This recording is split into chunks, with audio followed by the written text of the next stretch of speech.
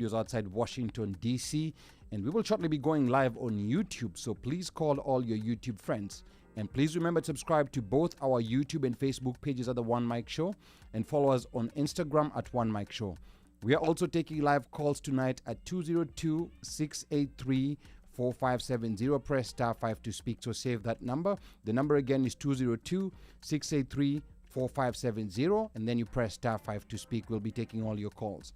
Now, later tonight, we'll be seeking to know from our audience where we fell short this year, what you want to see different, and maybe blind spots that we may not have noticed this year. We also want you to tell us who you want to see as a guest host next year and as a guest. So please start typing in the comments below, and we'll be reading all your comments. Na bila kusahau, tapokea mziki toka DJ wetu machachari mleta habari DJ Moshfire, na tutadunda kule viwanjani na Mika Och jezi yake nambari 7 mgongoni akituletea habari za michezo. Na moja kwa moja toka Kilimanjaro Studios ni mimi mtangazaji na mwanahabari wako mpendwa Ali Badawi. Kwetu wananiita mteule na wengine mniite mjukuu wa Masai, because I'm Kenyan by blood, American by design, Masai by choice. Sichagui, sikagui na sibagui. Karibuni. Now, let's talk politics. Now, this hour, of course, we'll be recapping the highs and lows of 2023, this being the final episode of the year. The panel will be reliving our best episodes and those that left a lot to be desired. We'll also reveal why we missed some episodes and whose fault it was. So want you to stay tuned to know about that. Now, feel free to start dropping comments in the comment section. And I'm your co-host and producer, Ali Badawi. It's Friday the 1st of December, and we are streaming to you live from Kilimanjaro Studios outside Washington, D.C. Now, please remember to follow The One Mic Show on Facebook, Instagram, and YouTube. And on panel with me tonight is Mr. One Mic Kamakawa. Sports anchor Mika Och will be joining us via Zoom. Our resident DJ Moshfire is already live on the decks. And we also have a surprise guest host who's going to be introducing himself shortly. And also not forgetting that our super producer is none other than Mubelwa Bandio. So I want to welcome everyone, and I'm glad to see everyone is already tuned in. Slay Odwar, one of our most loyal listeners, alitupata pale mwanzo, you know, like the little snafu that we had na akatupata, but ni sawa tu hiyo hapo. Hiyo ni katika hali ya mitambo na nini. I want to welcome all the other listeners who are already on, and the other audience members already tuned in. I can see Esther, I can see Washeke, I can see Doreen Florence. Doreen is already telling us her favorite episode. And Doreen says, Rehema and Jide, that was just 2 weeks ago, and Deborah Oko. So I don't know whether Doreen is maybe on some recency bias, but the episode on Rehema and Jide were very good episodes. So there we go. And of course, I can see Rough Silk, Deborah Oko is also being mentioned there. I can see Afro-Jamaican is in the building. He says hello. And kama kawaida Slay anataka sauti zaidi. Slay, we wanna upgrade your headphones. Tell us what headphones you use. We wanna upgrade them. Ama kama ni speakers, we want to upgrade them. And then Esther is in the building already, and Esther is saying, lifestyle changes and work fatigue unfortunately makes me miss the episodes. In Kenya, I wake up in the wee hours of the morning just to listen to this show. I love it. Asante sana, Esther Mulusa. The reason why we are here is because you are also here. So we really, really appreciate that. Yes, and this will be an exciting episode. I can see Tuna Pacho is already tuned in. Anasema, greetings pale. So we before we get started, I want to take a quick minute to introduce our guest host. You've seen him before. You've heard about him before, but I will let him, introduce himself and tell us a bit about himself for the people who are seeing him for the first time today. Twende kazi. You guys like putting me on the spot. My name is James Omanwa. Please. The full name. Please. One full names. Okay. Yeah. James Omanwa. No, that's not the full name. Kuna title. With a hapa. title. Okay. With a title. Dr. James Omanwa. Hapo sawa basi. Okay. Doctor in? Computer science. There you go. Okay. That's it. That's it. Okay. No. This is One Mic's propaganda. But anyway, I like coming to the show. I listen to it. I like coming to spend some time with you guys, and I'm always stoked to be here. So. And this actually, I was talking to One Mic today, and I was like, this today is the last show of the year. I was like, I want to be there. I want to be there and And Because he has been listening to the show. yeah, So he texts me, whatever, so I know he's going to be a very valuable additional guy. So we'll be getting, like a live critique, from someone in the studio. Not only kwa comments, yeah. but ndani ya studio pia. Live sir. and direct. Yes, so that's good. And I can also see Rachire is in the building. Asante sana for coming in. And you can start typing in, tell us what you thought about the year, what your favorite episodes were, like where we left a lot to be desired, an episode that you would rather forget about. We want you to tell us everything because what you tell us, these things that you tell us, are what actually enable us to make changes that are valuable to you. Notice in the recaps that we had last year we had more than one recap. So today we have to move very fast. From the recaps that we had, we instituted some changes. One of the big changes we made was including Gen Z voices in the studio. Yes. Younger voices, like Kenyans who are born in the United States, and we're able to do that to a certain extent. You'll remember we've had Annette Karanja as a guest host, and she's been here for a couple of episodes. Just recently we had Rehema and Jide like 2-3 weeks ago, and then we also had our sports anchor, Neyman, who's also somewhere in the building tonight. Maybe you might hear from him. A surprise too. Yes, he's given us Pleasant a surprise. pleasant surprise visit. So those Gen Z voices, they came from what you told us. We listened to you about also having female voices, because there's a lot of male energy in the studio.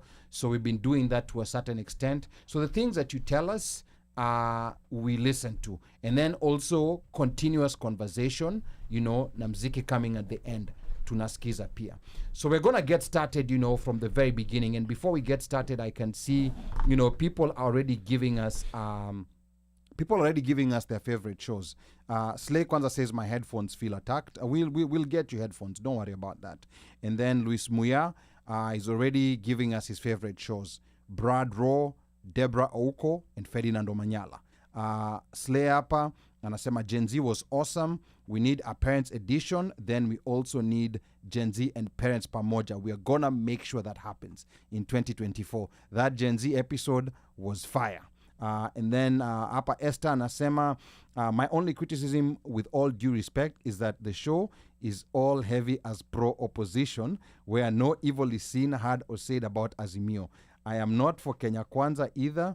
They are both let down. Let's hold both sides feet to the fire. Very fair criticism. And this is something that we have tried to correct. We tried to correct it this year, but the personalities we got to represent Kenya Kwanza did not live to the bill. So Esther, I'm going to give you this challenge. Get us a personality who will stand for Kenya Kwanza. We actually want a voice in the studio.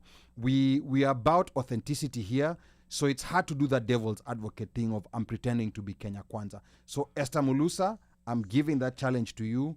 Please get us someone from from Kenya Kwanza who will give us that balance. So we really want to hear that other side, and maybe want to know, like how truth are those lies that the president is telling. Maybe they're truthful, but maybe we are just hearing lies. So Esther Mulusa, that's a challenge to you. And then Doreen Florence anasema Mosh, please teach Ali it's Auko. Yes, I said Auko. Kwani nilisema nini? I said Debra Auko. Okay. Ama maybe I had the French pronunciation. Ulisema Auko. Auko. But since it says Auko, since the same.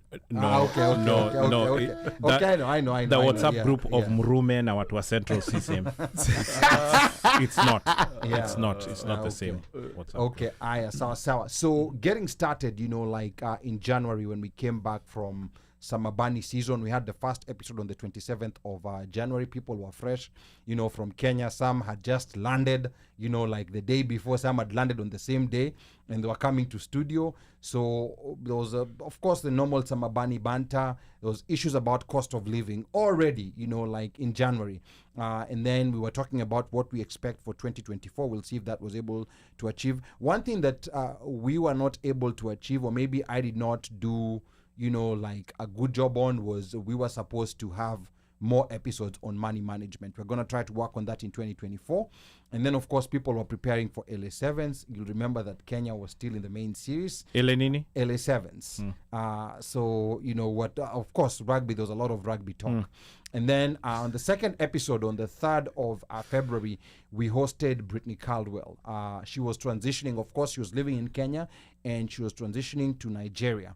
We had her, But that time she was not. She was transitioning. She had already been in Nigeria. Yeah, but she was not transitioning. She wasn't transitioning yet. She was still deciding. She was going to visit. Yeah, she was still And deciding. then that chap removed Yeah, she revealed her love life. that Yeah. guy. And that messed all That her. guy came with, Yeah. I don't know if he swept her with a Yes. sweep. I Should don't know. should we be careful using words like transitioning?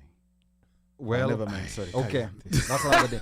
But Brittany also addressed, her remarks about her using the word black ass Kenyan, because the black ass, is a word that's maybe common amongst people over here, but when you mention it in an African country, it has another tinge. So she also did an explanation. We also hosted the following week, the 10th of February, Anne Moy, Diaspora Real Estate. She was talking about how Kenyans get scammed. I mean, of course, she sells real estate in Kenya to diasporans. She talked about scam deals coming from the church, coming from a trusted source, the church doesn't know. They host someone and people buy in. And Even she was celebs. talking about that. Celebrities too, and then, securing land and then, securing a title deed and then you come and find it's grabbed. So Uno Mike is going to be talking about that shortly. We also hosted Big Ted on the 17th, the same month of February, the 17th. LA7s was coming up. They were offering consular services in LA7s. Then there was the issue of the dress code of Senator Karen Nyamu. We talked about that, and the senator who went to Senate with bloodstains. I think her name was Gloria Orwoba. Yes. So that's also another conversation that we had. And then we took a break on March the 2nd for LA7s. But I'm going to get started with Omosh Fire. And we'll get started with these first episodes between Jan and February. Now, which ones did you like the most? So, of course, there was the intro episode. There was Brittany, there was Anne Moy, and there was Big Ted. Brittany spoke to me Okay. as well as Big Ted. Okay. Big Ted's was that one of, we haven't had a refreshing, how do I put it? Somebody who is in Gava, who comes across very genuine, refreshing, I guess young, for lack of a better word, and then also hearing us, feeling our pain. And subsequently, since then, between then and now, we have seen some of the things that he said he was going to do or that they were putting in place have actually been enacted. Okay. For instance, like even just the ID thing, and they did a whole tour, I think it was summertime, where they pretty much, I think, was it 16 cities? They went to different parts of the U.S. It was about 16, including Canada Yes. and Mexico. I don't know whether Canada, they did it. There was plans to do it in Canada. I don't know whether it happened in Canada. I think they went.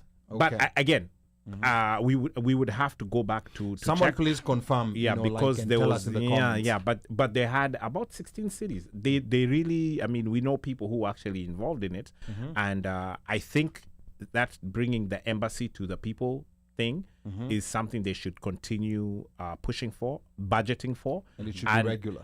Yes. So basically, you just know between this period and this period, at least they'll come. Okay. So come at worst case scenario, you got to get your documents together or whatever it is that you need to do. Watu wakwenda home, Samabanis, warudi na documents zako or something. Then at least you have originals, because a lot of the stuff that we are doing immigration related, you need to have originals. Okay. They do need to have originals. Okay. And let me get to our guest in the studio, Dr. James Omanwa.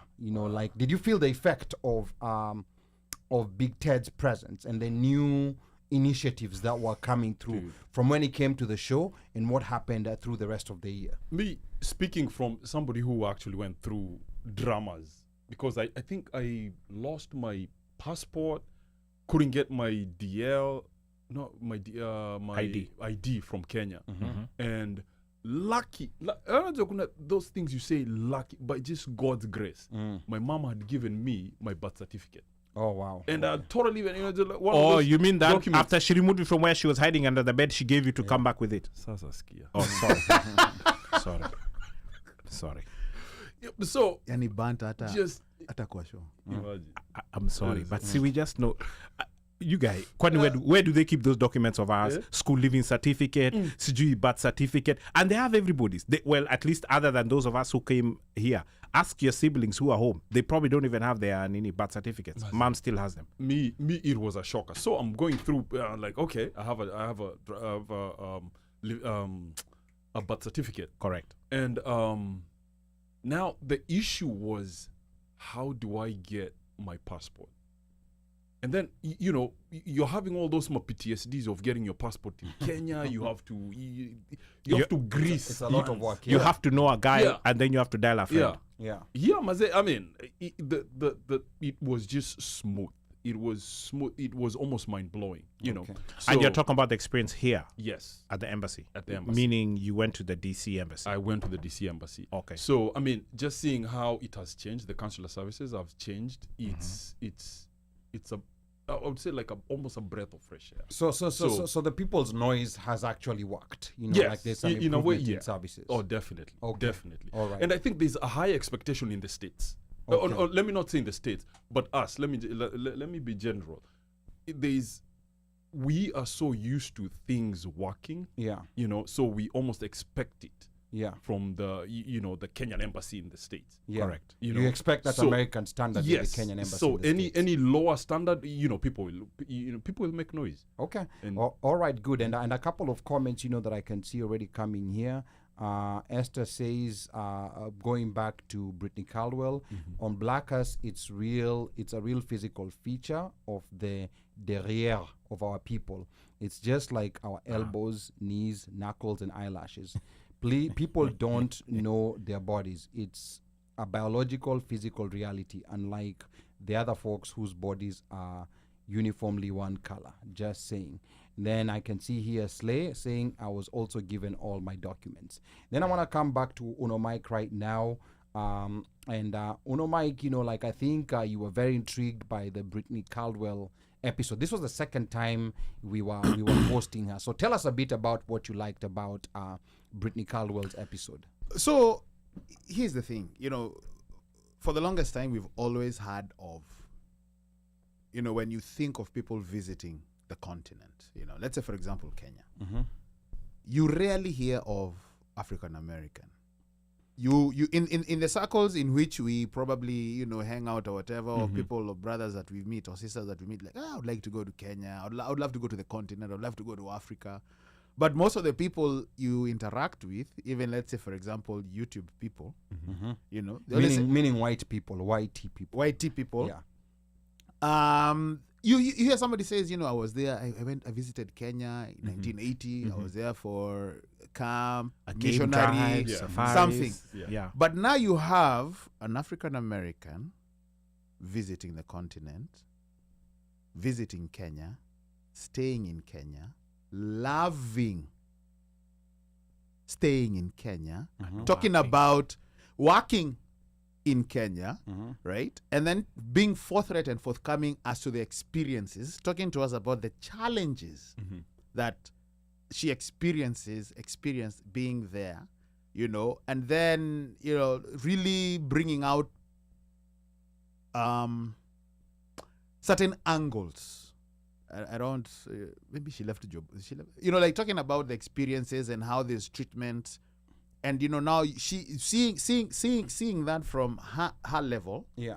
right? And how, let's say for example, the workers, the hustlers are being treated. So you're seeing that She was an expatriate. Yeah, an and she expatriate. was seeing the treatment of the locals. Yes, the locals. The ones who are local hires. Yes, and now this is coming from somebody who is black. black, and then but Yeah. it's also refreshing that it's someone who's black, who's gone there, who has experienced, Yeah. and now is talking about making a home there, Yeah. right? Mm-hmm. So that for me was encouraging. It was like, okay, and because most people talk about the West, Yes. Right. going to Ghana, Mm-hmm. Nigeria, Yeah. ancestry, sijui what, but nobody sort of gives Kenya East a shot Africa, or East yeah. Africa a shot. Mhm. But it's coming out that there are people who really want to move to Kenya. Yes, and Afro it's actually Jamaican becoming a right. thing. It's becoming a thing. well, Afro Jamaican. There's now Kiawa Kesho, Kiawa Kia Kesho. Simmons, yeah, Yeah. who's also an African American. So it's becoming a thing. You wanted to I add have something? seen, I think, in those annals of YouTube, I've seen some African Americans who are actually planning on moving to Tanzania. Mhm. You know, Yes. who, I think, was it Zambia? Zambia has like a huge population of Jamaicans. I Okay, think I'm Zambia hearing or, about that or now. Zimbabwe. One of them, one of those, either Zambia or Zimbabwe. You know, I know Jamaica has. Ethiopia has a big population of Jamaicans Yeah. in Shashamane. even Yeah. me, I was shocked. Like, they are in Zambia, and it's a huge thing. Mm-hmm. So seeing that trend, the reverse migration of they're actually heading back. It's And amazing. I can my sis is a nurse in Baltimore, and she was at work, and I think she was talking to either one of my somebody on the phone, and then this nurse comes and is like, hey, were you speaking Swahili? I was like, yeah, I'm from Kenya. I was like, oh my God. So this lady who is a nurse had gone to Kenya, and she was like, that's one of the best places she's ever been. And even now she's planning on taking another, I think, like 10 or 15 nurses to go visit Kenya, and now she's starting to have that mindset of like, I might be planning to move to Africa. Is she black? Yeah. Yeah. So Interesting. So Yeah, so I it's think Wakanda forever. Yeah, I so- know. So I think like these conversations coming, and now even Kenyans learning that African Americans here now want to move to East Africa, Right. Because you have 54 countries. So Ghana ndo tunaweza kusema like Nonini says walifikiwa kwanza. Yeah. They're the ones who that's where they went first. Liberia. But then they discovered that there's 53 other countries besides Ghana. So now they're looking at which country suits their character. Right. And a lot of them are discovering, like that vibe in Nairobi, in Kenya. Even East Africa, I would say it Rwanda really as well, fits, but yeah. East Africa is East Africa works. I think because of the way life is in Kenya, it's westernized, but it's still not necessarily too diluted, and it's not extremely traditional, where you feel like you're an outsider. Yes. So for them, they feel like right. they can come in, Yes. they can blend, they Right. still get the Right. things that they need. They can go to like a Java, sit down, have coffee, get internet. That's something I was finding out that just simply having Wi-Fi in an establishment is rare.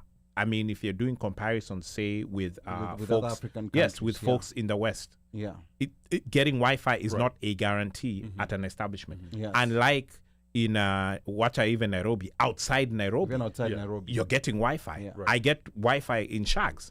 Yeah, and then you also have those who want to have the more traditional experience, who are going to Correct. places like Tanzania, like where it takes some adjusting, but there are people there's some African the Americans who slow- want yes. that, who want that to be forced to learn another language.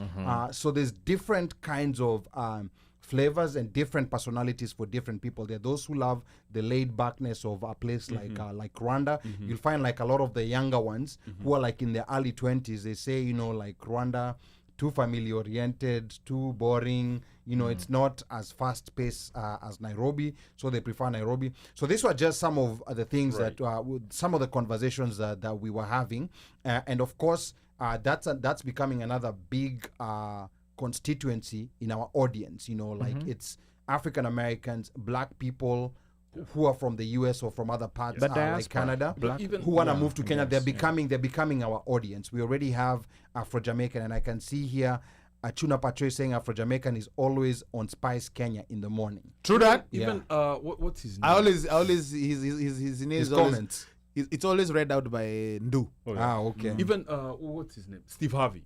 Yes. Steve Harvey Yeah. was like, man, these people love you. Like Yeah, he's SA, telling, yeah. he's That, telling, like, Have you watched So- Steve Harvey's episodes of what's that show of his called Family Feud?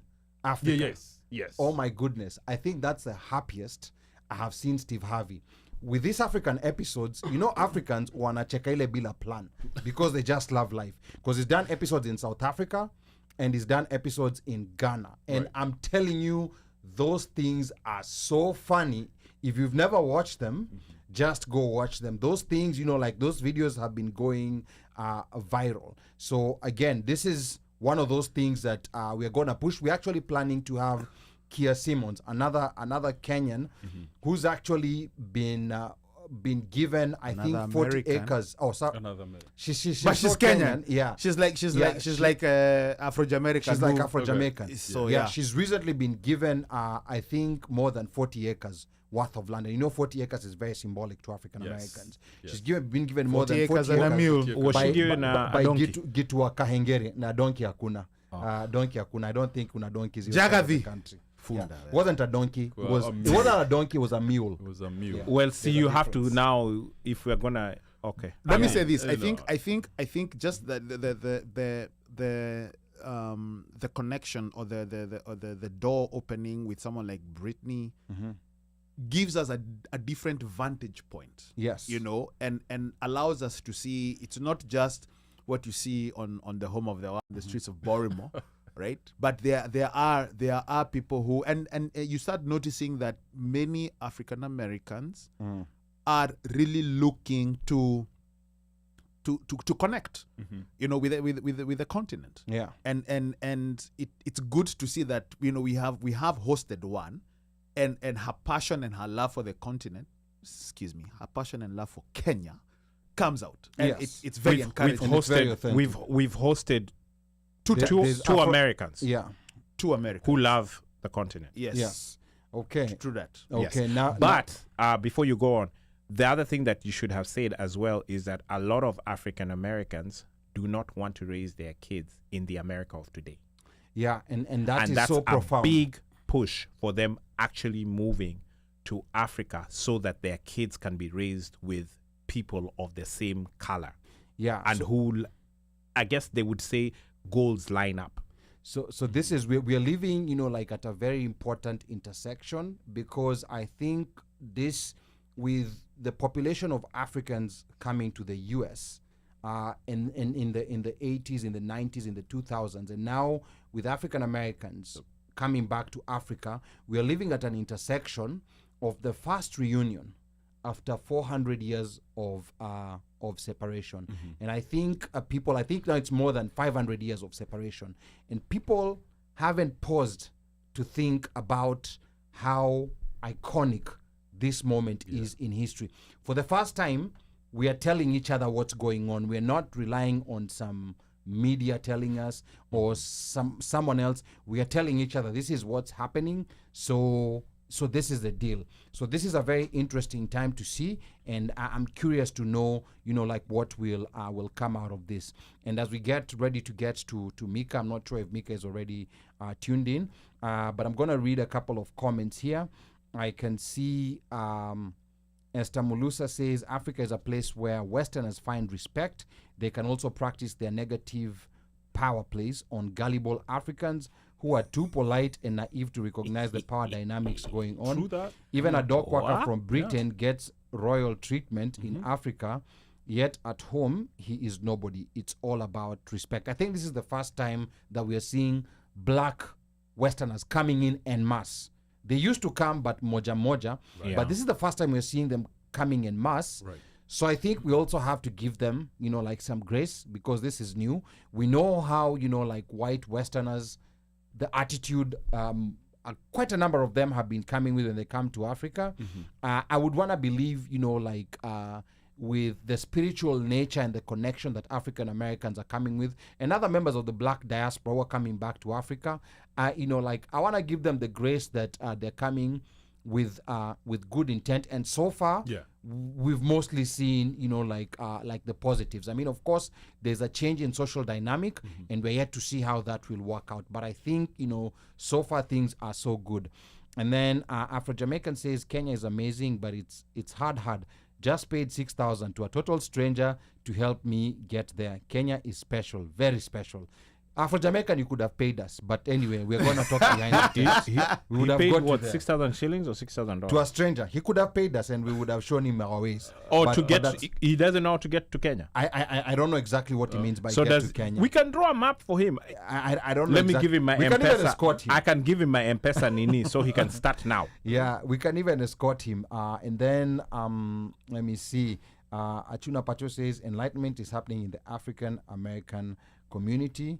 And Slay agrees that yes, we should give them grace. So I think we want to move because we have so much more to cover. But that's a topic that definitely we're gonna get back to.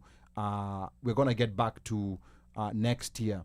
And then now moving on to March, we hosted Shiro Yunis, who's a Kenyan movie producer who produced a movie in Tanzania. It's very interesting. We have two Tanzanians in the studio today. A movie called Dodoma that had a Ghanaian actor called Van Veka.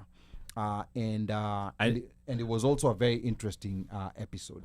You know, one Mike was in a movie once.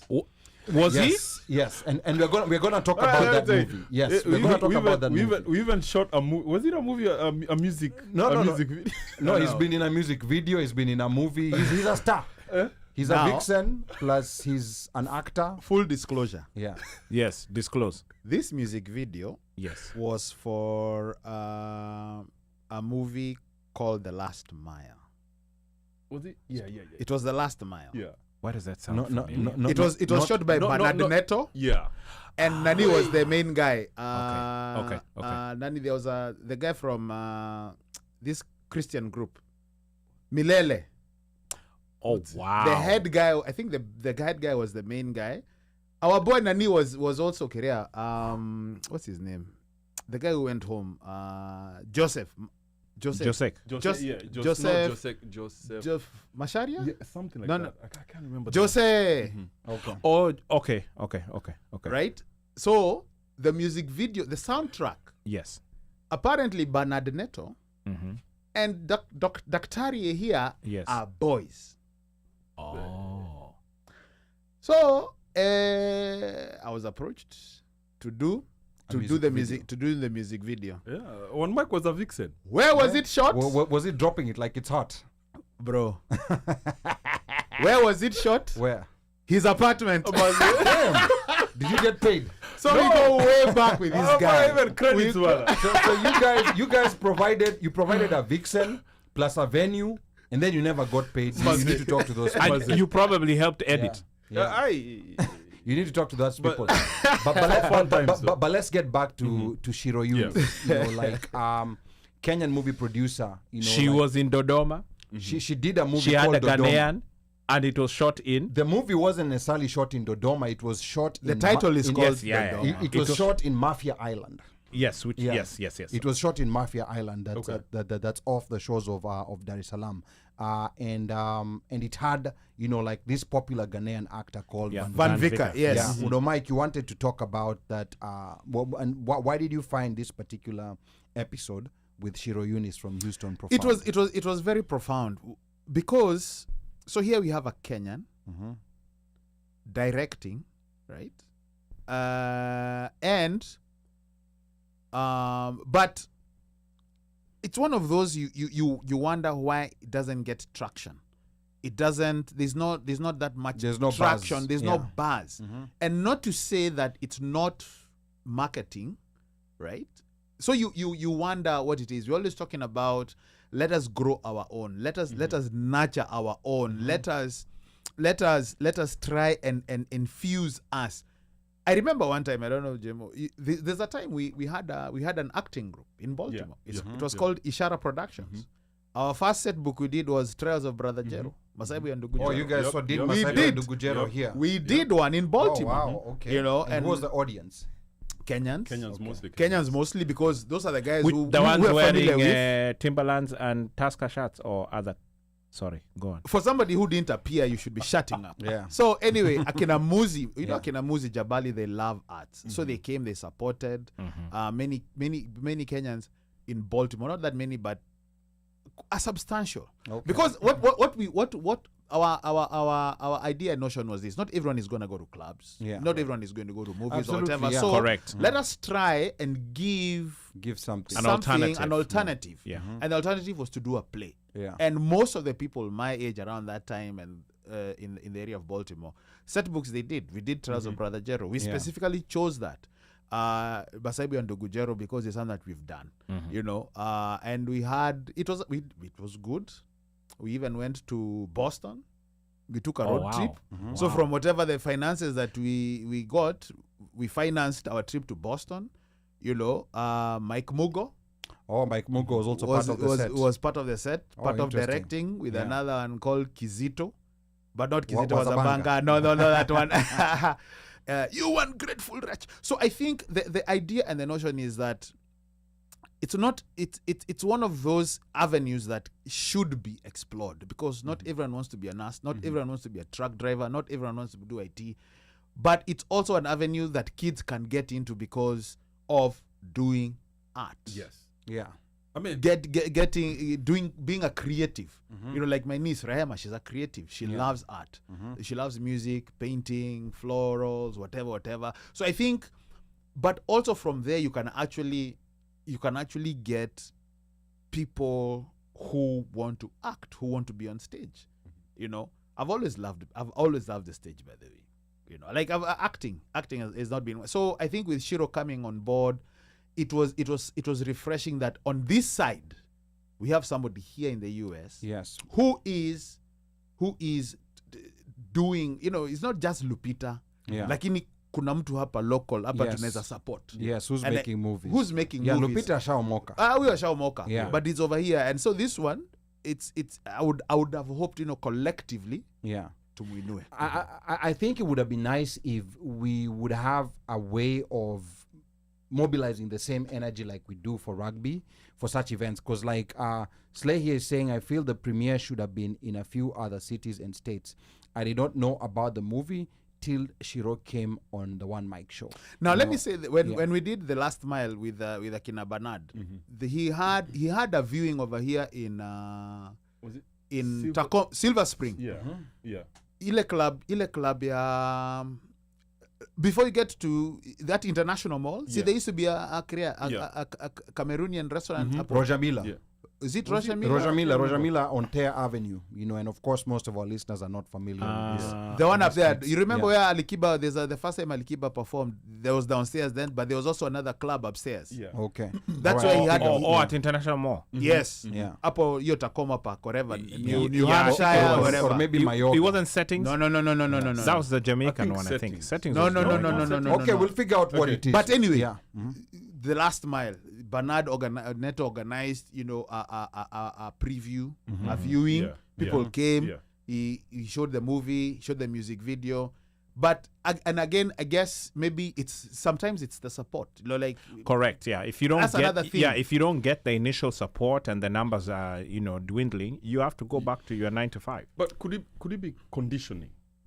Like we've been so conditioned to accept stuff that is from, you know, let's say Stato or rather the West mostly. But you know, Jim, when you say that, conditioning. You know, yes, maybe there's some level of conditioning, but there's also hunger for Kenyan content. Because a lot of times, because you see, like what Slay is saying here, that I never knew that this Dodoma. this premiere existed until Shiro came on the One Mic show.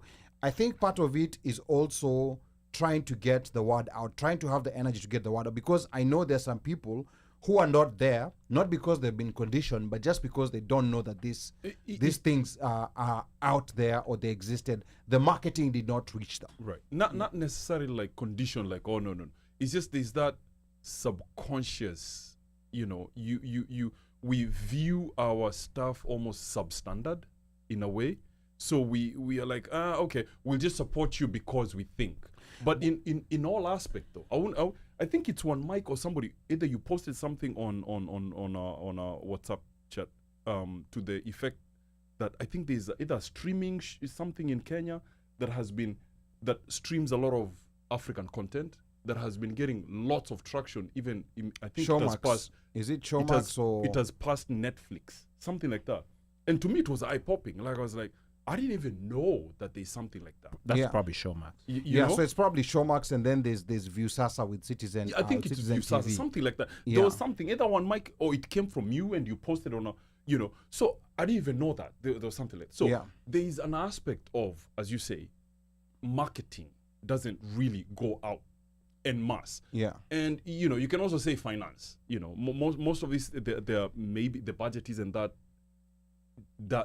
deep, so they can't market as much. Yeah. And then now you get that kidogo aspect that comes back like just down the hill, like, hey, you know, I'm not sure, like, you know, our stuff can always be as Hollywood stuff, Yeah. you know, so you're almost second guessing it. But what I've seen, honestly, that we can produce, Africans can produce so much quality content, but we just lack that our people supporting.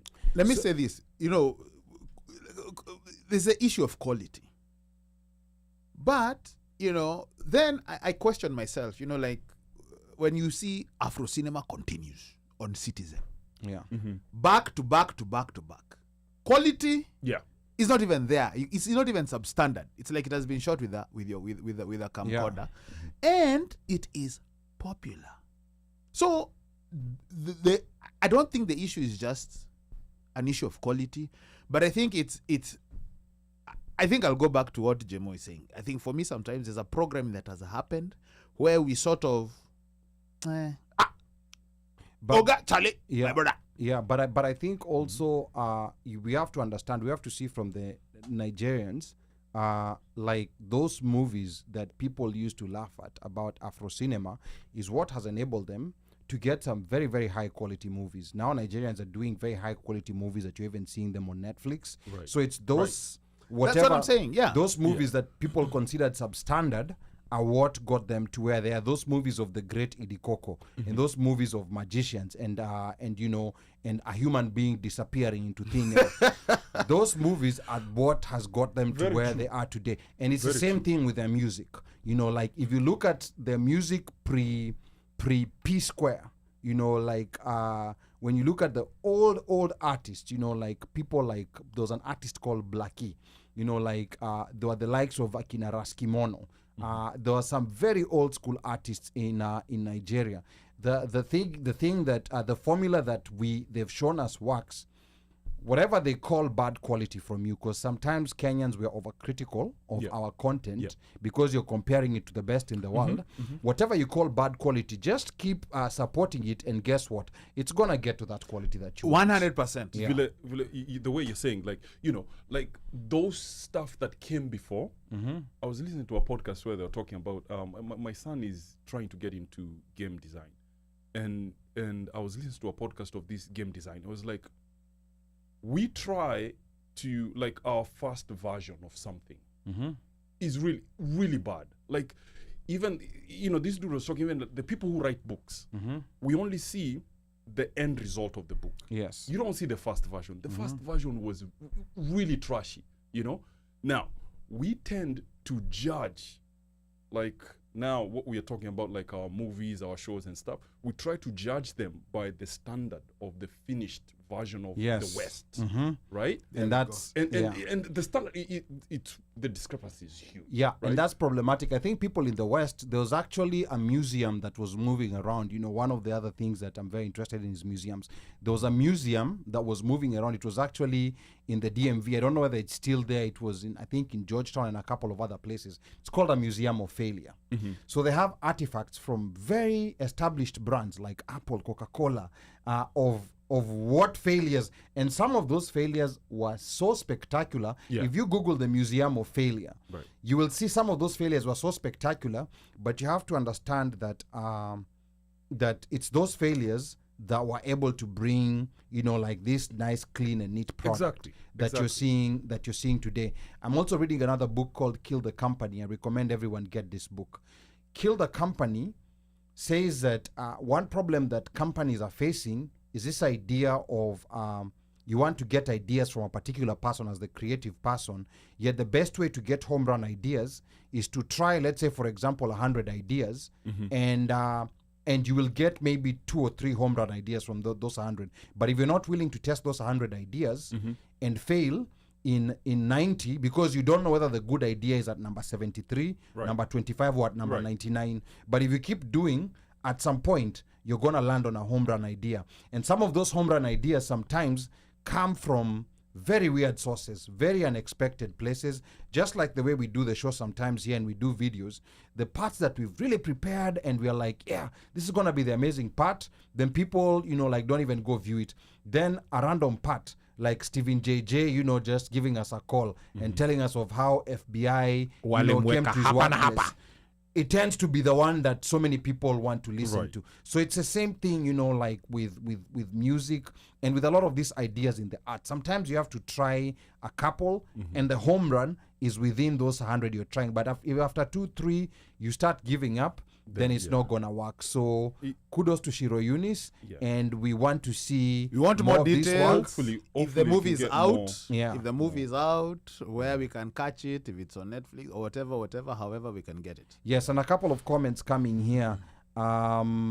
I see, let me see, what does it say? Achuna Pacho says, you have to get the right platform for your act. And then Pablo Karibu Sana, Pablo says, I concur with Dr. James. It's partly more of conditionings. We don't appreciate homegrown content as we do that of Western countries. Personally, I enjoy a lot local Kenyan content aired on Citizen TV. I told someone about that and she shrugged like that is substandard content. Citizen actually has very high quality content actually. Kina Maria, Yes. sijui nini. Oh yeah, they have very high quality even right content. now. You see, like, I did know Sanaipe Beck- Tande. Sanaipe Tande is a very good actor. Yes, I didn't she even is. know Very that. good actress. Yes. Yeah. There's a show right now on Citizen called Becky. Where? You see, Okay. somebody saying they're substandard or whatever. Yeah. But they're good shows. And They're that's the really problem, good. bro. They're very well produced. The video, sometimes you might think that the actors are not like they're not getting it or they're not there, but a lot of them have actually gone through National Theatre. Yeah. There are people who came through, did the set books, blah, blah, blah, and all of that, and have been called in. Some are, like the randoms, and they're kind of like learning as they go, and they gel on the show. Yeah, That's something that happens. Even a show like, did you ever watch Blackish with Nani? What's his name? With Anthony Anderson. Yes. Anthony Anderson, yes. The first couple of episodes were bad. Boss, they were so bad you'd have to turn that TV off. But after a while, they gelled. Yeah. Okay. So, those things happen. And it's, as if you're a fan, and we as black consumers also have to realize that we have to support black things in order for more black stuff to appear. Right. Absolutely. And then Slay says Afro cinema quality is questionable, yet some of us here were glued on the television. And then Pablo says questionable is relative. 2 hours into Afro cinema shows, you find yourself glued, yet you may have wanted to turn it off like hours ago. And then Slay saying I agree with Dr. James on that. And then let me see. It says I agree with you. Slay is agreeing with everyone today. And then She hasn't Pablo agreed says, with me. Kill the Company by Lisa Bodell. That is a great read. Yes, Kill the Company. Just get that book, and it's gonna change the way you think. I'll get the audiobook. on so many things. It made me even start being nicer to these guys. I mean, they're still hostile to me, but there's a few things that I learned, and I started being nicer. nimekula mute hapo. But there's certain things, like they talked about working in groups that people sometimes take for granted. Hey, but that working But- for group in groups is a tough thing. It's a tough thing. It's a tough thing. It's a very tough Kwanza thing. ile ya college. Yes. Kuna ule fala ule waganavutaga mkia na munaambiwa na. In fact, the professor, when you go and complain, because you'll go and complain. Yes. The guy tells you, boss. Yeah, this it's is group life. work. He Yeah, said, and this that's is how life. life is. Itabidi muvute huyo Yeah. jamaa. Huyo jamaa wa kuvuta mkia. And Mko actually, naye. life, a majority of the time, it's group work. If it's within your family, if it's within work, if it's Yes, group very work. true, So this is a very good book, for those who have time and want to read. That's a very good read. And then let me see, Stephen JJ amesema nimepata mention, of course. And of course, we want to have a full episode with Stephen JJ. Yo bado, we've not worked it out. Malakul Maut. But we'd like a full Hatuwezi. episode. Yeah, with Stephen JJ. And then I see Slay says, I enjoyed the plays up on National Theatre. And then let me see. Becky on Citizen TV. I've not watched that one. Now I'd love to watch Boss, it. just go Yeah. back. It's not, you're not too far off. It Yeah. just started. Just started, as in it's about maybe episode Yeah. 40, Now, 35 let me, maybe. Let me go just a little 30, bit 35. on a tangent. You know, me and I'll just I'll take this one. I never used to. The same thing. I used to be like, even music videos, or even music, African music was a little bit, just wasn't to the standard that I preferred, right? So Kina Dr. Dre. yes, Na ma R&B, Maze. ma love songs. And Then then unaanza kubai maua ovyo Yeah. ovyo. and then kidogo I'm listening to music. Tawachana my na mimi. kid is playing music, Afro music. And I'm like, Yeah. this kid, just Who? Caleb? Caleb, yeah. Yeah. He came and was like listening to Rush, Sijui Nani. I'm like, where did you get this music from? I was like, from school and stuff. I'm like, really? This is a school, I would say that it's, okay, it's diverse. But the fact that Afro music is being played in Baltimore County, right? And then, just out of curiosity, I was like, okay, we'll sit down and watch. I'm looking at videos, I'm like, wow, this is like quality stuff. Yeah, super quality. This is like Yeah.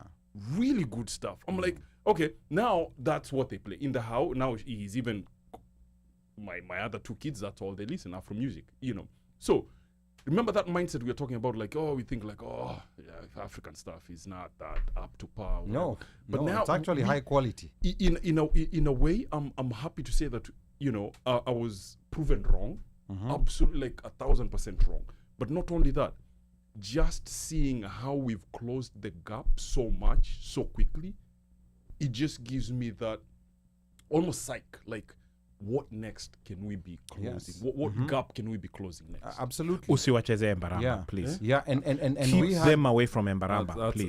That's how I'm. Yeah, and remember, we had a white guest here a couple of weeks ago. We're gonna talk about him later in the show, Brad Rowe, who was just raving about Africa. Like to a point where you even ask yourself, like, wow, like- how come I've not been able? And some of the things he's pointing out to, they're not some complicated things that you need to dig and research to find out. Right. They're very obvious. They're right in your face. It's telling us this is happening right now in Sudan. This is happening right now in Kenya. This is happening in Ghana. And this, and I'm telling you, like, it was quite eye-opening. I know that has been mentioned here as one of the favorite episodes. We're going to talk about that later on in the show. But I think it's very important that we understand, like, where we are. An interesting comment coming from Esther Mulusa says, I want to talk about the English Premier League and how the entire African Commonwealth is obsessed by the EPL at the expense of our own football clubs. I think this is as real as it gets. Like, I've personally brought up this before and I've been swiftly shut down with some explanations. But I think it is very, very important to start training, like, our young people, especially those living in Kenya and other parts of Africa, to start consuming our domestic leagues. That's how they're going to make money. We used to have that. Tanzania is actually in a very good place. Very good. Yes. Although Tanzania is actually in a very good place. Simba, Yanga, and then they have teams like Azam. You can see now the support is so big locally, and you can see their stadiums. Their stadiums have improved. Yeah, they have. There was a game I was watching on YouTube. Maze. Streaming It is has also improved. packed. That must Yes. have been Yanga and Simba. Yes, I'm not only packed, the quality of streaming has improved. The coverage, oh my goodness. Like when you look at a Tanzanian soccer match, the coverage, and a Kenyan soccer match, you can tell Night and there's day. a difference. And it has nothing to do with language or anything. No, it's just It- coverage. it's just coverage, like just the expertise in the coverage. And you can tell when money is flowing, then the quality automatically goes up. Where we're kindly not seeing that. So I think this is something that we need to seriously contemplate. But here's the thing, and I was talking to somebody the other day, and we're talking about the Premier League. You guys, I'm like, listen, I know for a fact, Gor fans are there deep.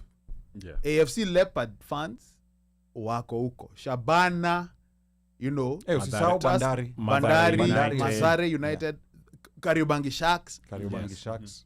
They're there. Now, here, if we want to watch a game, I was asking somebody the other day, okay, Harambee Stars were playing Seychelles? not even Seychelles. Seychelles. No. They had some They games. played Qatar, they played yeah. Russia. Qatar, It was Russia, the, I whatever. think it was Yeah. the game after Qatar. And the game was supposed to be qualifier. broadcast Yeah. on KBC. We had to go and look for links to want to watch the game. Let us start there. You have to search for links. Even these are the Harambee Stars. Forget Gore, forget AFC Leopards, forget whatever. We're talking about the national team, Correct. right? We want to watch. I would want to watch. But where can I watch? I can't watch. So Because you have to struggle looking for a link. That's one. Two, local games. Yeah. How Sports Special at one time when they were the sponsor, we would be able to catch the live stream of the games, be it God versus Tusker or whatever. You can watch that. You could get that on Facebook, maybe sometimes YouTube, right? But it's not all of them. but I think more important, we need people to go to the stadium. No, know I understand. Live Correct. streaming is one thing. Correct, For you're the right. coverage, for them to be able to afford even those coverage rights for people all over to be able to watch, those stadiums have to be full first. Marketing. Yes, the yeah, stadiums people have have to to be pay, full first. yes. Marketing. People have to go to the stadiums, and I think we just need to figure out a way of getting people to go to the stadiums, and we also need to figure out a way of these teams, like earning revenue and even owning their own stadiums. There's no team in Nairobi that owns How their many? own How stadium. many stadiums do we have? See, they just Nyayo. It depends. You're talking about Nairobi. no, You know, Nyayo. No, like collectively. But I honestly think, are you talking about stadiums that can hold an international match? Let's That's say- just Nyayo and Kasarani. You see. There's none. There's none So- other that can host an international game. So you see, I think even before, I think the problem sometimes I see is trying to build these houses from the roof. I think a 60,000 seater stadium is not what we need. These things Even have to 30. start- It doesn't have to be a 60,000. No, even 30, even 20. But I'm saying things have to start from the ground up for that stadium to make sense. Because you're gonna end up building a stadium, and then it might end up being a white elephant. If you cannot feel, if teams are struggling to get 1,000 people to go watch their games, so I think there's things Let that me- are more at a fundamental level. Let me ask, that need to be taken care what of. times are these games? Games ukuanga sangapi? They normally used to be like on weekends at like 4. I don't know if they're I don't know if Because they're have weekdays. I know they have weekday games. And Yeah, those the weekday weekday games, I think I there's think been those issues. are There's like been 3 issues with o'clock. floodlights. Oh, yeah. So there are no floodlight games. Yeah. If you're asking if there are floodlight games, there've been issues with those floodlights. But that's why I'm saying this issue is so grassroots, is so fundamental. It's about also talent development at a very early stage. Because remember, in these countries that have developed soccer systems, by the time you're 18, you're a very old guy. Like they've started picking, like people. They start developing talent at a very young age. You remember Olum saying there's some guys who I'm sure even most of you remember, probably could remember somebody who was 12, 13. Alikuwa anacheza ball. Mnasema, umsi ako na talanta. Whether be it mtaani Yes. ama shule. Yes. Akiingia form 1, form 2, form 3. That guy is the talk of town. Umse ni ule mse ni mbaya, whatever. Then after that, done. Silence of the Lambs. Silence of the Lambs. It's a wrap. So, So- no, not to think get too much out of topic. I think because we're on that topic of ball, let's go to we had an episode with Lawrence Olum. Who is a former player in the MLS. Had a chance to play for Harambee Stars. Is now into coaching. Mika was supposed to talk about this, but of course he's not there today. But this was an episode that we all watched. So I don't know who to start with. Mike, what was a big takeaway that you got from Lawrence Olum's episode? My biggest takeaway, which I think was how what he said pertaining to doing the growth of soccer. Instead of trying a wide approach, just target, meaning you get Get a few kids who are super get a few talented. kids Yeah. and grow them And that grow way. them, yeah. And instead of and I think he also said, was it instead of building a stadia, just several stadia, just build one and use that. Now from there you can Yeah. actually grow. Yeah. Because I was like, and then him coming from a professional, Yeah. a retired professional Who played in Kenya. who played in Kenya, Yeah. came here, won an MLS Cup, who was and now he's coaching. I'm like, okay, it makes sense because one, we know that there's a lot of talent in Kenya. Yeah. Problem is this talent is just disappearing. There's no way we can actually harness it. We can gather it. We can corral it and nurture it. We just can't because. And I remember one time, Ali, we talked about this, like if you remember the games that we used to have, like mulikuwa mnaanza huko zonals, Yeah. alafu mnakuja tu mkiendelea mpaka All you the way get to to nationals. all the way to nationals. Yeah. Yeah. I am sure along that way, there was a lot of talent. There's that a was lot of talent discovered, that just but it disappeared. just disappears. Yeah. Right? And when that disappears, this goes into now even because now you'd think that teams, Tusker, Shabana, whatever, are over there scouting. Again, I guess there's a whole lot of structure that pertaining to soccer and growing it, that there's so many levels Yeah. that you would expect the KFFs and those guys to be aware, to be knowing.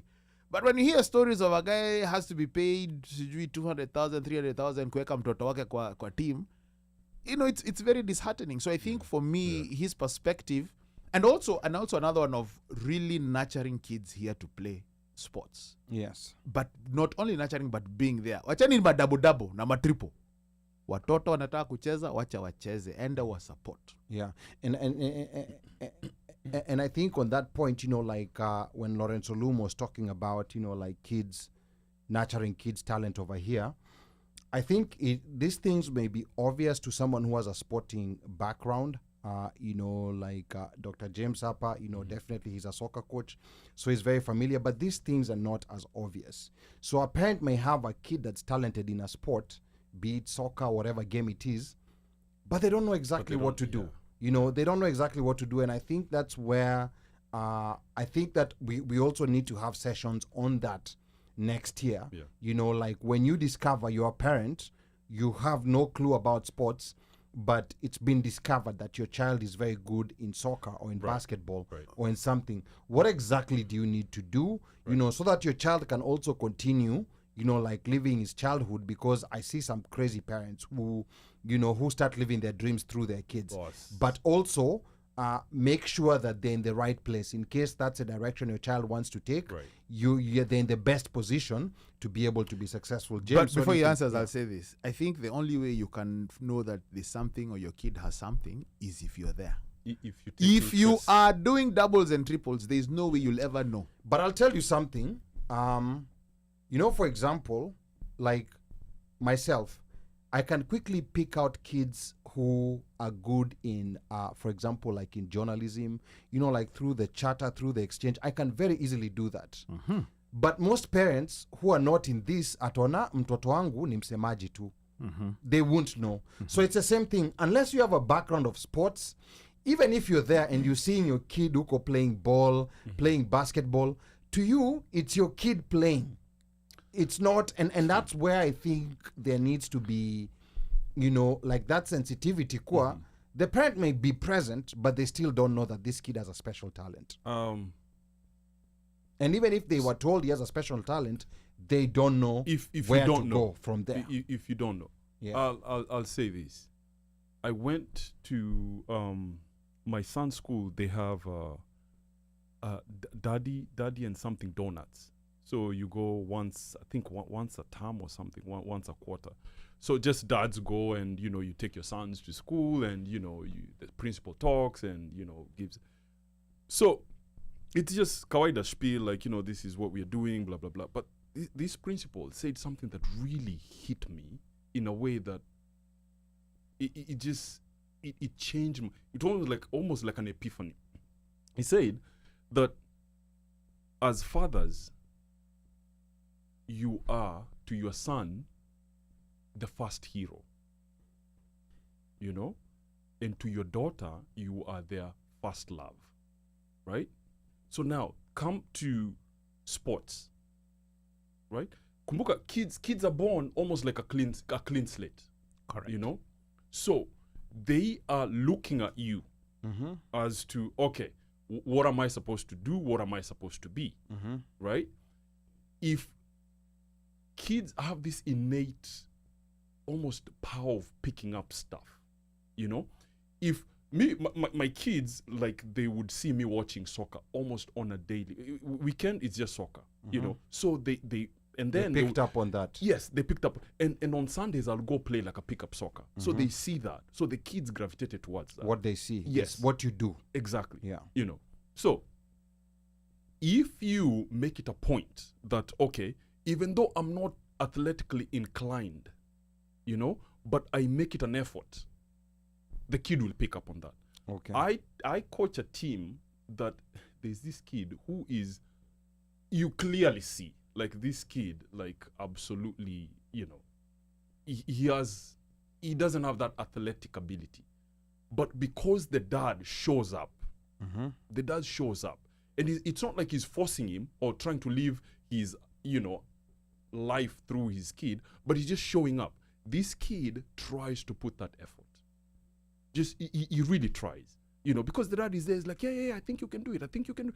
You know, that just giving that motivation, like, yeah, I think you can do it. I think you can do it. I think you can do it. You know, so the kid might not end up being good at soccer, Yeah. but just building that mental toughness that I think you can do it. Yeah. He might or she might end We'll up translate picking up, that to something else. yes, or Okay. they might get a sport that they end up actually being really good at. Okay. You know, Okay, so that's- as one Mike is saying, like, it's hard to see your kid picking up a sport, or it's hard to see your kid being good at something if you're not there.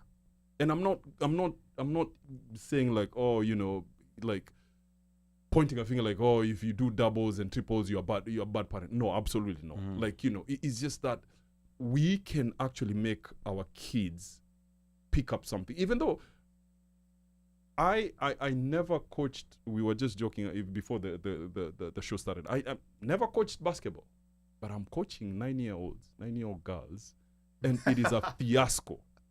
It is drama galore. But you know, but my daughter is there and enjoying. Like, I have absolutely no clue what I'm doing, but hey, as long as they're having fun, me, I'm telling them, like, hey, you can shoot, you can do this, you can do this. She's having fun. What did she tell you? What did she tell you to make Wow. you coach the girls team? Guilt conscious. She came, she was like, so because you coach, you know, my other two sons' soccer team, you've been coaching them, I need you to coach. Actually, need is a good. She was like, I want you to coach my basketball team. Oh wow. Okay. All right. So I think that the good pickup, the very good pickup I'm getting from what you're saying, and even, you know, like in relation to what Lawrence Olum was saying when they were in the show, is that it is important to just show up, even if you're not showing up even if you're not a hero. Right. You know, like you're not very good, but just show up.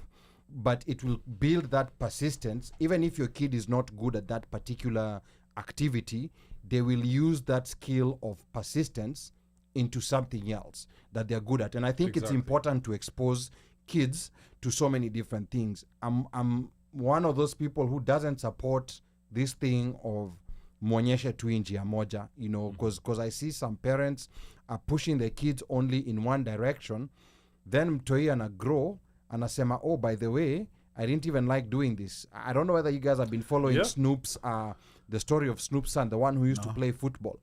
So Snoop used to coach, you know, like a football football team. league, a Pee-wee league. Pee-wee, yeah. So the son was really good, was a really good wide receiver, you know, and even got called, I think, to UCLA.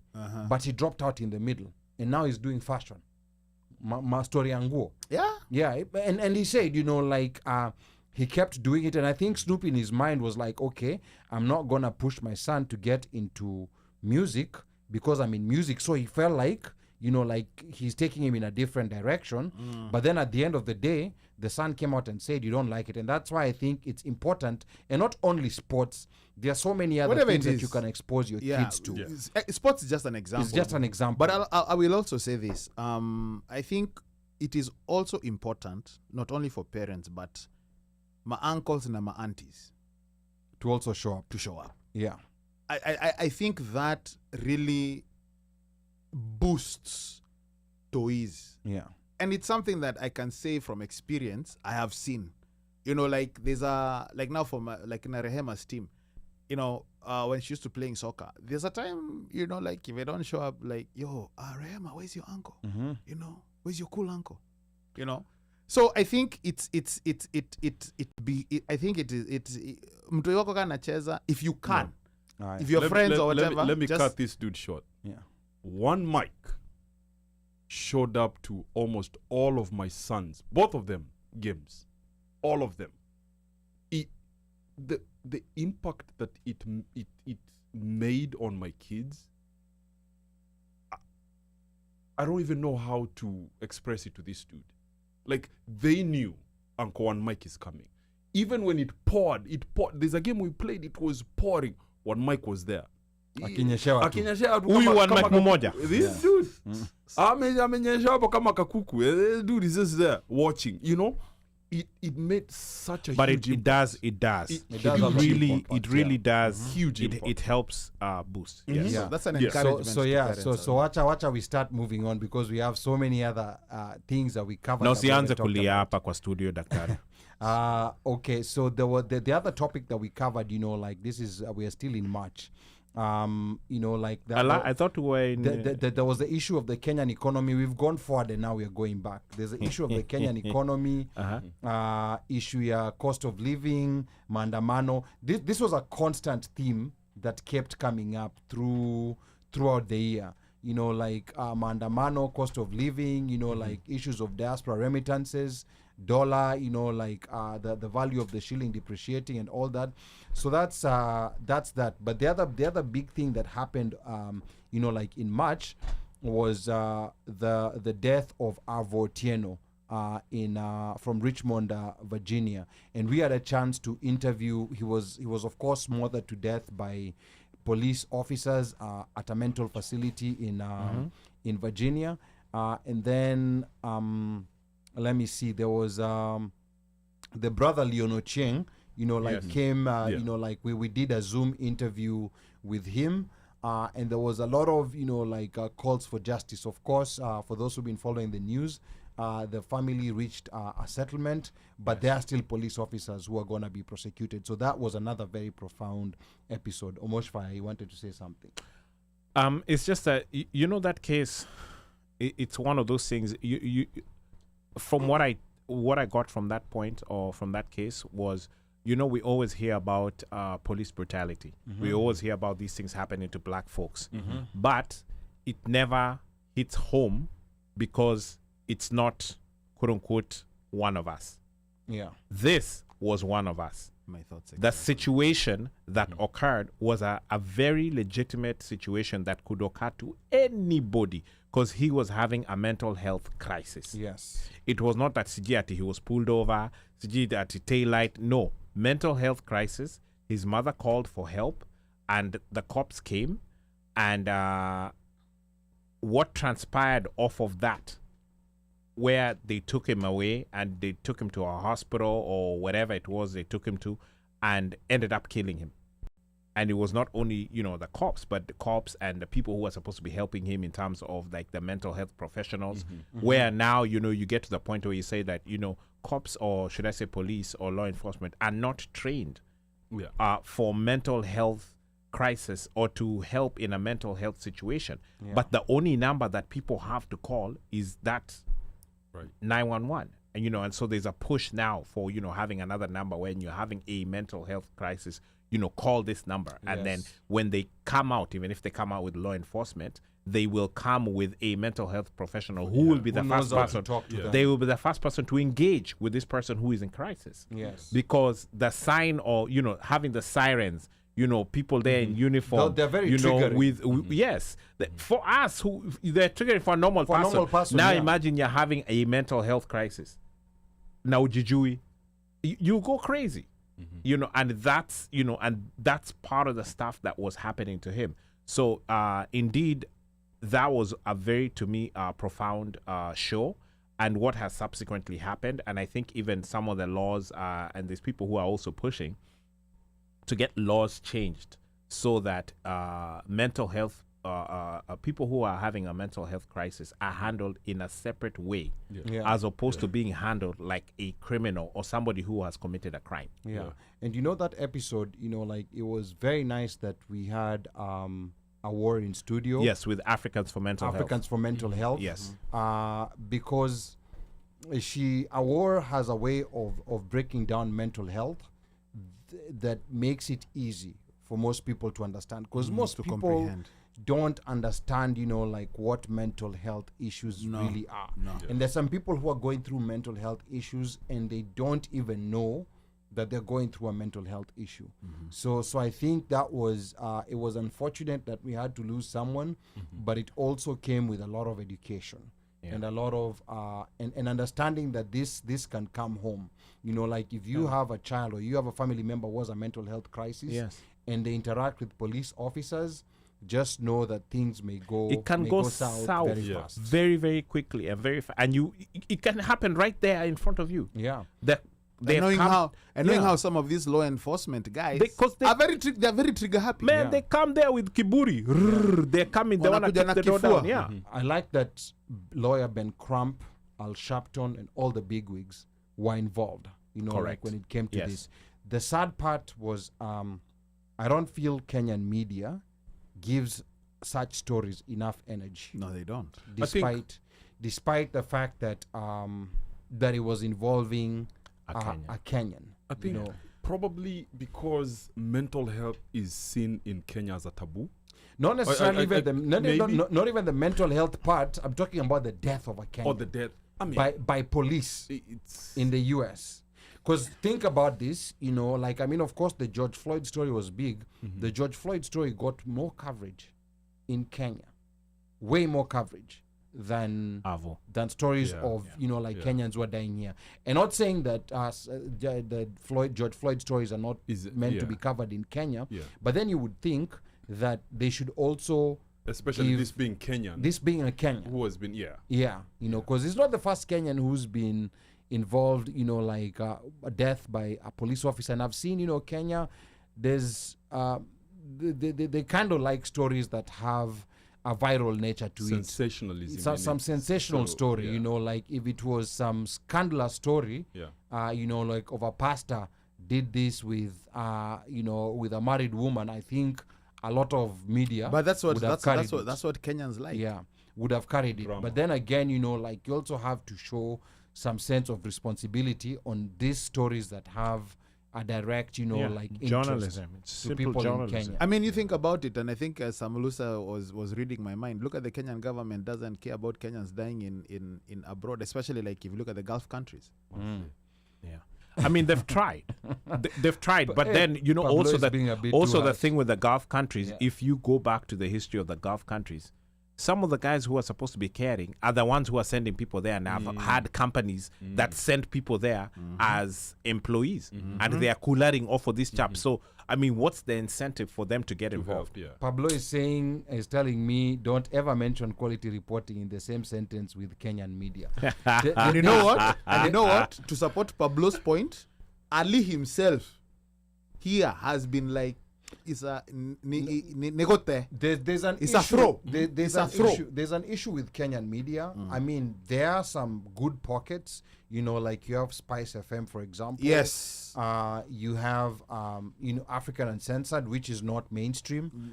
It's on the side, but I think there is a problem, and this problem needs to be cured. And that's the reason why. Because if we don't have proper reporting, that's when our leaders will get away with. That's when our leaders will get away with most of the things that they do. Yeah. And that's the reason right now you have a lot of people complaining about the president on things that he's saying that are not necessarily true and stuff like that. But I think strongly the president believes that whatever people are complaining about is not gonna be impactful in the next election. And that's why he's just doing whatever he wants to do. But if we have, like a fifth estate that does a better job, Right. especially in the investigative reporting, that's where that's a part that has really, really died. African Censored is doing a good job, but then, you know, like they're a small outfit, you know, like they did the series on water in Nairobi. They did the series on land fraud. Yeah. Title deals that even got But that one Afro-Jamaicans is scared. Hey, No, that it's one okay. is scary. When it comes to investigative journalism, even in the States, it's dying out. You know, because these are, unfortunately, we are being almost replaced by that sensationalism journalism. Like, you know, just, you know, quick hit of dopamine, and then you keep moving. There's not that, like, in-depth look at something. The you know? the good thing about the US is that you still have Frontline, you still have 60 minutes. Some New York Times can do something. You still have 60 minutes, and then there's a lot of non-profit, Right. like the Marshall Project. You know, you still have a lot of those spaces, even if it's not being covered in the mainstream. Right. You know, like Kuna you still Bright- find it somewhere. Breitbart. Achana na hizo kina Breitbart. But now imagine Kenya. Kenya, you know, it's we need that. We need some like quality journalism that will hold the feet of all these politicians to the fire. But it's almost like we're not. You know, most of these media houses are actually ran by. They're owned by politicians. Yeah. That's the thing. You know. Yeah. So a solution is needed, and there has to be some creativity in how this is done. Maybe if it's through non-profit sources, but there has to be something that's done, because it's really affecting the quality sometimes even of discourse, because Kenyans are very smart people, but then now you find that even the smart people are forced to engage in stories about, you know, like Huda Siddiq and Vera Munro and the likes. But anyway, that's a story for another day. we wanna move on. I'm not saying anything. Yeah, we wanna move on. The Fungua roho. Madaraka Festival. Yes. We hosted Simon Javan Okello. Sauti Sol had one of the biggest events of the year. DJ Moshfire. Talk to us about that Madaraka Festival interview. It happened on the last week of April, the 28th of April. I mean, the interview was cool. It was great. And, you know, just talking to Simon about the whole Madaraka Festival, how it came about, and how, you know, and then this, you know, him getting to the point where he's actually doing a Sauti Sol US tour, right? Which I think had it had what, 5 cities, maybe, I think it was 4 or 5 cities. Some thereabout. And at the time when we were talking to him, DC was not on the... It wasn't on the list. It wasn't on the list. Little did we know that DC was going to come in the list about maybe a month. Maybe it was a month and a half later or a month late. I think about a month and a half later. Yeah. And to me, what was profound was we had the interview. We talked to the guy. We're like, okay, we're pretty impressed. Then they came into town. And we saw the things that he had been saying actually open up in front of us. And I mean, we went there and we were like, yes, this is how you're supposed to do things. Now, granted, I also have to give props to, you know, Kina Piwizi, you know, the guys who are locally The promoters, promoting local and promoters, putting everything together. But the fact that they could bring Sauti Sol, bring them to a venue, and you know, and Kenyans came out In the And summer. There were more than Kenyans. Not only Kenyans. It was, There were all and I'm kinds of just people, yeah. yes, but it was a mixed crowd. It was a mixed bag, okay. But there were a lot of people, and these guys kind of had an idea of what was happening. You know, in fact, I always look at that pass that we had. Yeah, because I kept it. Yeah, I have it hanging in the office, and I'm like, wow, this. We actually attended one of the last Sauti Sol concerts, because after this year, they claim they're not gonna perform together anymore, because everybody's doing their individual projects. You know, BN already has his project that's out. Savara has his project that's out. Fancy Fingers project is coming. Chimano. And I think Chimano already had his before they even came on tour. Oh, okay. So, you know, like they've decided they're gonna do their individual things first, for probably maybe the all of next year. And a lot of times when that happens with groups, chances of getting them to perform together, all of them, is gonna be very hard. Something I do know about Sauti Sol was that they had always said they wanted to win a Grammy. That was the goal. The goal Yeah. was to win a Grammy. Well, guess what? They won a Grammy. Something that people may not necessarily know, but they won a Grammy with Burna Boy. For writing for Burna Yes. Boy. They wrote for Burna Boy. Yes. Yeah. So they won a Grammy. So maybe to them, they achieved. They may not have achieved it via their songs directly, Yeah. but they achieved. So they're like, okay, you know, we're big, we can go out and diversify and do this. And they have so many, their hands are everywhere. Books, movies, CG, man, I don't know what they're not They touching. perfected the business of music. Yes. And off of that, off of music, they're pulling all sorts of different things. There's all sorts of things that they are touching, you know, other than your regular endorsements. But you also have, you know, they have Soul Kids, you know, the Soul Generation.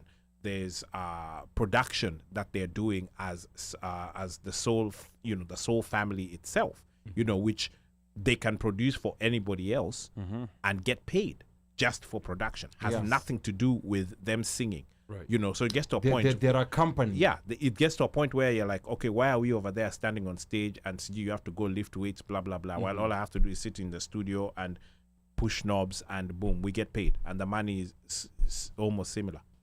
Yeah. You know, sometimes you have to also, you know, think about that. It's like, okay, I want to spend time with my kids. I want to spend time with my family. How am I going to do that if I'm on the road, you know, Yeah. 300 out of 360 days? You know, work smart. so correct. Yeah. And so sometimes, you know, you have to do that. But back to the whole, you know, Simon Okello thing, he set a precedent, in my opinion, on how you should do a tour for a group and a group of that caliber or stature. And I think whatever else he touches moving forward, people now know that he's a force to reckon with. And he's been doing this for a while, over It's 10 been years. doing it for a while, yeah. Yeah. So people now know that there's somebody who can actually bring us a Kenyan or even, I would say, an African performer, because he had other people who are performing who are African, Yeah. and give you a good product and it's done well, and you're not necessarily going to be complaining and saying, oh, Sauti Lukwambaya, Yeah, yeah. Siji, I don't know what, I'm a venue Lukwa, Siji in there, or what. No, that really was not the issue, at least that we had. And and I'm thinking of the feedback from the tour. I don't think we had issues of people complaining about that. Actually, in fact, guys complained about New Edition in Kenya as opposed to Yeah, I know. But guys are opposed to- complaining about yeah, New as opposed Edition to- in Kenya. as opposed yeah. to Sauti Sol. Yeah, so- Interesting. So I think he did provide a template, and this was coming post-pandemic, because pandemic created such a disruption in the entertainment industry, especially time. especially on artists coming out here in the US. So I think that provided a glimmer of hope that it's still possible, and he did give a blueprint of how it's supposed to work. I think he has a lot of big plans for 2024.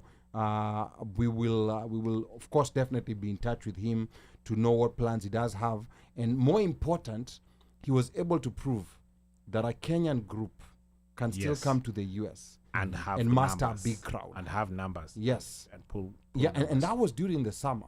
Yes. Yeah, it was during the summer, you know, that's like a time when there's so many other different options or places to go. Yeah. So yeah, so that was one really amazing thing. Another thing that I think I don't want us to talk about so much that was also happening at the same time, which we touched on it on the show, was the Shakahola massacre.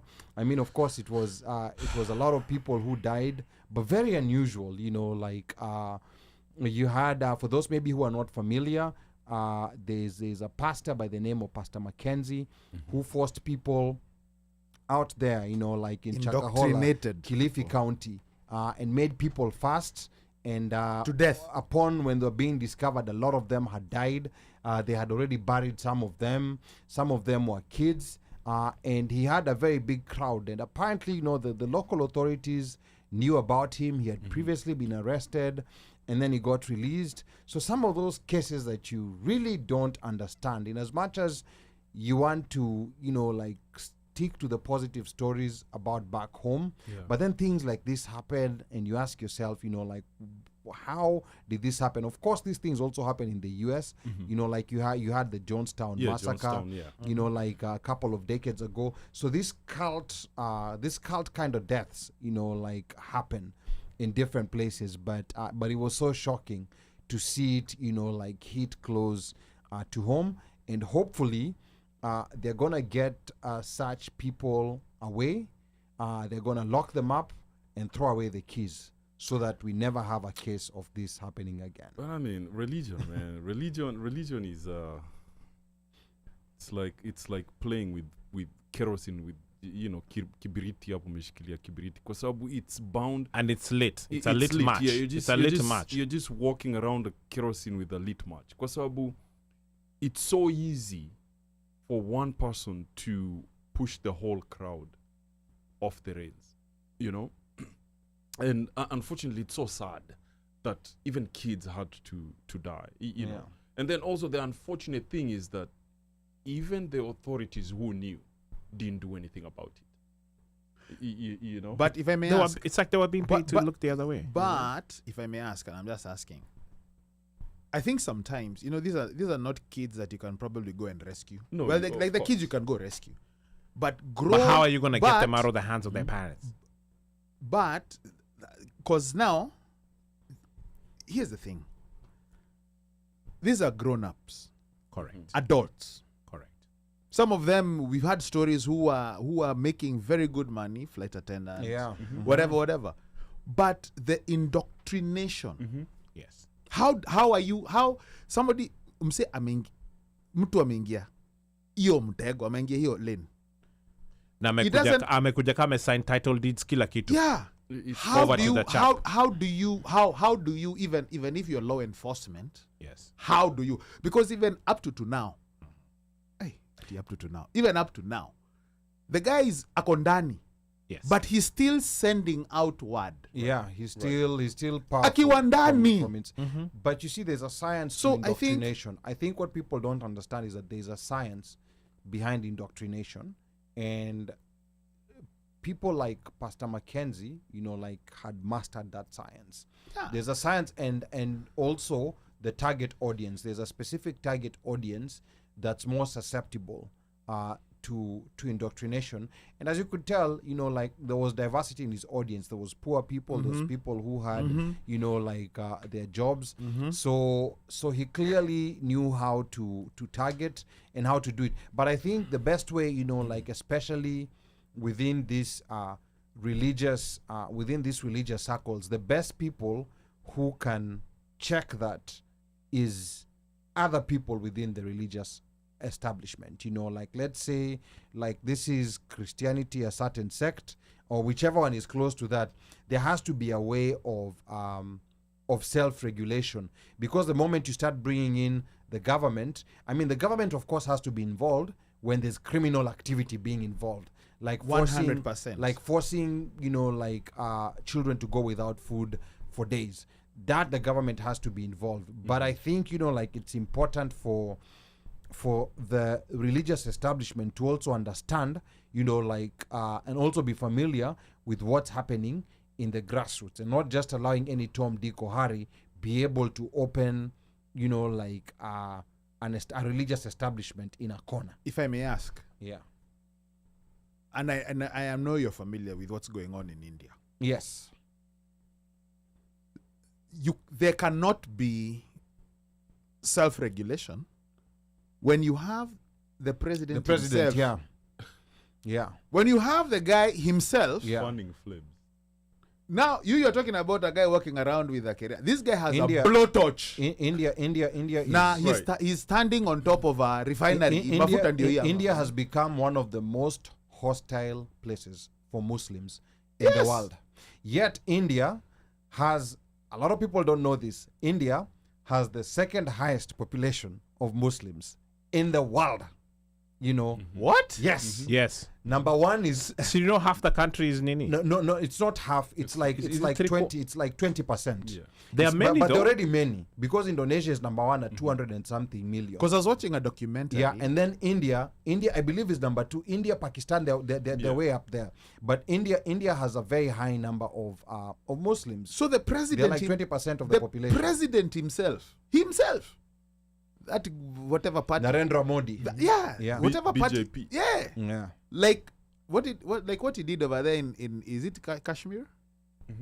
Where because it was like a protected state, a protected place. The guy just said, kinda. Yeah. I mean, that I have have a problem with that, of course. Yeah.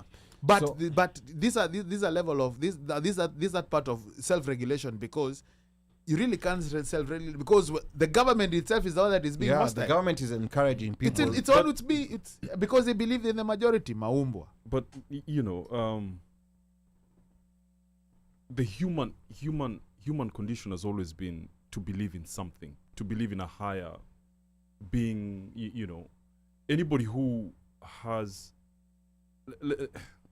anyway, we always want to believe in something really innate, something like, you know, there's something above that actually is looking out for us.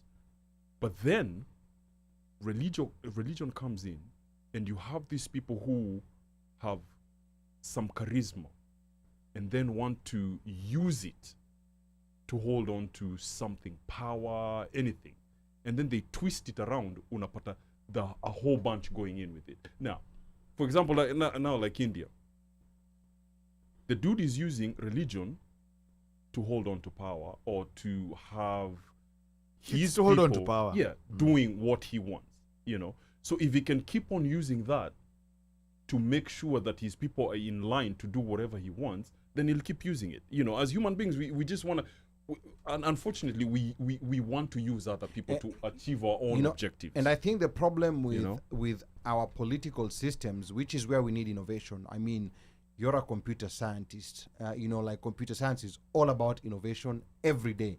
There's no day that you guys don't think about innovation. So many different fields, besides even computers, there's innovation. I've always wondered, how come politics is one area where experimentation and innovation is kind of not allowed? We have to stick to this document that was written 250 years ago, 200, yeah. and then they make it so difficult to adjust it, to update it, and to make it fit, you know, like current standards. So I think the current political systems, just like when the world at some point used to be mostly monarchies, at some point there was some innovation where people realized these monarchies, because too much power is being centered around this one personality, we need to come up with a new system. That's where the Americas came up with this democracy and everything. But this democracy also has, you know, it Its kind of own has its flaws. limits. Yeah. You know, like it's been captured by special interests. It's been captured by, you know, like but the religion is now being used. Religion is being used to try and manipulate people and do all these extra things here and there. So I think there needs to be innovation that reduces the effect of this simple majority wins system, because this system is what now is being used to be able to, as long as you can convince a certain segment of the population, as long as you can tap into their fears, then That right there. then you're gonna win an election. Now there's experimentation that has been done. I don't know whether people know. There's I can't remember again what it's called. Rank choice voting. Rank choice voting, and I think New York City has already implemented even it in San their mayoral Francisco- system. Maine, Yeah. It's something like that. San yeah. Francisco. So under ranked choice voting, you know, like it's kind of like there's a whole list of people, and then you rank, rather than just vote for one person, you rank them from your best to your least. If you get more than 50% as number one, then automatically you win election. But if you can't win 50% within that first round, because remember, even in American elections, rarely does the president, I don't know whether people know this, rarely does the president, the winner, ever get 50% of the popular vote. I don't know that people know this, but in most elections, I think Obama was one of the rare cases where they won 50%, and I think and Obama someone can fact check, but I think did Biden win 50% in this what's past his election? name? Popular vote. A popular vote, yeah. Someone can fact check that. Pablo neza kutuangalilia. So Reagan. but it's not common. Yes, it's not common. So that means under this system, most of these American presidents would be subjected to a second round. Because what happens if no one gets 50%? Let's say there was a list of 5. The one who has the least votes is eliminated, and now you go to a second round. without that one. Again, no 50%. The last one is eliminated. It's gonna go either until one person wins more than 50% of the vote, or until there's a matchup between two people. So this discourages this thing of only trying to attract one kind of audience and tap into their fears and potentially win an election. I think especially this American electoral college system, this is one of the most susceptible. It has failed the what do you call it? The electoral college, the popular test has failed twice in the recent past. It failed with the Clinton election. Sorry, not the Clinton, the Al Gore Bush election. Al Gore won the popular vote, but Bush won the electoral college. It failed with the Hillary versus Trump election, Hillary won where the Trump popular won vote. the electoral college. So it has failed twice in a period of 20 years.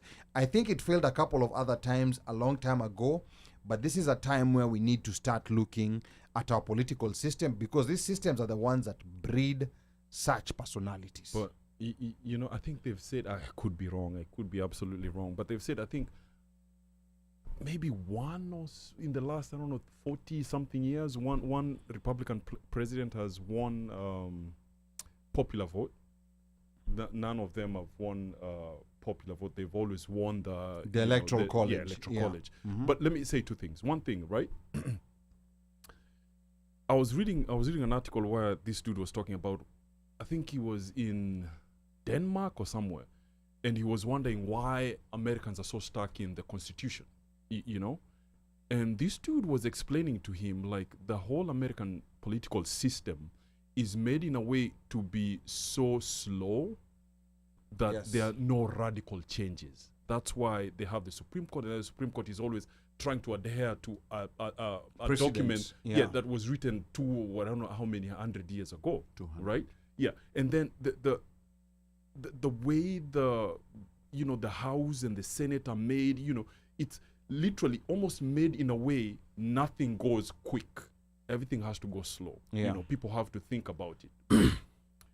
In a way, it's something that was they made it so that you don't get a dictator coming up, because they saw what the English king would do. Yes. So they made it purposely to Yeah. be slow. Yeah.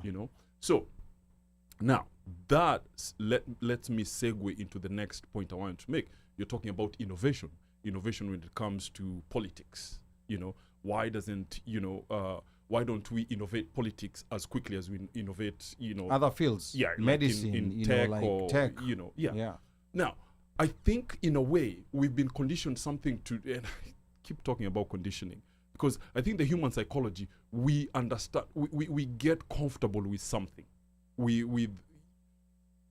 are comfortable with iPhone coming out with a new phone every year. We like that, because Yeah. you're like, oh, I'm looking for the new thing. I'm Yeah. looking for the new thing. But then when it comes to politics, we don't like that change. We don't like that sudden change. Like, Yeah. like now we're talking about rank Ranked choice election. voting. Yeah. Yeah. It's so radical. It's beyond what we are used to. No, that's so true. we'd rather have something that is more not historical, but something we understand. Something that we understand. But that's the reason why we have a system that's captured by special interests. Now that it comes to that. Yeah. So it's not. So what I was saying is we need to innovate it in such a way that whatever we come up with favors, let the system be captured by the people, and not special interests. Because the system that we have right now does not work in favor of the people. It works in favor of what the special interests want, because the special interests have learned how to play around with it Right. to get it to suit what they want. But I think, and I could be wrong, I could be absolutely wrong, that we became complacent when, especially like, let's say hypothetically, let's say in the US, everything works. Yeah. I see my taxes, where my taxes go. My kids go to school. The roads don't have potholes, maybe Baltimore City, once in a while. My trash is picked up, everything works. Yeah. So whatever that dude is doing up there, as long as my stuff is working, I'm Yeah. cool. So by becoming complacent and getting used to the old system of like, hey, I elected Smith is getting my stuff done, Yeah. My dad voted as a Democrat, hypothetically. Yeah. You know, we've been Democrats all through, and stuff has always been done. You know, now you get those Mr. Smiths over there. They've been in the system. They know how the system works. Now, instead of catering to, they are giving you that The visible coordination. stuff Yeah. they're giving you, the visible stuff they're giving you, the roads. Right. But then there's other things, there's other organs in there that they're playing around with that you don't know, that are That's affecting why- the belly of the society. And that's why now they're Yeah. saying, especially in the US, American politicians spend more time raising money from special interests than actually going to dudes, listening to dudes. Like, okay, this is what, because I need, even, remember, and I'm not hating on politicians, this dude, that's his job, Pia. That's where anatoa kaunga, you know? So, am I going to come and listen to you, who will give me $100, or am I going to listen to one Mike who's going to hit me like $100,000? And that's where I think it will work in the favor of the people if there's some not necessarily sudden disruption, but just innovation towards disruption. I think America needs another 1777, a constitutional convention. Remember, like we had bombers in Kenya? America needs their own version of bombers. The last time America had a bombers was in 1777, when they had a constitutional convention. Yeah. where I think, no, actually the convention I think was in 1781. I'm mixing these years. Whatever the year it was, they after they, you know, like after they committed treason and declared, you know, like independence from the British monarchy, they started trying to figure out a way of creating a system, and it happened gradually. For those people who are familiar with American history, go read, you know, like the Federalist Papers. They have all these systems, and they're discussing, you know, like Republican systems, you know, like where you have a republic, or this system where you have states, and then, you know, they came up with what they have today, which did work for them, you know, like for a certain while. And it actually also, it worked and it didn't work. They had to fight a civil war for certain things to happen, for black people not to be seen as 3/5 of a human being. Certain events had to happen. So that's just what I'm saying. So back to, you know, like Shakahola, it's the same thing. We have a political system that favors such individuals to exist with no accountability. They'll go to prison and they'll be released, and nothing is going to happen to them. I want to remind the listeners that you're tuned into the One Mic Show, and I'm your co-host and producer, Ali Badawi. We are in the final episode of 2023 and recapping the highs and lows of the year. On panel with me tonight is Mr. One Mic. We have DJ Omosh Fire, and we also have Dr. James Omanwa, doctor in computer science, PhD, ABC, DEF, or whatever the other titles are. We are taking comments from the audience on where we did well this year. Maybe tell us your favorite gets, of your favorite episodes. I already see some that have been mentioned, and even go a step further and tag those people who are in your favorite episodes, so that they know that you are talking about them. And we also want you to tell us where we fell short, where we had some blind spots, where we could have done better. Please start typing that in the comments. Our lines are open, of course, and the number to call, 202-683-4570. Press star 5 to speak. Please save that number. Now, later in the show, we're going to talk about missed episodes. We missed like 4 episodes between mid-May and early August. I don't know what exactly was happening during that time period, but ni kama kulikuwa na ka crisis. Mi sikumbuki, so maybe the rest of the panelists will remind me, because we missed 4 episodes. I don't think we ever missed that many episodes within such a short time span. But then, you know, it was all for a good cause. So I want you to stay tuned for that. And before we continue, so many comments were coming in as we were having a conversation. Kama kawaida, being facts checked here. Pablo alikuwa anasema correction, Narendra Modi is a prime minister of India, not president. That's correct. And then let me see. Pablo says, I think religion for a long time has been used to prey on the masses and especially the poor. Kweli kabisa. And then I see Pablo again says, watch Pastor Nganga and the theatrics every Sunday, yet people still go to his church. That's very true. And then Afro-Jamaican says, we had one in Jamaica too. He had high-ranking police officers in his congregation. Slay says that's what they did in Rwanda. Not just anyone can open up a church. Kagame says you must have a degree. And then Washeke Ndirangu says BJP wants a Hindu nation. That's in India. And then Afro-Jamaican says some other political leaders in Kenya use religion a bit too much. That's fairly true. That's very true. And then Slay says when it comes to religion, we need to deconstruct some of our beliefs. And then Afro-Jamaican says he prayed for rain. I don't know. I think I can guess who he's talking about, but I'm not going to mention his name. He prayed for rain. Uongo man. It's about who hold the power. And then Washeke says democracy is from the Greeks. Kaunda guy. Sorry. Yeah. Kaunda And guy then Afro-Jamaican is Na talking unaenda Kenya. about Good luck. proportional representation. Afro-Jamaican says it does not matter. The special interest just supports both parties. So it does not matter who loses. The special interests always win. Afro-Jamaican, one area where I don't agree with is when you say it won't work. It's worked in other places. There's other countries that have innovated. Like Ireland. Yeah, Yeah, Ireland, yeah, you know, big like, time. and even some Scandinavian countries, and they're doing so well. So I'm not going to go in that school of it won't work. And then Afro-Jamaican says American Civil War had nothing to do with slavery. Talk to us, Afro-Jamaican. You know, maybe tell us what maybe we missed in American history class. Huh? What did he say? He says the American Civil War had nothing to do with slavery. So maybe there's something we missed in American history. Afro-Jamaican, Maybe please tell he us. maybe he mistyped. Huh? No, I think he meant what he typed, but maybe No, he can no, tell no, us. no, He, no, he no. typed what he meant. I He think typed what he meant. I think he Yes. typed what he meant, or he meant what he typed. I and think both of them. somewhere and there was a disconnect. Yeah. There were late. So he said American Civil War had nothing to do with slavery. slavery. Absolutely nothing. So Afro-Jamaican, we want to hear the strength of your reasoning What? because we're always open to Maybe to the maybe slaves- ideas we've not had before. But please talk to us. Tell us what exactly you mean by That's the what Civil brother. War That's what brother Garvey had said. nothing to do with slavery. And then Can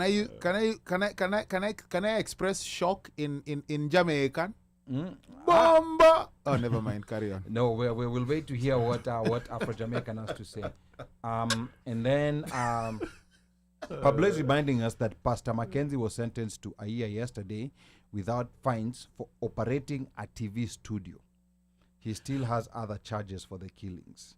So this is, So he's yeah. gonna start with the Onyuro one, which is a year. No, and you see when they say a year, you're gonna get credit for time you've already served because they've been But holding he's him been in custody. he's been in there for a year, right? So then I think he's gonna get credit for that. I don't know whether maybe Pablo can tell us if they do that in the Kenyan legal system. Yeah. Because over here you're gonna get credit for Time time Yeah, served. you get time. Yeah. Yeah, if So- you're in custody, yes. Yeah. So yes. So moving on. Let's go to the month of. I think we're in the month of May. And in the month of May, there was the issue of the finance bill that was happening, you know, like taxing of everything, income tax, rental tax, housing levy, VAT, TAV, betting tax, tax on content creators, tax on digital assets. We talked about that so much. We're going to skip that. We also talked about issues about childhood poverty, social media, you know, flaunting wealth on social media, you know, also quite an interesting conversation. In the month of May, you know, like we let me see. In the month of May, no, we're going to talk about that later. So in the month of May, we had only 2 episodes. We're going to talk about why we had only 2 episodes in the month of May. Why? Then in the month of June, we also had only 2 episodes. So this was the period when I don't know, you know, like what was happening, but we missed a whole 4 episodes. We're going to talk about Was that maybe it was another guy who was on the road? I don't know. We're going to talk about that. But we had Hilary Teller in studio in June. That's when we started talking about relegation rugby, you know, because Kenya had already been relegated. Which meant there was no LA7s. No. This was in June. Yeah, no LA7s for next year. no LA7s 2024. coming. For Yes, at No- that point. Yeah, so exactly. So this is what, you know, like he came to studio and he talked about this, and he also gave us some insight behind what happened to get our rugby to the low point it is today. It was a very interesting conversation, you know. So yeah, and that was Hilary Taylor. It of course goes without saying that he's a former Changerian, the Congress of Highly Advanced. Let me not even finish it. And then we talked to Nonini on the 16th of June, Genge in the Grammy Awards. Omosha, I want you to talk about that. Nanene. You know, there was so when we talked to Nonini, we were talking to Nonini because the Grammys had just issued a statement saying that there was a new category for music from Africa, and then there were genres within that music, one of which was Genge, of which Nonini was pivotal in, you know, bringing that around, you know, bringing that about, right? So there was Genge in there, there was Amapiano, there was I think Afrobeat, there was I'm missing something, and bongo flavor was, There were quite a number of was in genres, there. yeah. There was quite Mapuka, I think, was in there. I mean, so, you know, like pretty much every space within Africa in terms of genre were being touched. Nice. The beauty of it happening now is that, you know, Africa was no longer sharing with other countries category. in what they call a world country, world category, because then now you'd be sharing with what Spanish music, you know, Spanish music, Kizomba and you them. know, with others. You know, you'd be sharing that space. So now Africa by itself is being judged on its own merit of its own, you know, type of music, and the genres within that. And subsequently, Nonini even released a track, which, guess what, would be in consideration since it's Kiroro remix. It's a Genge song. I was released within the year 23, and which means it would be potentially considered for a Grammy or for Grammy nomination in the year 2024. Nice. So basically, it's, you know, you'd have to release it before the year was out. There's certain things that you need to do, and I think then also, if you really want to submit, you campaign, and there's also a whole other thing behind, you know, being in the Grammys and getting to be one of the people who actually vote. So it's basically for one to get nominated or at least even win, you have to play a campaign game. So you scratch my back, I scratch your back. You know, kind of like the same thing that people are doing in Congress, you know. And in order to get in and be one of the people, we know people who are actually on the Grammy board, you know, very good friends of ours, you know, Josek and Justo are on it. So in order for one to be nominated, you need 3 people. So you need 3. When I say to be nominated, to the board, not to be nominated from the music, so that you can be one of the people who's actually going to be voting. So you can get on the voting block. And there's actually quite a number of Kenyans who are on there. They may not necessarily know who else is there, because, you know, also then I think Kenyans, we tend to keep quiet about these sorts of things. But if we know, and you build and you have a network, then that's how you would end up say, okay, Jamaicans will vote with you guys on this.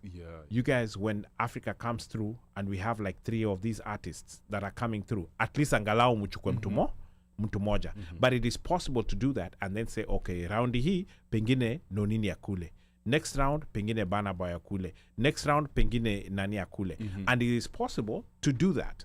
And that way everybody gets to win. And the fact that you're now a Grammy winning artist, not Grammy nominated, but Grammy winning, makes a heck of a difference in terms of your fees, you know, your rate card, endorsements, everything changes, concerts, venues that would get opened for you. You know, somebody will open our O2 Arena and say, this guy can come in because he has won a Grammy. You know what I'm saying? He's not just a chap who's saying at I want to come in here and get, you know, an audience. No, the person won a Grammy.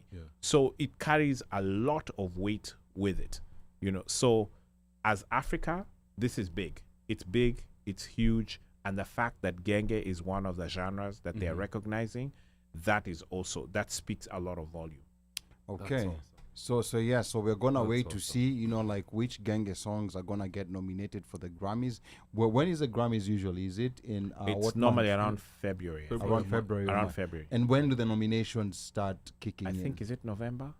Okay. I think So, November, December. That's when I they think announce- November. That's when they announce. okay, so they haven't announced so far. No, because we're on no. the 1st of December. I don't think I haven't had anything. Okay. They should be announcing sometime around. I think around now. Maybe the one is quite delayed because remember the other one Yeah. was 'Cause to me, I the last think- one was delayed. Yeah, because to me, I think your value as an artist already changes, even if you just get even without winning. Nomination, yeah. Just yes, a nomination. Yes, the nomination is yes. Yeah. It changes the plateau. It changes where you are.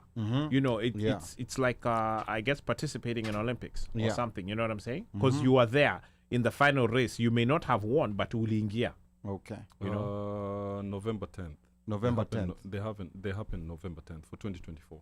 For They 2024 already Grammys. in it.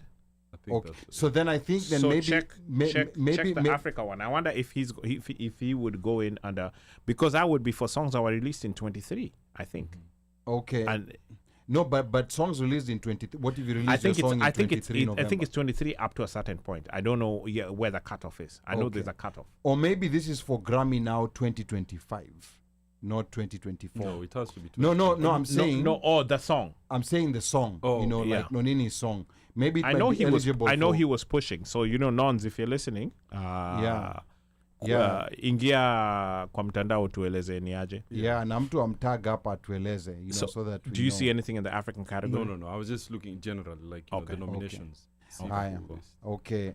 Yeah. So that music part, we're gonna be in touch with all the people within the music industry that we know to know how this goes. Now, before we continue, Afro Jamaican here has given us a paragraph of an answer. He says, a key issue was state rights. The southern states wanted to assert their authority over the federal government so they could abolish federal laws. They didn't support South values. It was also territorial expansion. Slavery was a convention Convenient. was a convenient cause the North could use. The North could care less about slavery. If they did, America would be a very different place today. Just look at reporting of the Palestinian genocide currently happening. How will the history books record this? Well, I think Afro Jamaican is on some serious edibles. But carry on. no, Let's move on. that's his view. I mean, there's some parts of that ring true, and there's other. Okay, so the conclusion of if this then that. Yeah. To me that doesn't. Yeah. It doesn't pan. It's Okay. just that when you're dealing with YT see things a certain way. He needs to because- put down the herb, man. Because one thing that it was legal to own slaves Yes. before And the Civil War. and part of the electoral college came about because of slaves.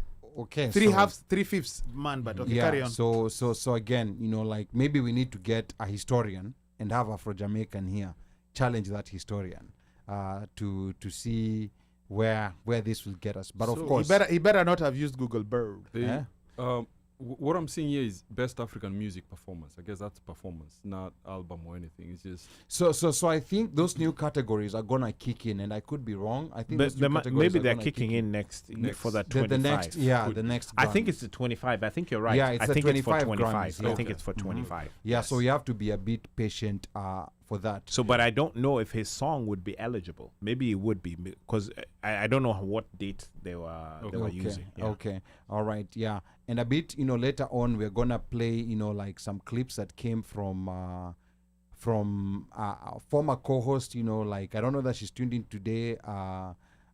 This, like she had some very interesting views on her favorite episodes. So I want you to stay tuned. But before we go there, before we go to the month of July, these missed episodes. In May, we missed the 5th of May. And then we missed the 26th of May. I mean, the 26th of May, I think, was Memorial Weekend.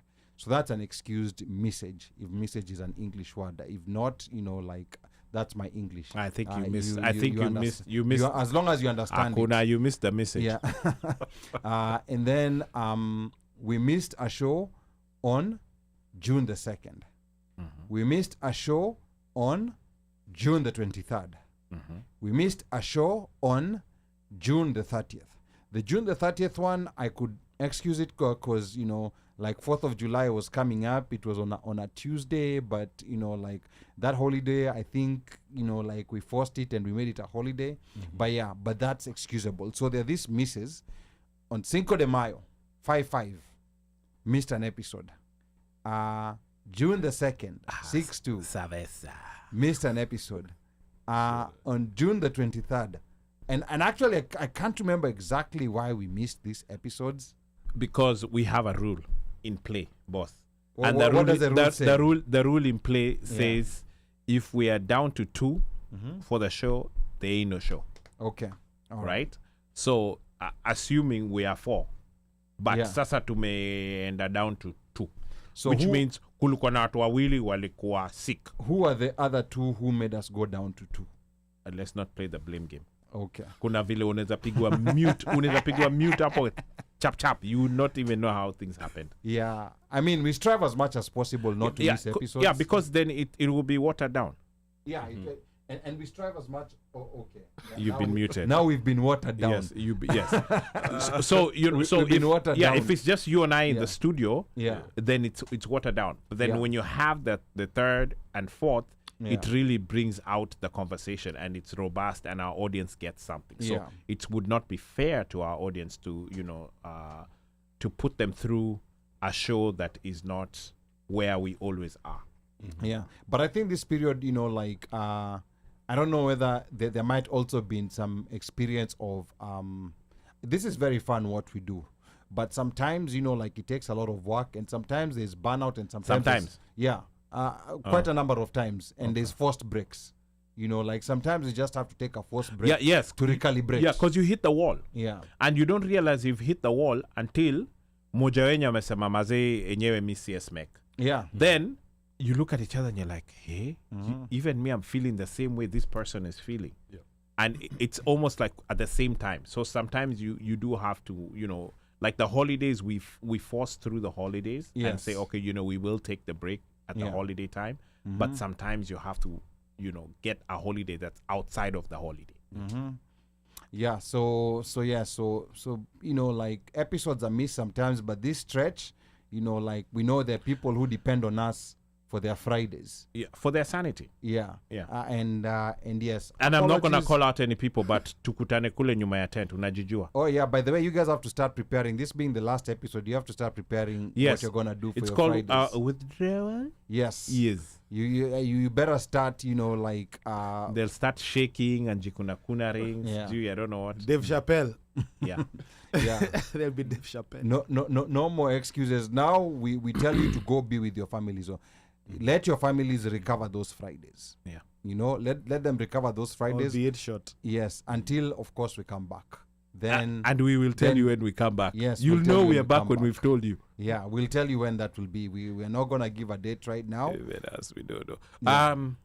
Sorry. Yeah, but we'll tell you. Why are you looking at me? Yeah, but now moving on to the Satan. month of July. July was in full effect. We had all the Fridays covered, and there's that audio from Adis that we're gonna be playing shortly.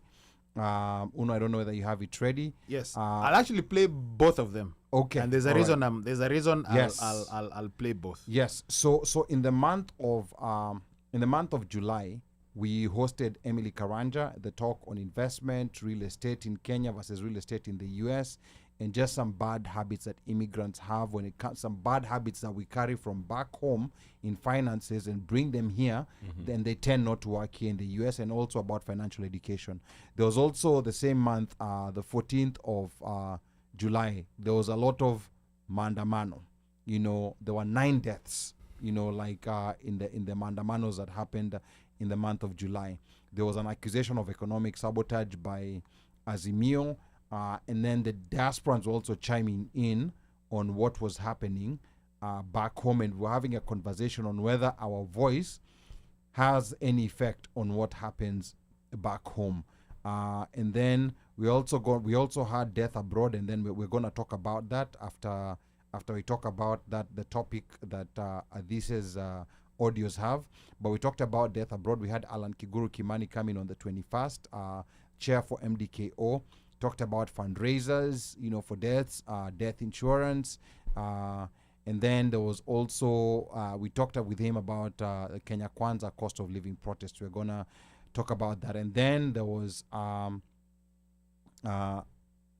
Deborah Auko. Yeah.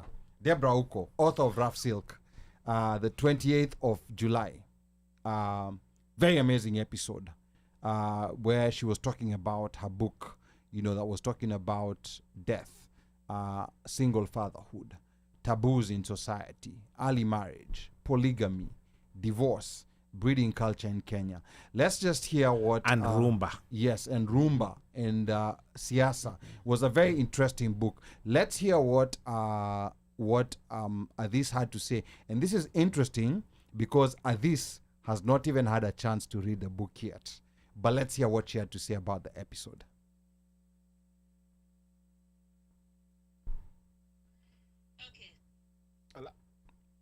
Okay. Just one moment. Bluetooth imejizima. Imejizima, okay. Aya. Oops. Okay, there we go. Let's hear what Adis had to say. This is about Rough Silk by...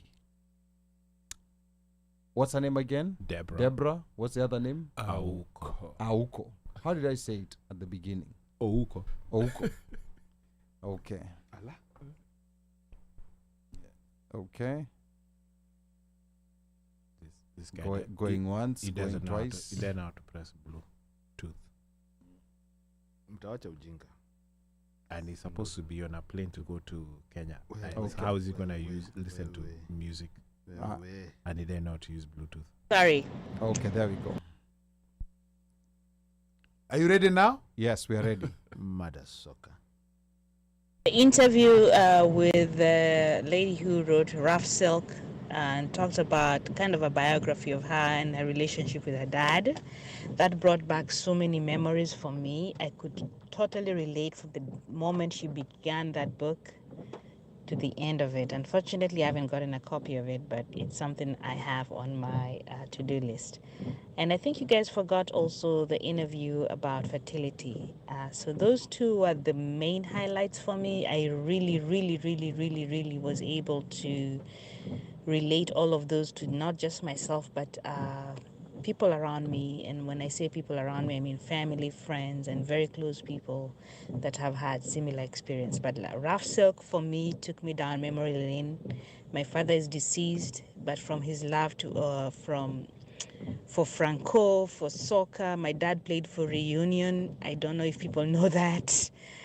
He was a broadcaster. He loved Gor Mahia. He was very political and oh my God, so many different things. So I do appreciate that interview. I wish there could be a redo of it because I think she did have a lot more to say, but there was not enough time on the show. So I appreciate you guys.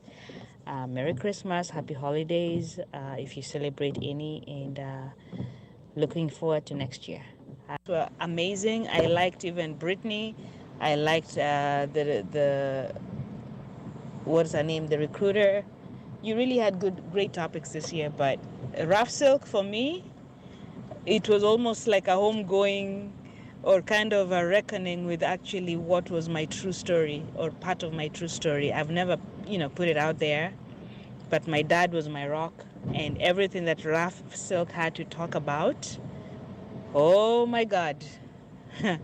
Yeah, y'all just didn't meet my dad. Anyway, I should add that a lot of Luo girls born in the 70s, raised in the 80s and grew up in the 90s can totally relate to Rough Silk.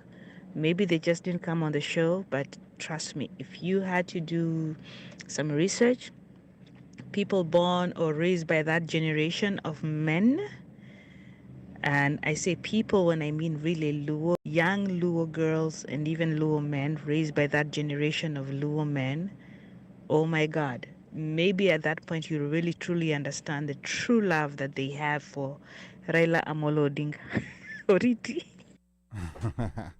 Okay, that was this. I don't know whether she's tuned in today, But yeah, this episode had that impact on her, yet she has not even read the book. Maybe she doesn't even know what the cover looks like. Yeah, she hasn't read the book, which is one of those things that I really love when I hear that an episode, she's talking like someone who, like actually read the book. Like to me, I got very shocked when she got to that point where she said she's actually not read the book.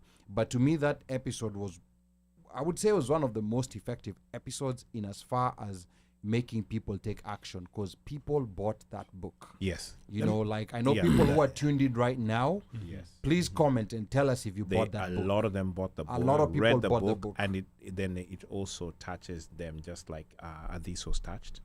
It hit a spot and even though Adis was talking about the being raised by a Luo father, in that era, I don't even think it was even about that. It was just that one of Muekakwa estate, kuna everybody, of course, either you lived in a court or mulikuwa mumekakwa hao, kulikuwa na Buddha alikuwa anafanya kitu alikuwa anafanya, mom used to do what she used to do, you guys as the kids you played in the estate, there's certain things that were done, and then for her, in this book, it's a single father who's doing those roles that both parents would do, Right. and so that's the part that Yani, but all the stories around that and the things that she went through, a lot of people who grew up in the States and around that era went through. Though there's some other things that are added in, because sasa mzee alikuwa mzee wa happy, so pia yakaenda kaingilia. Kuna saa zingine hata mnaenda kama watoto wote wa hao watu mko kwa gari nao wanaenda happy, mnapelekwa kama mtu moja nao mmeenda happy. So those stories, and there's a lot of kids from that era who can speak to that and say, yeah, we used to go to this here. We knew our paros were going to whatever, Omega 1, Funkatech, those sorts of things. You know what I'm saying? Yeah. So it's very, very interesting that Adis has this take on it. And me, I can say, as being raised in that era of 70s, 80s, Hapo, it was a very, very interesting time to grow up in Kenya, because Kenya was, even though we had M1 in power and we considered him, I guess, at some point dictatorial, it wasn't as bad because money was flowing. People had jobs. The economy was still good. The population was not, there was not that many people, so, and middle class was a true real middle class. Yeah. Now it's like, it's fleeting. It's like either you have or you don't have. Ile in between nika, it's like it's really not even there. It's like basically you're at the point where you have. Yeah. So you're not even middle class. We umeomoka. And then the other, right now it's like kuna wale hawana, and they live across the river. And this is somebody who lived in Eastlands. So it's not like somebody who was living, up market or who was, and it was an estate in Eastlands, which that's where the common mwananchi lived anyway. But remember, at that time, Eastlands, like Umoja, I think was still a fairly new estate. Correct. Yes. And it was a very decent place It sure to live was. in. It sure was. Buruburu Yeah. was now where, like the uncle lived, was now a level higher Yes. than Umoja. Yeah. I mean, I grew up in Isli, and when I explain to people, like, growing up in the 80s in Isili, it was a really nice place. Like, it was really nice. Like, Even no more. yeah. Like, we used to hear, some of the kids we went to school with used to live in Buru. Buru to us was like, wow. That's another world. Yeah. Yeah. It's another world. But even in retrospect, when I look back, and I think we've talked this in Bunge, like, where even we used to have Camero, they'll come pick trash. Yes. Yeah. Uh-huh. The dump They'll trucks. come, Yeah. they'll And come it was pick free. trash. Yes. Yeah. Yep. Like, And we had dustbins. Yeah, that were those metal. silver, They were- exactly. The metal ones. Yeah, the Exactly. metal. Yeah, the yeah. NCC. City, yeah, Yeah. NCC City Nairobi Council. City Council. Yeah. Yeah. Roads were sour. The roads were okay. Yes. Like, even I remember there's a dude who used to have roller skates. The dude will come and roller skate the whole Yes. place in Isich. This is Isich, But now it's a totally different place, But when you look at it, like the way almost you're talking about, like, you know, the middle class, Yeah. excuse me, even though us, we didn't have it, but we still we felt like we were living nice. Yeah, you didn't feel Yes. like you didn't have. No, Yeah. absolutely Yes, not. you didn't feel like you Like, didn't you have know, or you were missing. Exactly. You know? Like, So, Yeah. so you had a middle class that actually worked, which is what was captured so aptly in this book, Rough Silk by Deborah Oko. And to me, one of the most amazing things that she did is the way she was giving the vivid descriptions. And I love those vivid descriptions because myself, as a writer, that's my biggest weakness. You know, like I can write so much, you know, like about so many things, about technical stuff, about new stuff, but where I get stuck is those descriptions. You know, she will describe a tree, but the way she's gonna describe that tree, it's kind of like the tree, it's the picture is forming inside your mind. Yeah. This is how it looks, and through the whole book, it's like I was traveling to these imaginary places, because there's some places that I knew that she was talking about in Nairobi, so of course it would take me there. But then there's some places, you know, to their village in Sori or whatever it was called, where she was taking me to that village, and I've never been there, but I was having pictures in my mind Of being you in the know, village. Right. Yes, Right. of a funeral. You know, like Yes. she would describe a funeral, and the way, I mean, it was so dramatic the way she described it, because I think from the description and how Luo funerals are today, maybe they're a bit tame today, because she was talking about, you know, like the dad ripping a shirt like he's Stone Cold Steve Austin, you know, and crying and wailing. Yes. And I was like, man, this is so spectacular.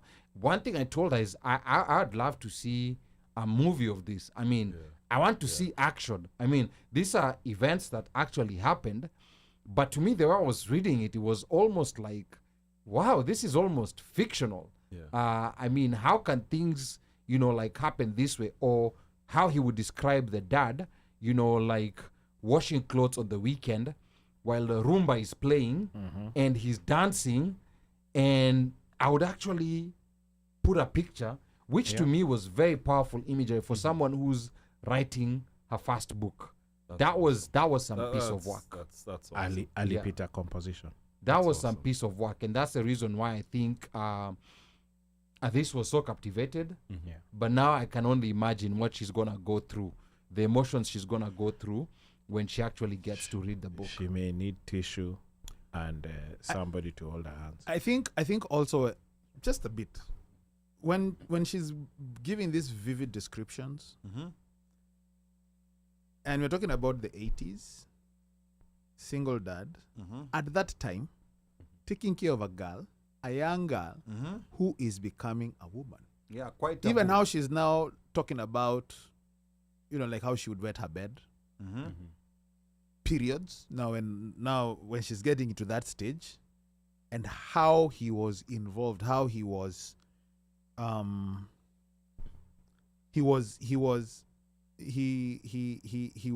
involved in her life at that age. And then you compare, like if we look at our fathers, for those guys who grew up with fathers back then, can you imagine your father looking at your sister, talking to your sister, addressing issues probably pertaining to periods? Or Are you wetting gonna- the bed. Or wetting the bed. You're wetting the bed ni backhand, peke yake. Okay. There's no Yeah. story. What are we talking?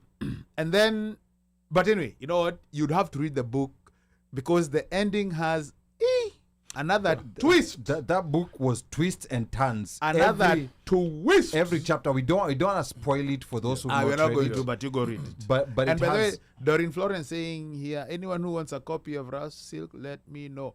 You better be selling them.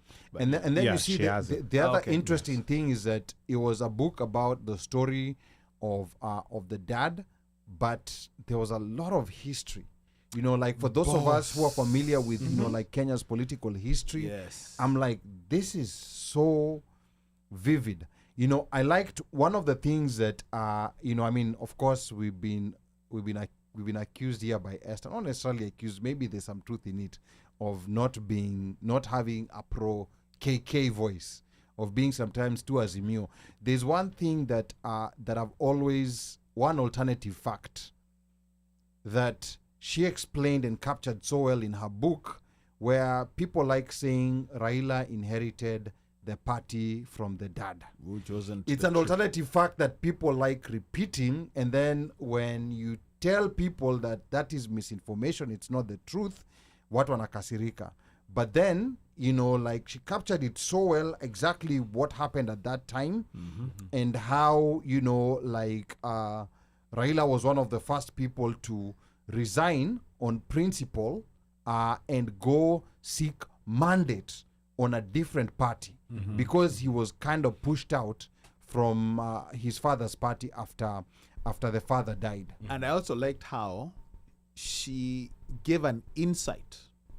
I think there was a comment earlier about EPL, soccer. Yes. And she gave an insight on local football. Yes. And the madhogodhanyo that goes in.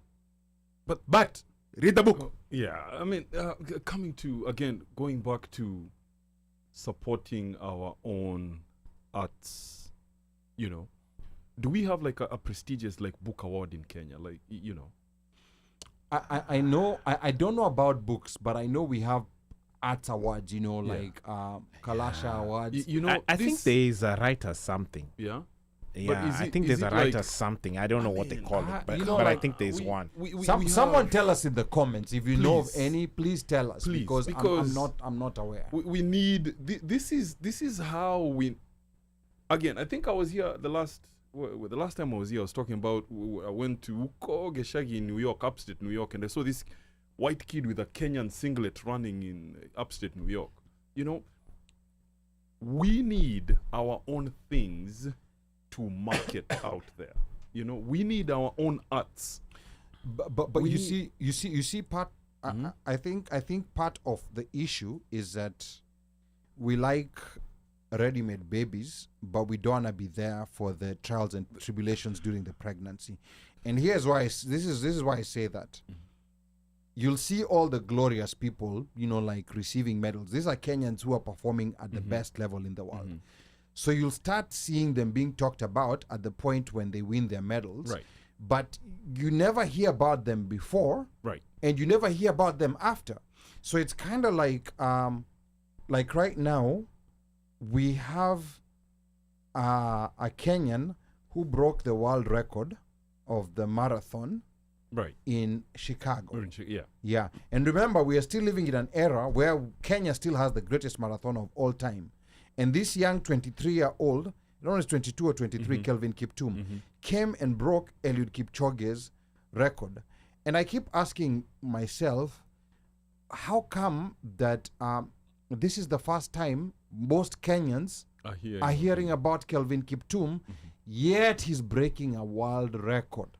He's not just winning a race, he's breaking a world record, meaning there must have been, like some work that was put, and there must have been people who know, okay, this is a potential. Right. So we never, go and build the value of those potentials when they are unknown. Because that's how, in America, for example, that's how they create values out of LeBron. Right.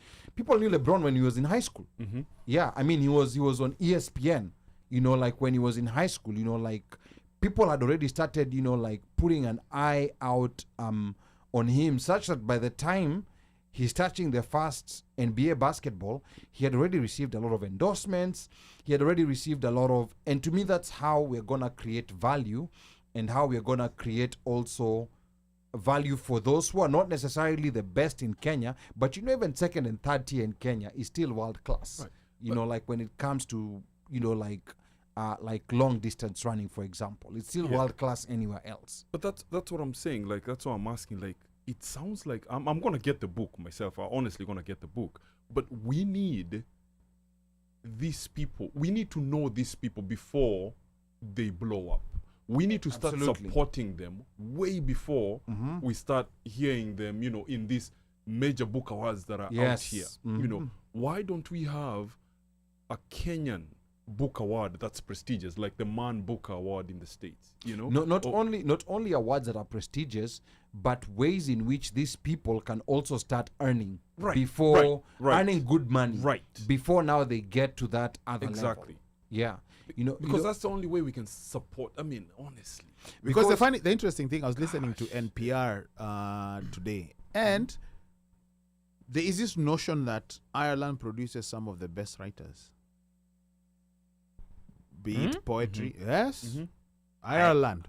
Ireland? Yes, yeah, I didn't know yes, Of yeah, some of the best. And I'm like, and it got me thinking, like, even with Deborah, like, I know we have very many good writers in Kenya, Yes. Yes. many books, Yes. right? Yes. And we are like to that level where Ireland is recognized for producing writers, but there's also that support. Whatever. There's a support system. Thank you. Yeah. Same thing. So I think it goes back to like really nurturing. Like I'm sure like we all know guys in high school or in primary who used to write compositions. Oh, yes. Yes. Mpaka unamsea anapata sijui 98 over 100. Yeah. Right? And then when you look back, chances are that guy probably had even written a novel. I remember of this guy, I was in primary boarding, and this guy, kazi yake tu ilikuwa tu kuandika novels. Yeah. Whatever it was. And it's like you'd write a whole book, yani, and you're like, okay. Yeah. Then you Alafu read it is being yourself. this big, he's not gonna, Yeah. Unambona waste time. Yeah. you're not even encouraged to be a reader. Right. No. You're told you need to go be an accountant, An engineer. an engineer, A doctor. a lawyer, doctor, that's it. Hizi vitu zingine muache.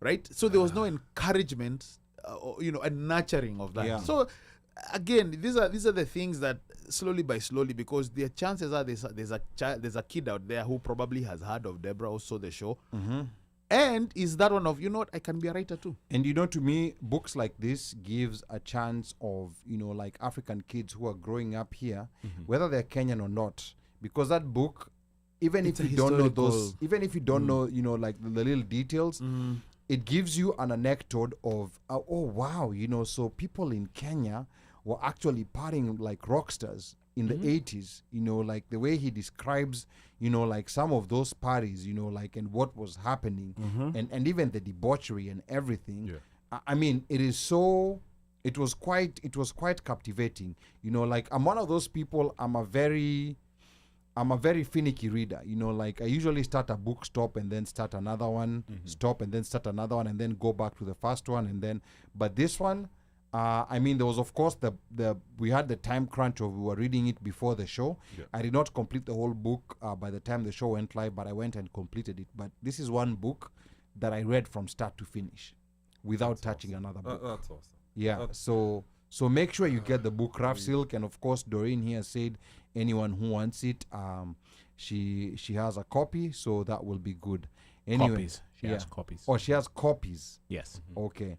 She and Deborah are tight like that. Okay, all right. That's good. That's good if she has copies. Okay, so moving on here. Wow, like time is really running out. But so that was the month. The one thing like that I wanted to say, the episode on Death Abroad by Alan Kegoro Kimani, very good content, and I think these are topics that Kenyans are very familiar with. The only one part that I did not like about that particular episode is that was one of the episodes where we attempted to get a KK voice. So Esther, if you're listening, we attempted to get a KK voice, and it was a disaster, for lack of a better word. It was a disaster. So I think, and here, this is my appeal to all the Kenya Kwanza people who love President Ruto so much with his lies. Alan Keguro Kimani, you are being summoned to the show. No. I mean, I don't think Alan would be a good fit for that role. I think he would. No, we already You better be prepared. we already tested him. The issue that I had, is, and not to say it in a bad way, it's one thing to be unprepared, but then again, it's another thing when you're so passionate about, like this leader or someone, but then it's one thing being unprepared on what happened last week or 2 weeks ago, but then when, like there's just nothing. because that's the experience that we had that day. Because I really had to tone down my questions to to those very simple, dumb questions, and that didn't work. That was also on us, because I think we should have better we prepared should have, him. not necessarily better, we should have bantered with him, like what we do sometimes with other guests, and in those banter sessions, you try to get also, like where the limits of the guest is, and where their specialities are, so that we don't create an embarrassing situation. I mean, maybe people thought that I deliberately tried to create an embarrassing situation, but I was asking, like some very, very basic questions. And we've had this issue with people who've always supported that alternative side, that anti-Baba side. There's always, and I don't know whether it's they're afraid of the environment on the show. I don't know exactly what it is, but we've tried and we've tried and we've tried, and we've been unsuccessful. Maybe that day we should have you dial in instead of coming physical. Yeah. So is the issue is the issue me, or is the Intimidation. issue the whole panel? I don't think they're scared of. You. So tell me. I'm just Okay. I'm No, just fair joking. I'm enough. just joking. So I fair am enough. joking. No, but fair enough. Let's assume the issue is with me. What do I need to do to make a Kenya Kwanza guy feel happy, accepted? Don't wear blue. Yeah. Don't show it to them that wewe to Azimio. Just, relax. What does relax look like? I just relax stay is quiet not relax is not and what not you say are doing anything. when the KK chaps are in studio.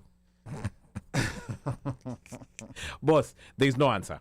The bottom line of it is, if somebody's going to come in and they're going to, take a stance and take their side, then they will come in and want to do that. A lot of times, seemingly, what I have noticed, and it could be that that's just what it is, whichever side is in power or is sitting in State House, the supporters of that person never come in and say anything.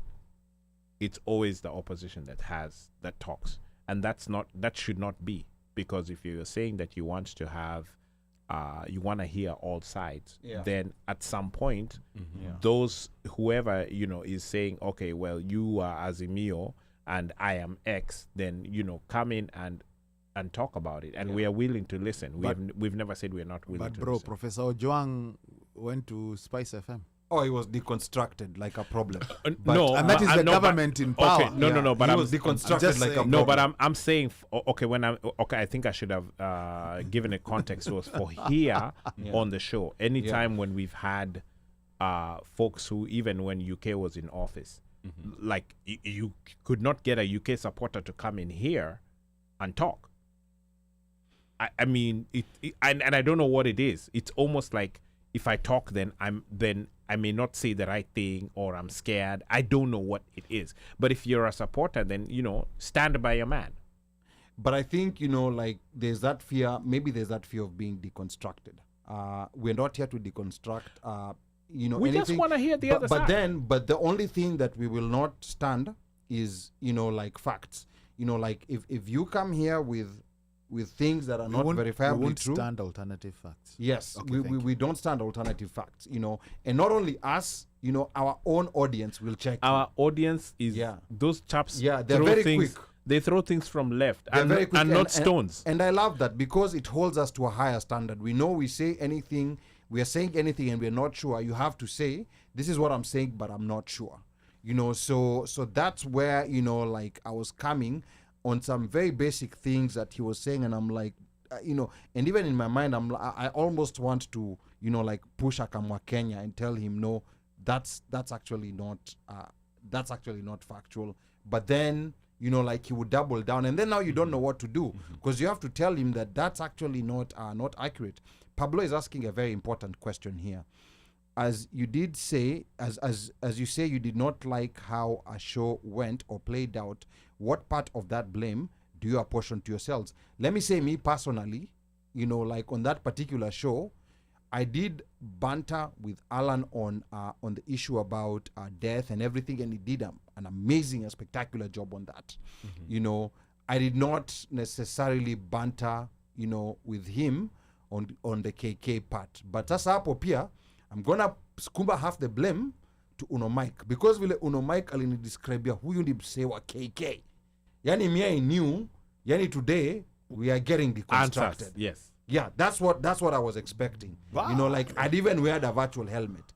I knew we were getting deconstructed. The moment I knew there was a problem and no deconstruction will happen is when he said, oh, by the way, unajua mi sitakuwa nikifuata news. Yeah. That was a red flag at the very beginning, and I knew hapa this thing is falling apart like Amalinze the cat in Achebe's book. But that was like a lesson learned. But we still we would love to have a KK person. We would love to get deconstructed. On some of the issues we have against the government. Afro-Jamaican kind of liked Ruto, but now he's starting to have some issues with him, but he still likes the housing levy. Okay.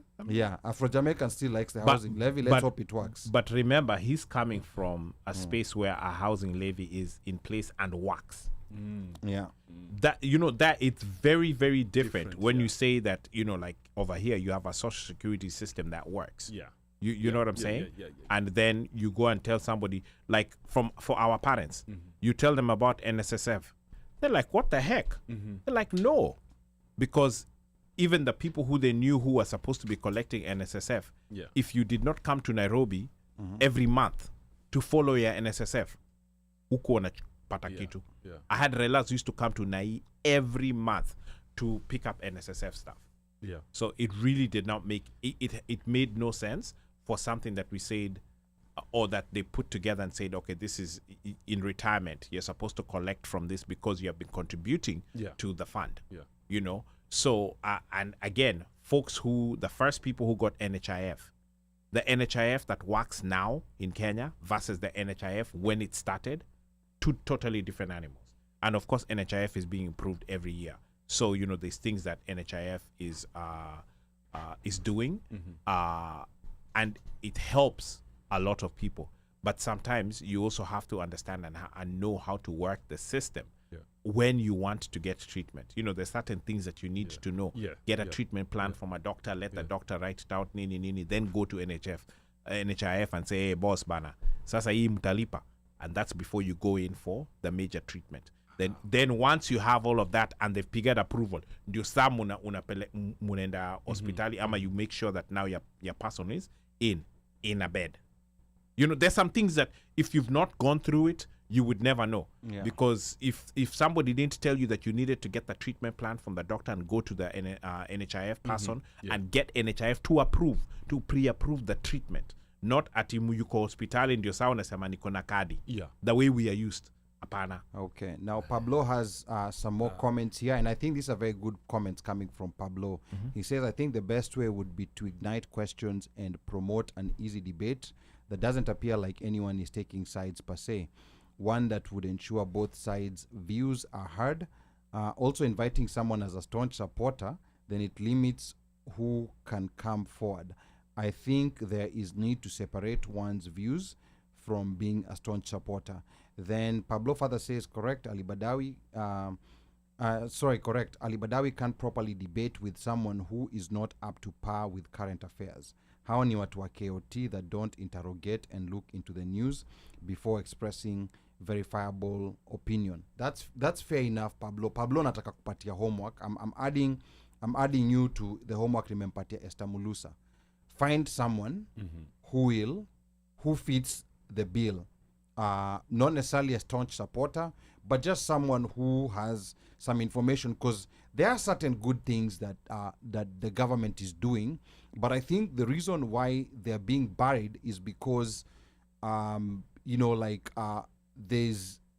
a lot of spectacular things that are happening that are barring some of those good things that are happening, but we just need certain people. You see, like the way for example, Big Ted. Big Ted is employed by the government, you know, but he's been able to come and articulate himself in very hostile spaces. You know, he's been able to articulate that this and this and this is what we can do. Let's talk about, you know, like what's happening. Because sometimes we're not interested in what, you know, like Moses Kuria said in this rally or Murkomen said in this other rally. We're interested to know, you know, like what programs are there, what's being implemented, how can we take advantage of them? Because sometimes it's just that simplicity that we want. We don't even want that, that siasa. So if Pablo, if you know anyone, you know, like, or if you can get anyone who can be a constant balancing voice, we'd be more than happy. No, in every research, there is an outlier. Maybe Big Ted is an outlier. Why do you say Big Ted is an outlier? 'Cause, I mean, it's I don't know. Because, man, as you said, like, there's so many things that are going wrong. Yeah. That they, you know, it's hard to even pinpoint or pick one thing that be like, okay, yeah.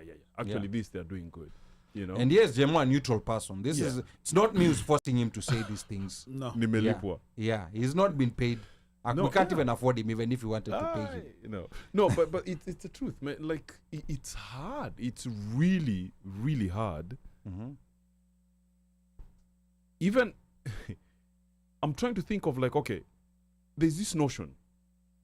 Like, I know this one mic might not like this, but so I was reading way back. I was reading about I think it's the Israeli, is it the Mossad or one of their The intelligence yeah, services. the intelligence services. So before they take action on something that might be controversial, maybe kill hypothetically, you know, a scientist from a certain country who are making certain things that might be mass killing. Just say Hamas. You know? So they would sit, 10 of them. 10 of the chiefs will sit, right? If all of them were agreeable on, okay, this is the action we should take, we have to take it, they will randomly pick one of them. And that one chief has to argue against why they should not do it and that's give good. factual. Like, he has to argue, like, On the other side. yes, Yeah. we should not do this. Yeah. You know? So, coming back to, you know, the political situation in Kenya, it's super hard to find somebody who can be like, okay, like, it's now the 10, the one guy who can be like, okay, I think we are doing good. I think we are really, really doing good in Kenya, and this is why, and this is why, and this is why. You know, I had one of my family members who came from Kenya, you know, today, and the dude was like, man, it is bad. It is, but like, there's no even slive of thing. You're gonna be like, okay, I think they're doing good on this. They're doing good. No, everything is bad. So we want you scored 10% in a math test. We want you to give us the 10 that you got correct. We want you to give us the 10 that you got correct. Forget about the 90 that you're not doing well. That's what we're looking for. That's what I'm hoping. Even me, I'm really hoping to get that dude who will be like, okay, I'm here to argue for.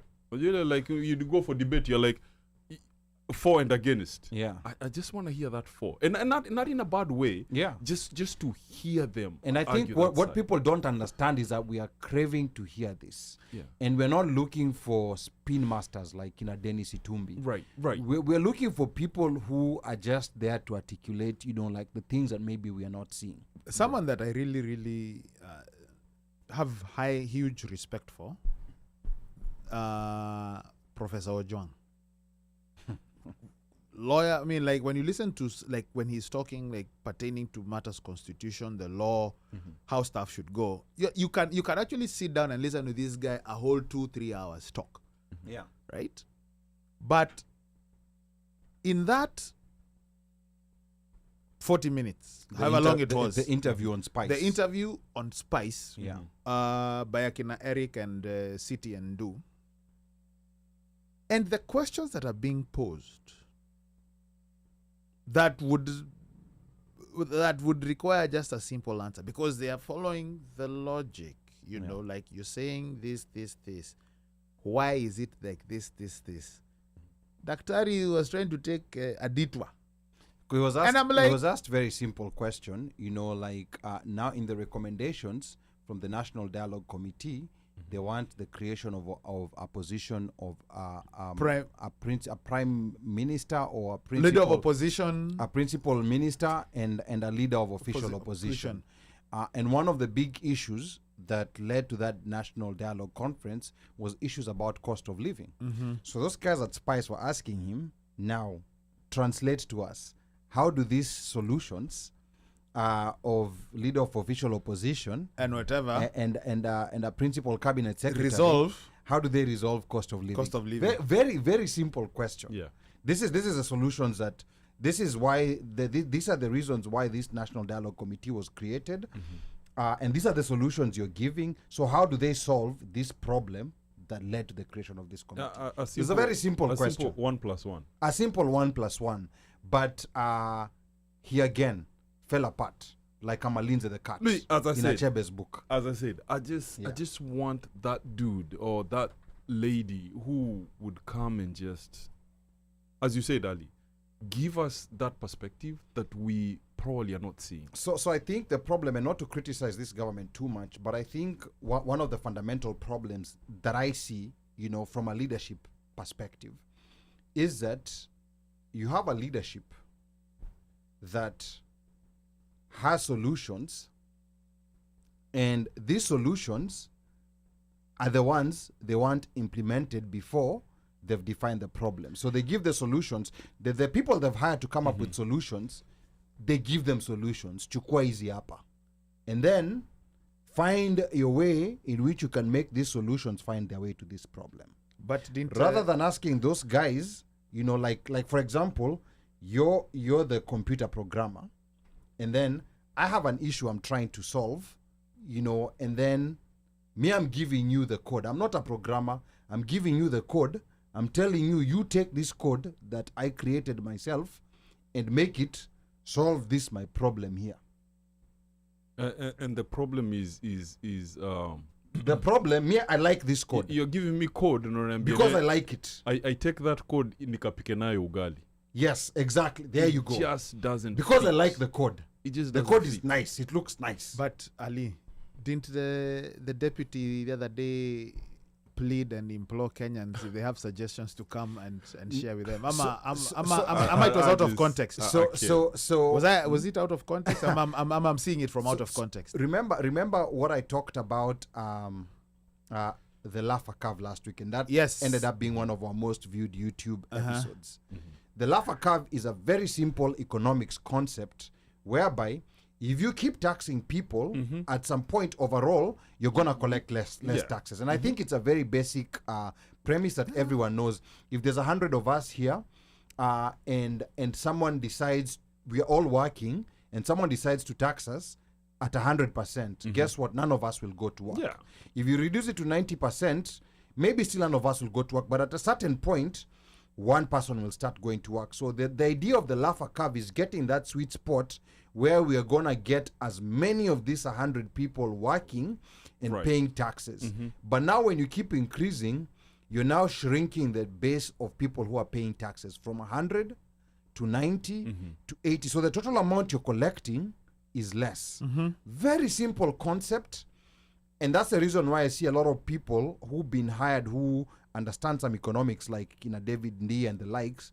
They're getting frustrated and now they're insulting people on Twitter because they've been given a solution, hike the taxes, and this solution is supposed to solve a problem of collecting more taxes. It just doesn't make any sense. It's like the laws of gravity. As I said, I have a family member. He was like, now like people are moving to cash. Yes, by the way. Not M-Pesa. I've Yeah. heard that. Yeah. You know. Yeah, because of those fees. Yeah. Because People of are the like, fees, yeah. me. And not even that, cash. like business people. Yeah. Those ETS machines. Yeah. Ah, Lipa na wanazifanya. M-Pesa. The Yeah. transaction They're- fees are so high. They're canceling the Safaricom pay bill accounts. Yeah, they're closing them. They're closing them account. and hatutaki. KRA is working with Pochi la Safcom. biashara. And I'm KRA is like- working with Safcom Yeah. to try to go after those people who have cancelled those accounts, who are in business because they are like, they know that these jamas are circumventing. Yeah. But pay. and this was But this it's was a on choice. spite. You don't Yeah. have to use You don't it. have to. But that's the thing. Kenyans also, rights, it's gava, it's kind of like a doctor tells you you're dying, but you're that's- dying. because somebody was saying, like, economist, what Kibaki did. Again, Spice FM. What Kibaki did was he came in, he analyzed, and then after a year, now he started implementing whatever his policy was. So, vile alifanya ni ali-expand tax base. Yeah, and he allowed his experts to work. He expanded the tax He base. allowed his experts to work. That is one. So when they expanded, when Bucks expanded the tax base, that means you have more. You're not hammering guys on taxes, but ushuru unalipwa. Watu wananza, the government is collecting. But now here, let's look at it. The tax base is how many? It's about 3 million people. Out of Yeah, it's Oh, very it's- small. it's very small. It's very small, actually, out of the 50 million 40 population. And I some- think, yeah. and I was Yeah. giving an example. A cousin of mine, we were doing some madhafu over there. We were doing some madhafu, and he's like, if he was taking home 30 or 29,000 mshahara, right now he's taking home maybe 22, 23, because of all the increase in VAT, yeah. right? Hizo ma NHF, building fund, those forced taxes Yeah. on them. Yeah. Now, ndio hiyo mafuta imepanda VAT, which means transport. Yeah. So like if he was spending 100 bob, right, a day to go and come, Yeah. right? Now That's he has 200. to spend maybe 170. It's 200. 170. Because you're not getting 50 anymore. Yes. You're not getting 50. So a Yeah. place that was 50 is 80. Yeah. And that is Keria. It's even And it's then, even and more then than rush 80. hour, 110. Yeah. Yeah. Right? So now coming, so he has to decide, I'm going to walk up to Tao, then Tao, I'm going to take to go wherever I'm going. Lafakav. The Lafakav works even on sales taxes. It works on sales. It works on any kind of tax. You know, like if you overtax people, you will end up collecting less. Lesser tax, yeah. And I think the fundamental problem that we face, the president himself has said that he has been in some ministries where he found out that he knows more than the people in those ministries. So whose mistake is that if we know more than the people in the ministries? Like who put the people who's in charge of those ministries? It's just like the guy who hired so many people and said that he was very smart, he's going to get the best around him, only for him to fire them, and then some of them get indicted. Orange. Yeah, Carry on. and you see now that the fundamental problem that we are facing is that we have a leader who's never necessarily, he's been a politician, from when he left university. When he joined Youth for Kano 92, became an MP 1997. I mean, of course, he brands himself as a hustler, but he's been in politics, like for that long. So he's never really had a chance to run anything. And I think that's a problem. And he's won all elections he's taken part in. So to him, success is winning elections. So everything that he does is tied to, can I win the next election? Yeah. And to him, that's success. So he's not even seeing all these things probably falling apart around him, and he surrounded himself with yes men. There you So we what I was are just in about to trouble. say. Yeah. And, Was- and, Yeah. and here's the thing. I think also another issue is you're collecting all this tax. Fine. You can collect. But the issue that is always raised is what can you show? Can you show what exactly the taxes are doing?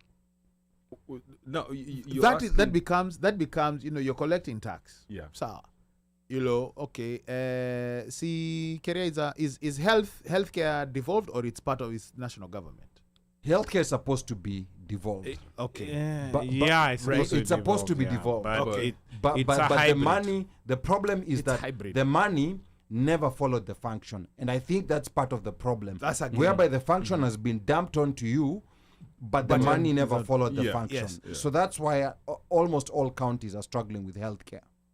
Case in point, so when you look at and there's nothing rapid or not a solution that is being presented, right? That can actually you can actually say, at least they're trying, right?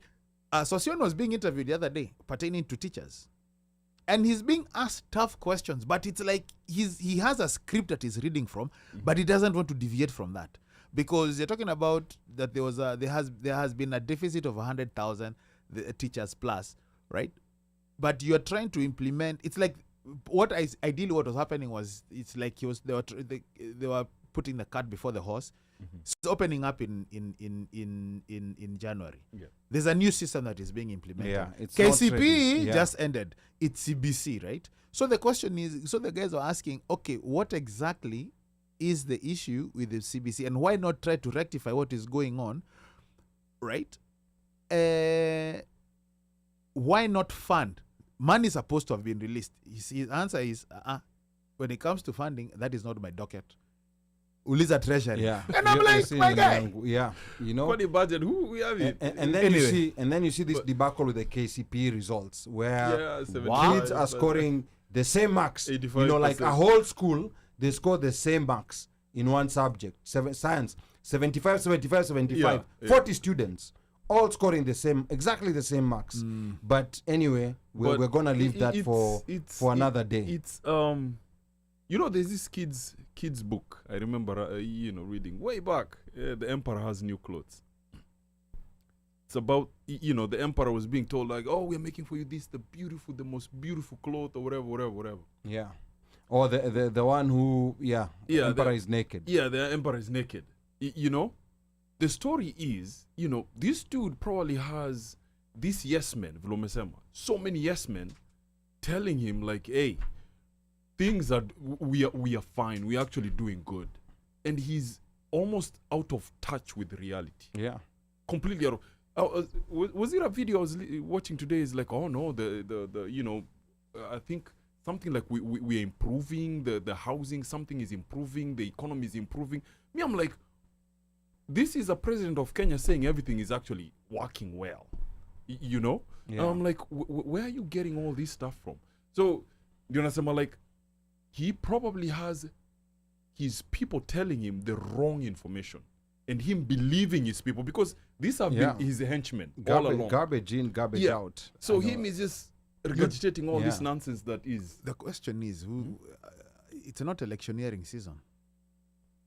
But he's on so many trips. Fine, I understand. Like, okay, you have to go and borrow. But although they had said that they would not borrow, they would stop borrowing. But every time we wake up, we're like, oh, IMF, money has been borrowed, has gone to borrow. We've borrowed. We will de-dollarize. And then all of a sudden, G2G. He's the hero for G2. What is it? But G2G. Anyway, let's not annoy KK people. Let's not have them exit the building. Now, the month of August, we're just gonna go through. This was purely one mic month. Like all the people we hosted were one mic listeners. Were his relatives? Annette, Oh, sorry. Afro-Jamaican, Washeke. Those are all one mic's relatives. All those are one mic, not one mic's relatives. The one mic shows. Oh, fans. sorry. Yeah. So you see, violence up in here. yes, Annette, violence, Afro-Jamaican, and Washeke, and of course with Afro-Jamaican, we're gonna continue that conversation next year on repatriation, on his coalition to allow black people in the Americas or the black diaspora to be given a right of abode in Kenya, like they have in Ghana. So that's a very big. I would also want to hear his opinion about the civil war. He's going home. He's going home at some point next year, right? Early next year, right? Yes, he's going home early next year. So are we catching him before or after? So I think we should catch him. After, because I don't know how long, depending on how long he's gonna stay in Kenya. He made a comment over here saying he'll be coming down to DC to submit a petition and he would like to pass by. When will that be? Oh yeah, absolutely. When I deliver my petition to the African embassies in DC, I would like to come by. Come out, Kaiser Soze. Let us know when. That is. That's a lot of embassies. You're gonna be delivering that too, because See, they're on the same they're on the same road, so you just walk. no, but there's some embassies that are, because like the Tanzanian embassy iko sijui kule karibu na 16th. Marriott. There- You know, there are Tanzanian some- embassies they were there's- pushed to the side. There's Sijui- some on 16th Street. sijui kama hawakutoa brown envelope ama nini, they were pushed to the side.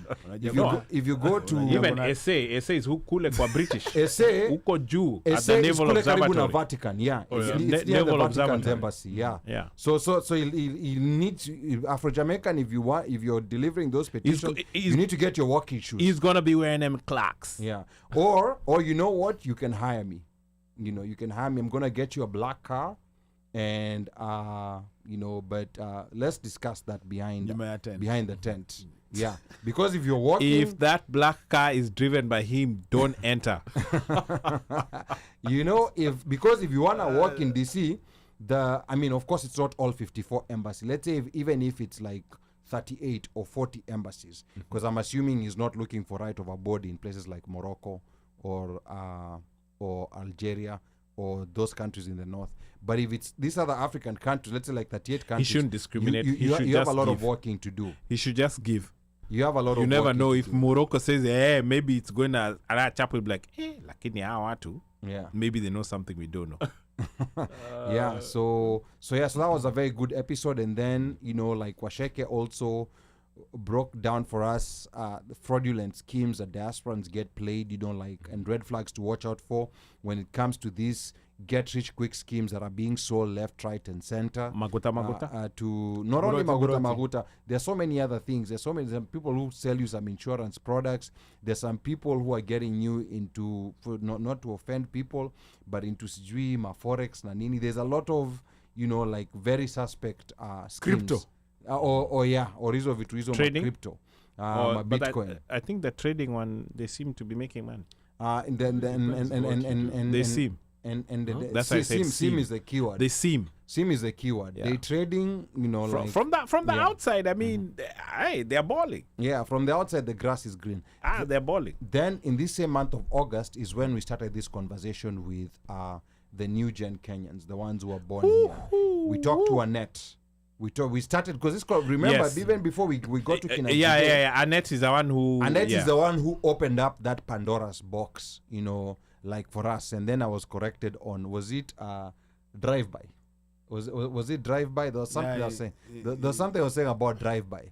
And then I was told in Baltimorean lingo. Yes, you can't use. You can't use. In Baltimorean lingo, when you say drive-by, You can't use drive-by. yeah, No. it means something Better entirely duck, different. Shane. You better duck. Yeah. Yeah. So that was good. And then we also had, you know, like Neyman, you know, like who's in the studio listening keenly to us, who was presenting, you know, like a lot of sports. He's part of those new gen. Or, Yes, or, yes, okay. and hopefully next year, you know, like we'll have a better schedule to better incorporate him, you know, because we're now in that process of trying to incorporate, you know, a lot of the younger voices, you know, and incorporate their opinions, so we can also get a peek of their world. To But some understand of them what's are very going on there. opinionated. Are you sure we need to incorporate? Is he gonna say something? Well, actually, let's give him a chance to say something. Yeah. Neyman, come on. Neyman, kuja hapa kidogo. Salimia. How much Swahili have you learned so far? That's the other question I wanted to ask you. From the last time you were here. Don't speak Kenyan Swahili. No, I think you need to come.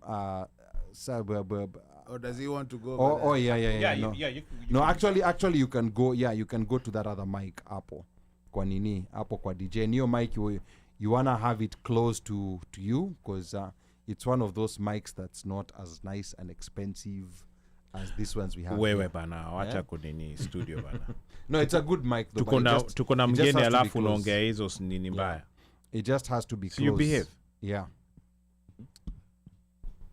All right, what's up? Ati, okay, why is your voice deep? Your voice wasn't that deep before. He's breaking Life. his voice now. He's Life. growing up. He's Just growing growing, up. growing. Yeah. But you were here just like 2 months ago and you didn't know. What is this? He's on his way to adulthood. I'm just growing, man. I'm just growing. He's on his way to adulthood now. Yeah. But I need somebody to be getting milk for me. Yeah. Keep growing. Okay. So Neyman, how was that, you know, like experience for you? And overall, what were your thoughts on the discussions that you've been seeing here now from a perspective of someone that's still in high school?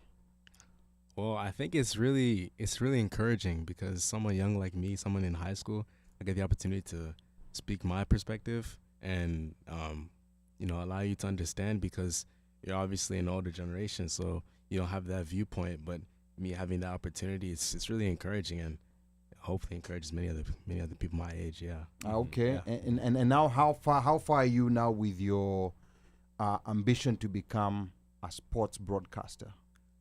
It's going well. It's Okay. going well. I'm continuing to improve and improve.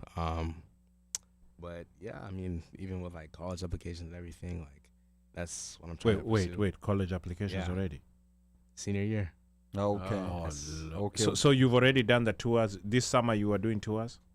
No, but during the fall I went to I visited a school. Okay. Yeah. Oh, okay. Yeah. Okay. What's your top pick? What school do you want to go to? I like Xavier University. I like Wake Forest. I like Baylor University, TCU. All those universities are far. This he So likes. you're trying to run from home. No. But you've noticed there's a common factor. What's a common There's factor? a lot of black people in those areas, Okay. That's a good thing. That's a good another thing. thing. Yeah. Yeah. which means there's a lot of black mamas uko. Nah. Where the dad is in the studio. Boss, Yeah. bana, see, this guy can't run away from Yeah. these things. See, even him, he knows. The In dad fact, is in the Kwanzaa, studio. let me tell you, the conversation between home and here is about these things that he's saying. No, Neyman is a good kid. He's waiting until he graduates college. You know, so yeah, that's a good thing. Alhamdulillah. Yeah, Ati hawa. Alhamdulillah. Angoa. yeah. Yeah, but that's good. That's really good. That's I mean, just having at least something that you're setting your mind in, your mind on, and once you have that framework of what you want to do, it becomes easier. You know, even when you get to school, you know exactly what you're not going there and starting to do general stuff. Yeah. You know, so you start. I'm picking these classes because I know exactly where I want to be. I think he was already doing college level classes, right? Yeah. Or am I wrong? No. You haven't started doing classes. Will you college. take any AP classes? Well, my school is like college. Or it's like a college prep. It's a college prep okay. school. Yeah. Okay. Okay. Yeah, I thought so. Yeah. Okay. Now, in sports broadcasting, is there any particular sports you want to specialize in, or do you want to be able to move back and forth between different sports? Soccer is mainly the sport. I mean, I've been doing all this time in the One Mic show throughout the summer and everything. And obviously it's my favorite sport. But yeah, maybe, I mean, I'm trying to be flexible, maybe with basketball, you know. But I'm really just laser focused. But you know the interesting thing, the generation of kids that grew up before Neymar, I want to say people who are maybe 10, 12 years old than him, soccer wasn't a thing, you know. But this new generation of African kids, I'm starting to notice, you know, my nephews, because before there was a lot of kids who are African kids who are caught up in American sports, you know, like the footballs and the basketballs and the baseballs. But it is so amazing that a lot of kids, I'm noticing, especially under the age of 20, I would say around 23, 24, a lot of them are so into soccer, which is now very unusual because we're used to seeing kids, especially the people our age who grew up, who were born and were raised in the US. Guess what? Most of them, you know, are not necessarily that into soccer. But there's this perfect storm that came with soccer, right? Even now, even in our own rec league in Baltimore, we ended up having, I think it was almost 160 kids, you know, and we couldn't get enough coaches. Now, the perfect storm comes in the form of soccer started getting superstars, and actually now superstars, and then you add social media, Yes. you know. Yeah. Now So they it's- got exposed Yes. to, you know, and then you have this, again, perfect storm. You have a lot of these first generation kids, you know, immigrant kids, who the parents watched soccer, soccer, or rather, yeah. you know, watch soccer. You Yeah. know, now it's the environment is so conducive for them to love the sport. Yeah. You know, so everybody now, And it's already available on TV. yeah, I have 11, 12-year-old nephews who wake up at 7 a.m. on To watch weekends to watch a to game. watch Yeah. the Premier And I'm like, League. what are you guys doing? Yeah. You know, like you Yeah. guys normally sleep Yeah. up to I don't know what time. Yeah, and on But when there's on a a game- school day, you can't get them up. You can't get them up, but they're up. yeah. Yep. They're up ready to watch a game at 7 It's a.m. it's a commitment. I can relate with that because when I was younger, like ever since I started liking Manchester City, like I would wake up 7 in the morning, 6 in the morning, watch Man City games. Like it's a commitment. Like Right. anytime the games like whatever time the game is on. How I'm about watching the, it. how about I'm that watching 30-point deduction you guys are waiting for? Yeah. You know about We're that? not talking Take about them that. all the way to You- you Right know national. now, right you know now, it's about Everton that has that right now. Yeah? Like us, we don't gotta worry about that. Yeah, But- because you guys were trying to cheat But maybe and you got maybe- caught. They were given the 30 point. No, they haven't been given the 30-point, but I potentially. thought that the conversation we were having Yeah, when the you conversation- when you were trying to throw my team because under the Chelsea, bus. Chelsea's also Ah, it's also in the mix. Guerrara here. And Chelsea might possibly face relegation. Guerrara Yeah, here. Chelsea might possibly face relegation. Chelsea and Man City might get relegated to Kenya Premier League. You go play your whatever in Kenya. Let me tell you something, right? So Why is this guy here on this show? now, hey, come on, come on. Will see me after class. I know people. So if See me I after don't know, class, I'm just wild out of the park, like left park, left field suggestion. If you're getting into sports, right, the US sees sports as a business, mostly. I mean, a lot, and we are really catching up to sports, other bigger sports that are out there that we don't really, play or participate or, in the States. Sports like rugby, sports like cricket. Now, technically, the biggest sport in the world is cricket. yeah. You didn't know anything. as- else. Yes, Yeah, it has but more this- people Let playing me tell it, you. yes. Let me tell you. Because of the Asian countries. Yes. If you know Population. something about it, if you know something about it, if you can learn or just teach yourself something Yeah, about You it, pick it up. differentiate yourself. just be versatile. Yeah. Like you can be sent to go cover cricket. It's coming. It's at some point. it Actually, will the get- Cricket World Cup was on. Is it over? Yeah, yet? it's over. It's over, Australia- yeah. It just ended, Australia right? won. Yeah, Cricket World Cup. Yeah. Yes. Yeah. It was Ended. it was this I think a month or something ago. So just make yourself versatile. Don't just be, because I'm pretty much sure there's a lot of people who will be most of the college players, especially football players, star football players, they always end up in sports broadcasting, mostly football. Make yourself one of those dudes who can go cover fencing. Some, Yeah. and then And even if it's football, try to start watching those leagues that, because everybody watches the EPL. Try to start watching leagues that people are not watching, where you can discover players maybe who will be seen in the World Cup, but people haven't seen before. Leagues like the Turkish league. The Champions League is a good place to, decide, because you have all those countries that that play in there. It's a good place to start. Yeah. And then also start, watching also, there's some very strong African leagues, like the Egyptian league, the league in Morocco. South And AFCON. Africa. AFCON. Yeah. Mhm. AFCON. the even tournament. Yes. AFCON itself. Of course, AFCON, the tournament. Yeah. AFCON, the tournament is big, but then now the local leagues, like Morocco, Egypt, they have some very strong leagues. Yeah. So, I know about Simba Yanga. I know that goes crazy. what team again? Simba and Yanga. Oh, Simba and Yanga. Okay, yeah. But This now guy, that, yeah. yeah. He had to throw in the He had Tanzanian. to throw in He had to throw it Tanzania. in. I think he was prepped in the Yeah. car. Part of that prepping. He was told when you go there, make sure you say Simba and Yanga. He was given a Kamwa Yeah, Kenya. yeah. But now you see the interesting thing, Simba and Yanga have been buying players from so many other countries. You'll find players from DRC, the Kenyan players who play there. There are even players now who are coming from West Africa to play, for Simba. So very interesting what's happening in Tanzanian football. But now in Tanzanian football, you also have to know about Kagera Sugar. And what's the other team? Azam. Azam is good. You don't want to know Yeah. about Kagera. Yeah, and But yeah, Azam FC. make yourself versatile, I heard they because were terrible. I because heard they're bad. honestly, we are heading to where diversity is becoming a huge thing, right? If they can get somebody who's, and I'm not trying to throw race into this, but if they can get an African American dude, who understands cricket, because it's gonna get to the US at some point. Yeah. If they can get an African American dude who can speak of cricket and explain it. Yeah.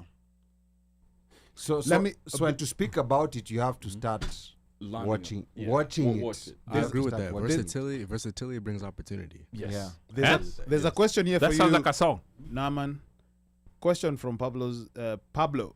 Does Naaman play soccer or just wants to commentate and report about soccer? If he plays, would he want to play for, let's say, Arsenal, Harambee Stars, ETC, Azam, Kagera Sugar? I play soccer, but I mean, Arsenal, no. They're trash. So if you had to do it with Arsenal, haters. you'd hang your boots. The haters, the haters. We love I can we never love play for hearing that them team. haters. That's why he walks alone. Yeah. Ah, We love hearing them haters. we have history. Yeah. Wow. Okay. Wow. Yeah, and that's about it. Yeah. We love hearing them haters. I mean, But I wanted to say to sort of support his point quickly. If you guys recall, I think there's a guy who does play-by-play for Canadian hockey, oh, interesting. and he's Indian, Oh. and he was doing play-by-play in Gujarati. Was There it you Hindu go. or something. He was one of those linguas, Yeah. such that the team that he was doing commentating for, doing play-by-play, became a fan favorite for many of the Indians. the Hindus or Indians. Oh, wow. Simple. Oh, that's Yes. interesting. That's interesting. Food for thought, Also, my I see brother. what you're saying. It attracts. Yeah, but you see, can like, do some, You Yeah. find you Yeah, find yeah. you find So you if you find could a attract niche, a you unique find your own demographic, niche. you could Yeah. bring a unique demographic to it. So into like now, watching. yeah, like what he was saying, you know, like if you become that expert in, let's say, cricket, Yeah. even Tanzania, they'll be like, oh, you're Tanzanian. Or Oh, we have a Tanzanian who does play-by-play cricket. Like Allah. just find a unique way to do stuff. And Yes. I'll give you an example with DJing, for example. There's a traditional DJing, and then South Africans decided that traditional DJing is too boring. So they have these DJs like the Major League DJs. They're DJing two people. You know, it's a tag team, and they DJ together. And then there's this other DJ called Uncle Waffles. It's a lady. She. Yeah, it's a she, but she calls herself Uncle Waffles. And she dances, you know, like when she's doing the DJ. I mean, she just does some. It's they're a not show. necess- Yeah, it's a whole show. It's entertainment. It's a whole entertainment. Yeah. So you have to figure out a way of being unique. You don't want to be Stephen A. You don't want to be Stephen A. Smith. Yeah. You know, I mean, Stephen A. became Stephen A. because of the ridiculous things that he does. And Doing that's what- Stephen A stuff. yeah, and that's what got him there. He's not necessarily very knowledgeable, you know, like on some of the other sports that he talks about. He's good at basketball. He's good at, but you start hearing his weaknesses when he's talking about football, for example, or some other sports. Did But- you guys see the He clip just of has where? a goofy character. Yeah, and that goofy character got him millions. It's just Yeah, it's just that's attracting. true. But did you Yeah. guys see the clip of where he was trying to do play-by-play? He was commentating on UFC. No, I've never. Stephen A. UFC. Yes. And he was there with Joe Rogan. That must be a And I think they disaster. did one, and he was like, "Yeah, this guy was not prepared. He was ill-equipped or whatever. Yeah, this guy was useless." I mean, like, so the guy got. I think he only did one. There was a never guy. did, and he did, and he, Yeah. and he didn't. He was not invited back in the game because Joe Rogan is a veteran for Yeah, MMA. Yeah, Joe Rogan is an MMA guy. He's an MMA guy, Yeah. but No, that was a he disaster. was shocked. Oh, I mean, they brought him there for ratings. There's another just go guy. YouTube Stephen A. Smith, Joe Rogan, MMA. There's another guy called Mike Tirico, ESPN. Yes, Yeah. yes. A couple of years ago, it was a couple of World Cups ago. I don't know whether it was the 2006 or 2010 World Cup, where he kept saying goaltender to mean a goalkeeper. And he kept saying it. And I'm like, is there no director to shout in his ear that this is not a goaltender? They don't listen. But the broadcast is in America. They don't listen. And I'm He was like, speaking American. yeah, I was like, okay. But Anyway. it's ESPN. ESPN's global. Yeah, But it's the global, broadcast- but the the broadcast broadcast is itself here. can The broadcast was Yeah, in the America. broadcast Can was, be I think, American. was in America. He was, he was Connecticut. speaking for an American audience. You and I still was gotta like, do a better job, man. Yeah. But again, it goes back to who is doing the back end work, right? Yeah. Whoever's doing the back end work, and you also have to know your The personality. producer. The producer needs to know who they are working with. There are some people who need certain cues. you know, like, okay, if you're working with, say, Omosh, that she needs this type of cue. If you're working with One Mic, this type of cue. If you're working with Ali, this. So those are the things that the producer would know and make sure that those sorts of things are in place for those sorts of people. Because there's some guys just show up, don't know what the ham sandwich is going on, and they expect to be able to have a conversation and be articulate about something. Yeah. And all right. There's some. Let me read a few comments before we move on to the next one. Stephen Batty over here says, we have 1,000 kids registering in our small Shags town of Forney Soccer Association. In 2000, they never even showed EPL. They only showed FA Cup final and European Cup finals. That changed slowly. So kumbe nama ni mse wa Man City. Pablo. Recent. I'll say recent. Stephen Batty says that's how you know his new generation. Sisi ni wale wa Nottingham Forest na Ipswich them days. Ipswich Town, yeah. Cricket is my remember all-time there used to be a favorite team sport. called so right now there's Sheffield United. There used to be a team called Wednesday. Sheffield Wednesday. Yep. Yeah. It's still there. It's still there. Yeah, Oh, I it's know, still I'm there? familiar Yes. with that. I'm familiar with that. I know that, yeah. Okay. Sheffield Wednesday. That's good. Okay. I see So that. Pablo says cricket is my all-time favorite sport. Good words from the Dr. Hapo to Naman. There is a USA Cricket League starting soon. See? Good advice from Ashley Maingi. Pablo says IPL is the Indian Cricket League that one can learn a lot from. Follow the Indian team and West Indies. That's to you, Naman. Mwambie I'm friend Carol Radul for starters. Pablo says the NBA landed in Kenya too. At this point, Stephen Batty says comments reading zimeenda wapi? Ruth. Stephen Batty, Saitan. And Achuna Pacho says he was straight up hockey. He was straight up hockey commentator. Yeah. You- Because you know- that goaltender is hockey. Yeah, that's Yeah, hockey. yeah, Yeah, that's goaltending. hockey. But You know- goaltending could also mean No, he was calling the goalkeeper goaltender. Basketball. Yeah, in ball, in Allah. soccer, yeah. No And then another science. interesting thing that Neyman doesn't know, like Kenya has once qualified for the semifinals of the World Cup cricket, yeah, and it wasn't too long ago. yeah, Kenya was Kenya was hot in the very 90s. good. No, that was in 2000 when they They were hot in the 90s. it was 2001 2002 the Ticolos and Yeah. and the Maurice Odumbes. Yeah, because Ticolo started in the 90s. No, actually, he was hot in the 90s. Yeah, He was hot in the 90s, yes. So yeah, But I don't know what happened to the Kenya team. Another example of a game where talent was not nurtured. There you go. And we just. But we have a league. We have a very budding. Well, you know what? Let me not talk about, because the Kenya, we have we had a very budding Kenyan cricket league, because my primary school at the time was hosting Swami Bapa. If you know, if you're familiar with Swami Bapa, and I think one of those Jamas played for Swami Bapa. Yeah, one of those guys. Yeah, like when I was in Saints IB, there was actually a guy called Mohammed Sheikh who was in Saints IB, and he was playing for the Kenya cricket team. Yeah. So it was just a case of, and remember, like when you have talent and even you have a league where you're not paying them well, this talent is not gonna last. They're gonna go look for other alternatives. So I think that was the major problem with all this. So getting to the last part of the year, in September we had Tabitha Njeri on Career Acceleration. Very amazing episode, and he gave a very good synopsis of.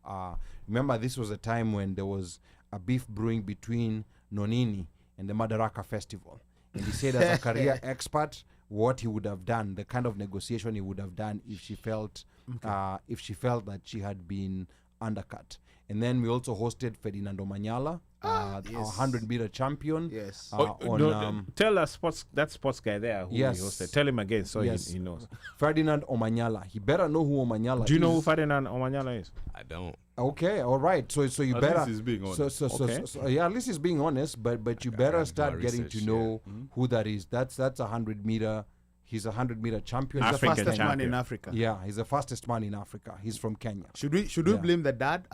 We hold off on blaming the dad. No, I think that. We can blame the I dad think- I on think- this I one. think The the dad dad- told him to go to Yanga or Simba. No, we the- can blame the dad. No, solely the for dad this maybe wanted it to be Tanzanian. So he said, I'm going to block this information from him because he's in Kenya. because it's I think that may okay. that's maybe what Okay, happened. okay. Yeah. Okay. Firewall. Yeah. But yeah, But then, definitely, you know, yeah. like interesting, there was also a Tanzanian lady who finished third in, it wasn't the New York Marathon. I think it was the Berlin Marathon. Magdalena something. I don't remember her full name. Very rare, you know, like for Tanzania. Those are Kenyan spaces, but we allowed a Tanzanian to get there. Yeah, I and actually do finish track third. and field on my school, so I'll definitely get to know them. Okay, yeah. So I'll share with you that information. You know, like she was from a running club in Arusha. You know, which I found very, very interesting. Yeah, I think Tanzania is a country, if especially when it comes to track and field, if they could get the nurturing that the Kenyans get, they can also, you know, like have quite a good number of runners, especially people who live around the mountainous areas, the Mount Kilimanjaros. They might have a chance, you know, to be number 3, number 4 behind Kenyans. But anyway, Or finish top 8. yeah, that's a story for another day. This was the month that we also talked about government-sponsored crusades. You know, we're trying not to say anything negative about You the guys- KK government. You guys are so wrong. But they're sponsoring crusades, you know, by the admission of There was an Pastor- offer. No. Yeah, it was Pastor an Benny offer. Hinn. It was an offer Yeah, to sponsor yeah. a government-funded crusade. Government funded. It was an crusades. offer. Yeah, it was Yes. an offer, and Yes. and Benny Hinn came out clean, and I don't think he knew he wasn't supposed to say it. We don't know, but Yeah. it was an offer. They flew in. It was a senior moment. They flew in. They flew They in flew in to meet Benny to Hinn. give him an offer. To But give he him an wasn't. offer. He Yeah. wasn't supposed. It wasn't a senior Yeah. moment. He No, ha- he it was just not had a senior moment. Yeah. No, it wasn't a senior moment. See, it was a deal that came in and they came. It's a deal that came in, And so he's he trying to was giving tell a speech. he's trying to tell people, hey, look, our influence goes past these doors over Yeah. here. Okay, hold We on. had people who came in. By the way, over here, Pablo, being a lawyer, you know, the problem with these defense lawyers and lawyers, Okay, it's so like they what- get triggered. Okay, what was the trigger? So Pablo is saying, can't blame Naman's dad. Naman should be doing research on sports. Just Whoa. saying. And I'm not trying to compare him with the Kenyan media guys who don't research. No, but I think that's why it's good. I think I'll that's why take it's that. good. I'll No, take but that's that. why we were trying I'll to. take that, okay. That's Yeah. why we were trying to no, let him know that you know. That's why it's he good needs to be in such an environment because now he gets to understand that. yeah. That's some good criticism. Yeah, you know, we're actually gonna have a sports calendar. We're gonna post it up here for 2024. That will be a very good space for you to come and check and see what's happening globally. It's gonna have, of course, soccer. It's gonna have athletics. You know, like the major Abbott marathons. It's gonna have also the Diamond Leagues. Diamond League, yeah. Yeah, it's gonna have the Diamond different Leagues coming Diamond up, Leagues yeah. because we have a lot of Kenyans who come through there. And I think it's also gonna have the Olympics. There's also gonna be Oh yeah, Olympics. yeah, 2024. Yes, yeah. 2024. Yeah. And then there's also going to be rugby, you know, like on that calendar. You know, like there's some issues Kenyan rugby is experiencing, but we still have a full calendar in 2024 with the Challenger Series. Next year's And going of to be course- packed with sports. Yes, Challenge for you, Naman. By the way, next year, it's going to be fully loaded.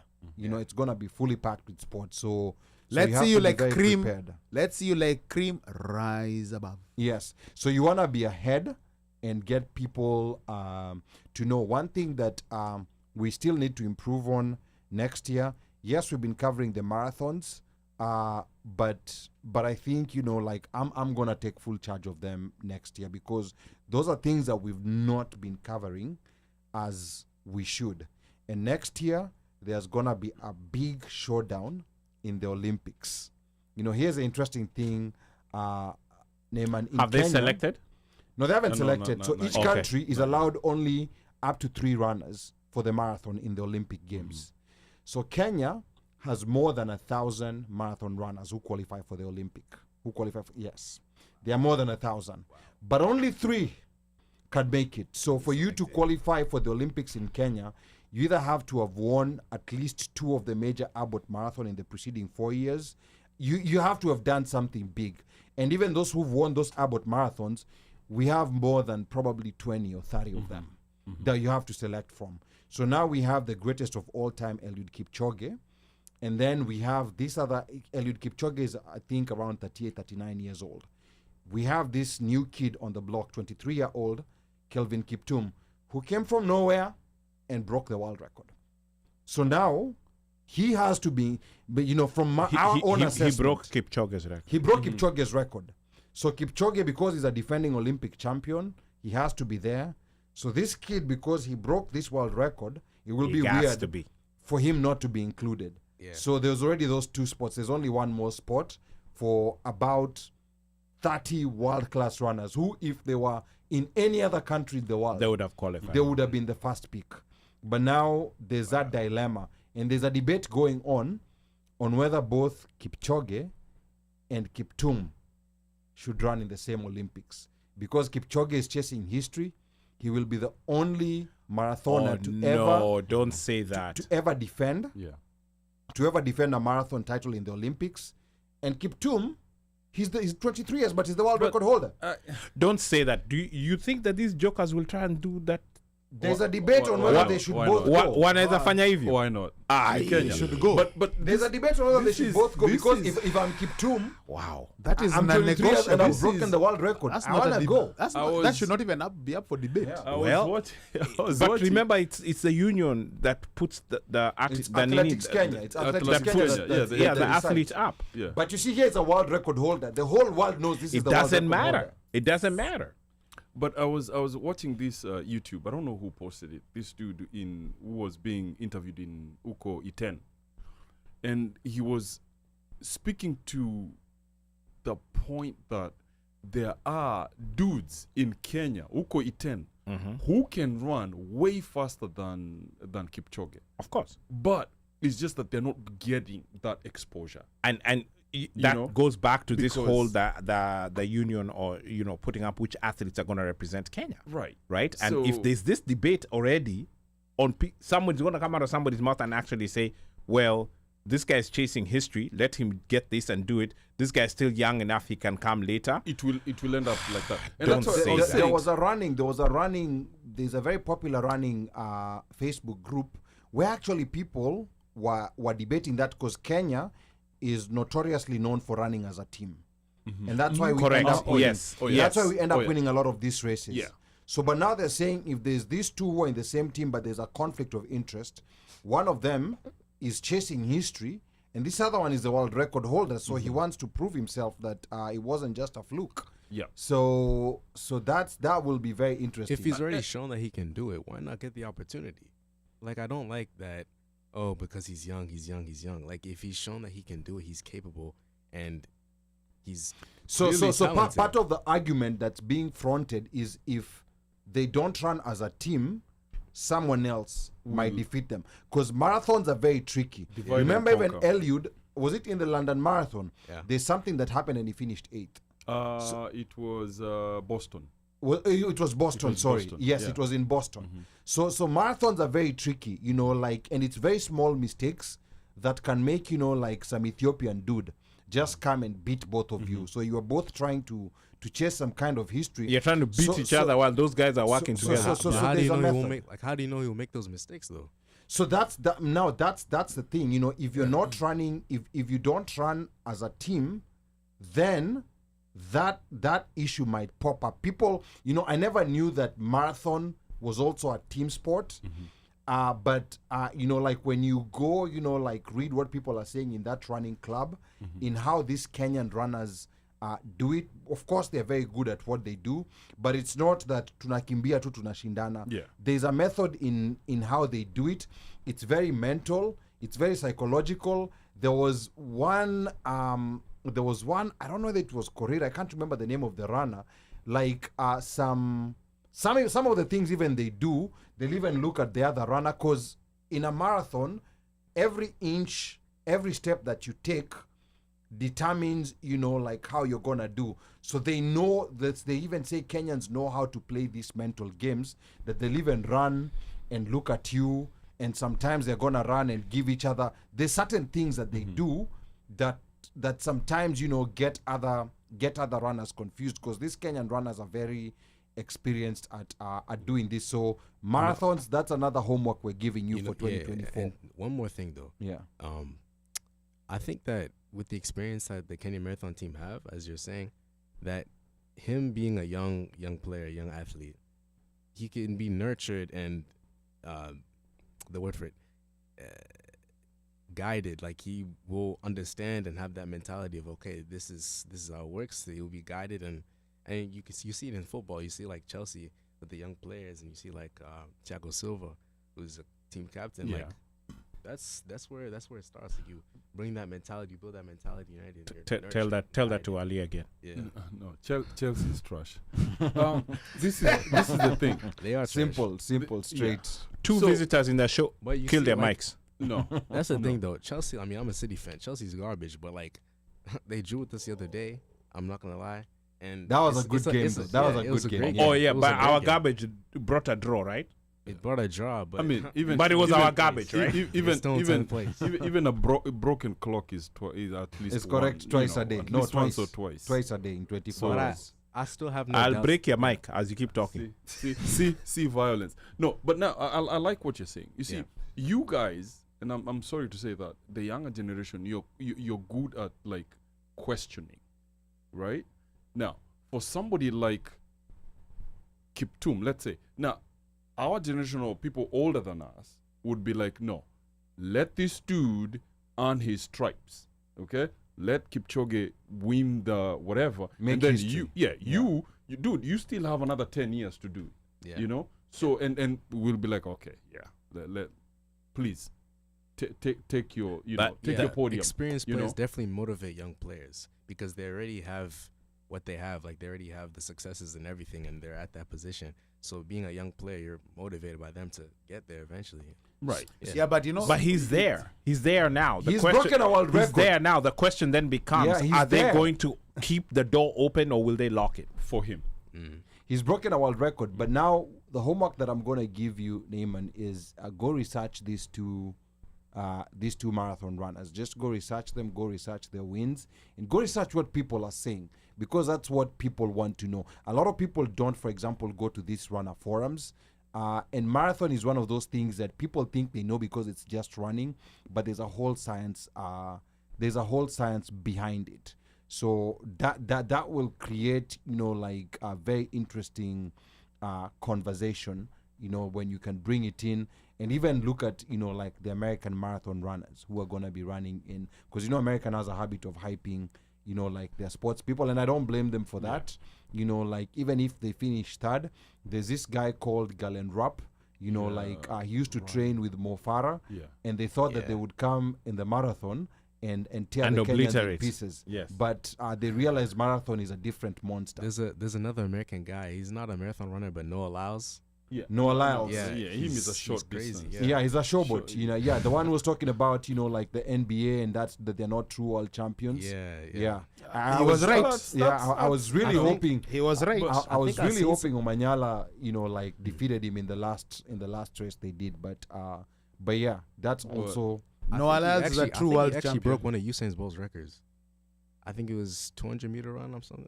not I yet. think not so. yet. No, bro. It could I be think maybe so. like a junior or something. But anyway, But listen, Yeah. you please do that. If you get inspired a little bit more, try and run a marathon. Let me tell you. you're still young. Oh, he's saying that because he runs marathons. That's Oh why. man, Yeah. let me tell you. You're still young. You're It still young. is. It Marathon's is. got it.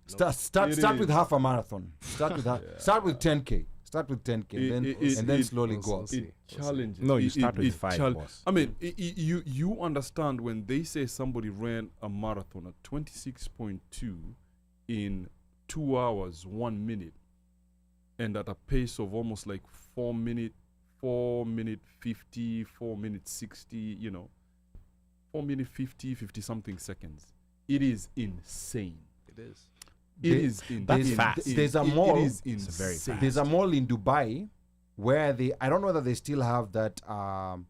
They had this space where they had this treadmill, treadmill, that's running at the speed of Kipchoge, Yep. and they're trying to tell people, go and see how long you're gonna last. It is.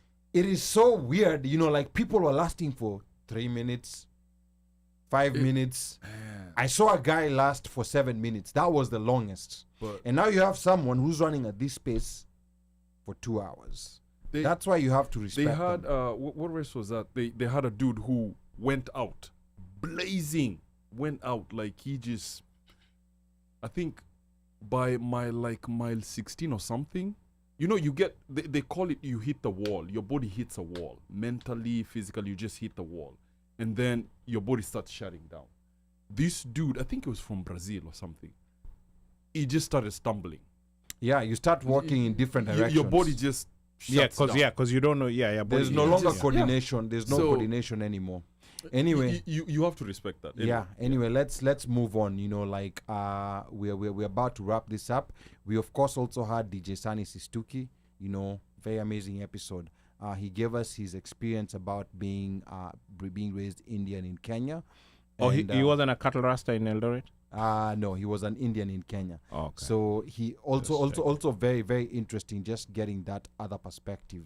Correct, You know, like, and especially for an Indian living outside Nairobi, yes. and the way he grew up and how things were, you're like, wow. But also his journey.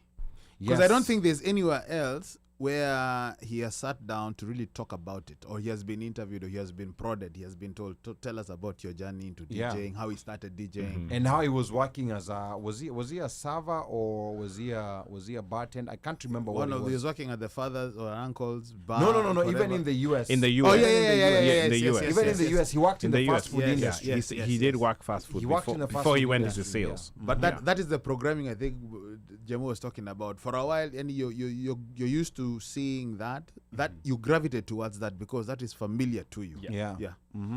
Yeah, so that was also a very interesting interview. We also, in the month of October, there was that topic of, again, Kenya Kwanza government sending police to Haiti to fight gangs led by people with names like Barbecue. You know, like this is one of those things where we try to see what positive the government is doing, but you're trying to send your police forces to a country where even America gave up, you know, and And you're sending police, not even military. KDF, Not not even even guys military. who have been trained for that. They don't speak the language, and then guess what? At the time, the Minister for Foreign Affairs was Alfred Mutua. He was saying that they're gonna learn French before they're sent there. And when are they going there? They're going in January. I don't know whether it's January or February. They're gonna learn French. Now the other thing is that okay, fine, maybe you might go to Alliance Française and be given Pierre Seydou and learn within 3 months. Je m'appelle Kipketer. But then Femme noire, femme but africaine. then Oh, ma Kina, mère. but then Kina Barbecue in Haiti, they speak a very Creole. You know, like even people who speak French will tell you that in Haiti they speak a very conk Creole that even French speakers sometimes have difficulty in understanding. Yeah. So good luck to the Kenyan police who are gonna be sent there. Who are going to be barbecued? Yeah, they're gonna be barbecued. You know, like for lack of a better way of So they saying have it. so what became of that? Since we talked about this in October, have we been given any more updates by the No. Kenya government as to when this force is to I land? think Whatever Parliament suspended. approved it. I think Parliament approved it, but the High Court Put it on hold. put it on hold. That's where we stand. Yes, that's Okay, where we currently stand. And when are they supposed to have I guess another hearing, or should I? Because it was put on hold, but I'm sure the Gava appealed, or did they not appeal? so I don't know. I don't know when the dates are. We can check that. We can check on that. Okay. But my an hope, ongoing story. my hope is that our police officers don't go there get barbecued because they already have problems controlling, you know, like riots and gangs in Kenya. So now think about going to a country where you have seasoned gangs who've killed multiple presidents. These are not just normal gangs. They've killed multiple presidents. You know, like they're not just people who. These are not gangs. Sijui za The gangs of Kibich, New York. ama gangs za wapi. These are guys who've killed presidents, I and they have all kinds of weapons. I was reading. I think it was on Reddit.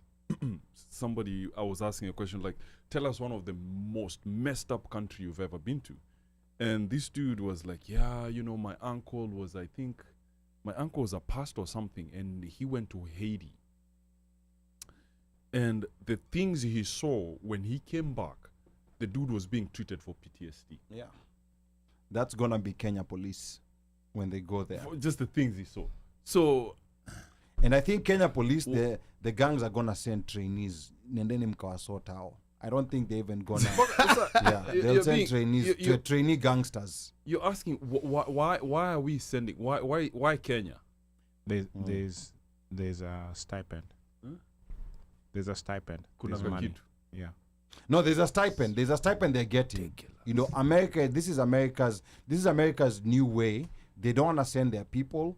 They want to send other countries to do what they want to do. Outsourcing. Yeah, Father and son. outsourcing.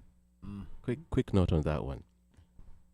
Do you remember the peacekeeping forces in Congo, Mm-hmm. Yes, Pakistan? yes, Mhm. yes, Yes. yes. Have you ever had Pakistan taking care of those kind of things? Never. No. Yeah. But there was a business behind it, massive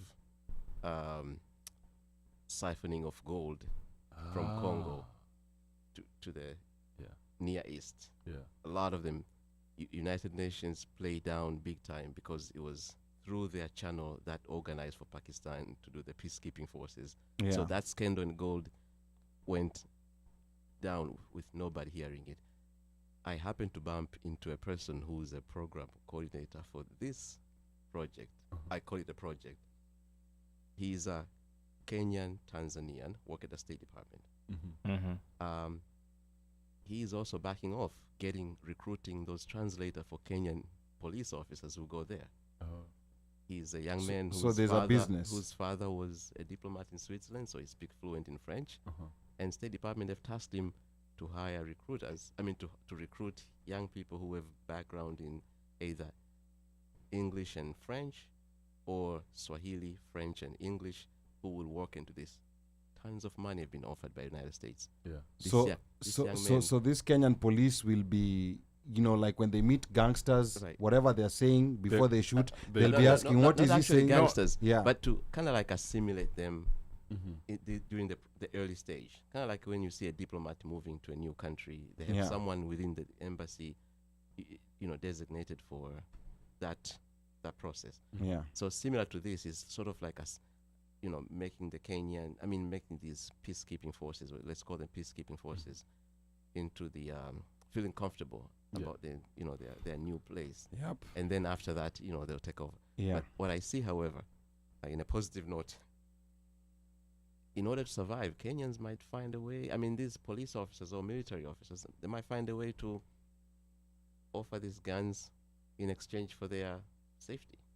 That's what it has happened with there's a history to this. So, It has so, happened in so, El Salvador, in Ecuador, in Mhm. Central America, where military forces from the U.S. and big countries they left go their there guns there and they'll offer the guns and let them go use it, come back, and in exchange for their for hire. yeah. Ah, okay. Yeah. So barbecue will be taking Barbecue those will be Kenyan taken care guns. by itself. All right, sawa. So yeah, Yes. another episode that we had in the month of October was also Swahili Village, Kevin Onyona.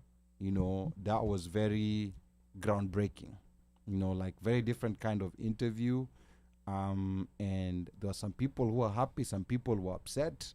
But Yeah, but Ali, he you finally didn't do got a to good speak. job. You are just you're very weak on interviewing here. But you, now you you must see, have got a brown envelope. yeah. But now you see the people who are in support of him also felt that we were too hard on him. So there's a group that felt that we were too hard on him, and there's a group that felt that we were too soft on him. Yep. Yeah. So I mean, I got, like, Feedback. you guys are not asking questions, and even some of the comments that were coming in. But I was like, sometimes you have to understand, because this thing, if it's being litigated or it's still going through whatever it's going through, there's normally not much you can actually truly say. And in his defense, I'm like, I agree with that.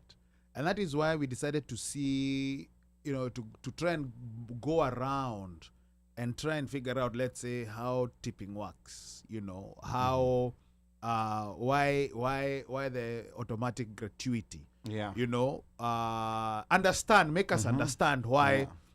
as a consumer, because if we don't hear anything from that end, on this other end, all we know is that we're being nyanyaswad, we're being, the prices are too much or whatever.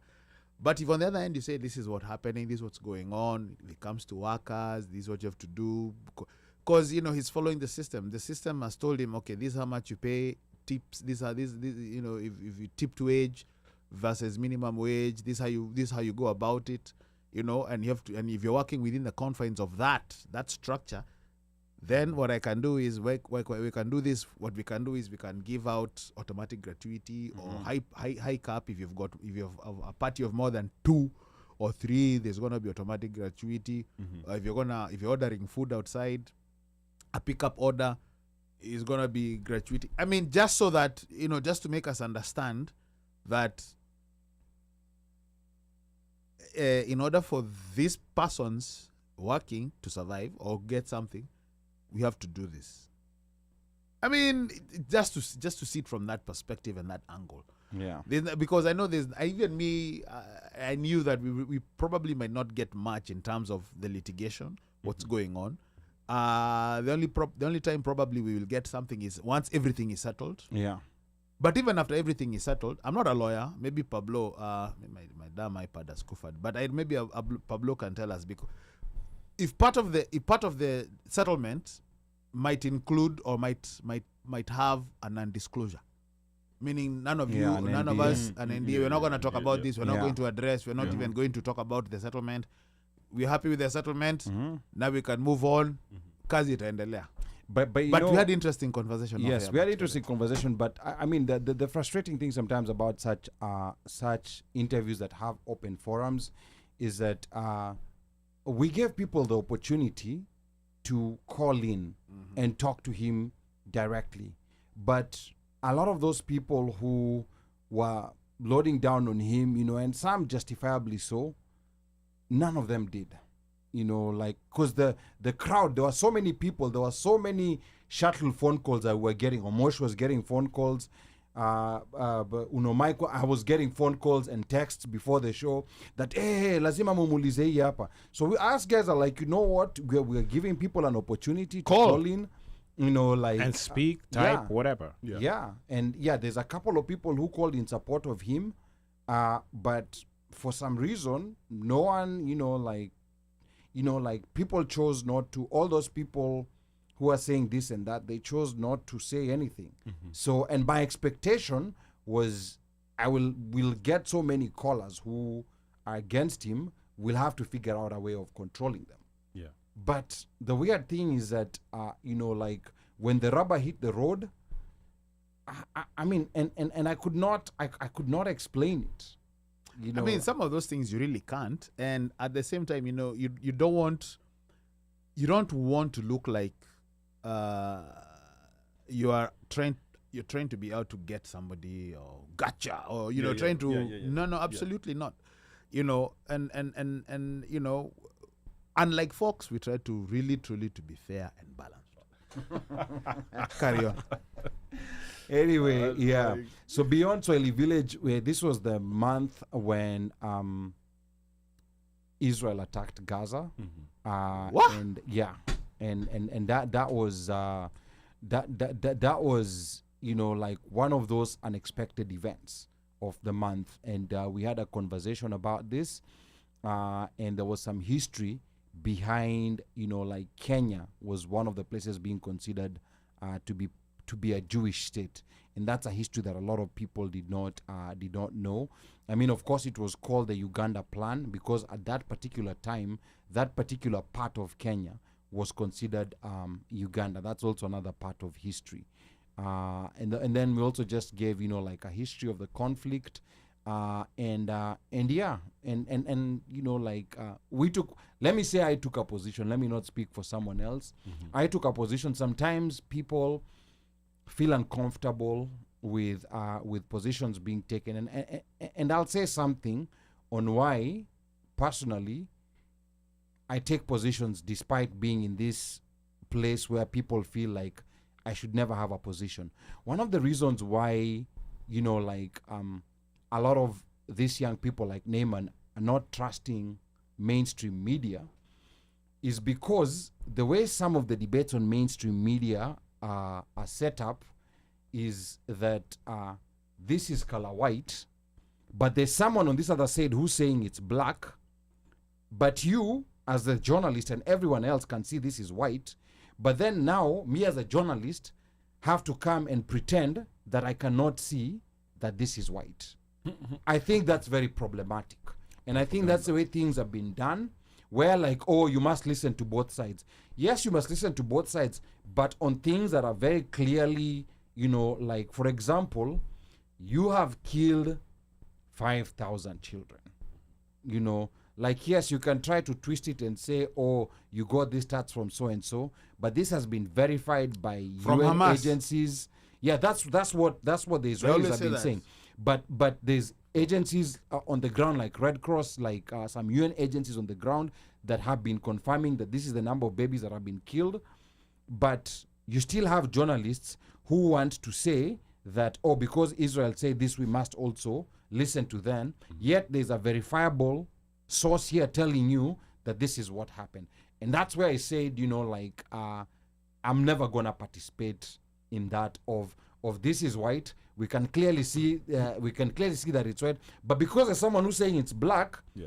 let's listen to both sides. It's So like blocking- it's like blocking- Trent, yeah. it's like blocking Trent yourself from Horizon. the truth. Yeah. Is what you're saying. Hmm? Blocking yourself from the truth. Yeah, blocking yourself from the truth. Yeah, But- because now people are gonna start telling you you're biased because you didn't listen to the guy who was saying that this is black. When Yeah, it's this is clearly clearly the white. truth. Yeah. So, and that's the President, problem that I have with this thing of, oh, be neutral, pretend that you don't know anything. Just sit there and listen to those KK guys say all these lies and just be neutral. I think that's a problem that we have with journalism today. And that's why people are frustrated with our media. They say that evil prevails when good men fail to act, right? And also, it's the way you're saying, where somebody's trying to convince you that white is black. Hitler once said that, speak of the lie so loudly and insist on it as being the truth. Eventually, people will start believing it's that's the truth. Yeah. And I think we are there. We've been convinced for so long that this is the truth, while it's actually not the truth.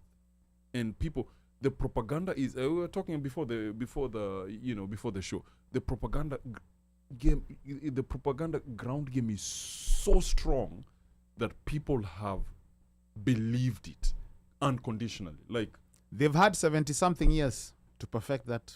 Yeah. Whatever. so it's like it's like you're hitting the wall. Even if you try to talk sense, it's like you're just hitting the wall. And this is what happened during the Iraq War, whereby all media was complicit in saying that Saddam Hussein has weapons Well, of mass destruction. And even the late Colin Powell went to the UN with a fake video, and showed that as evidence that he has. And all media, like even the people who, had the capacity and investigative capacity to tell that this is BS, they all fell in line.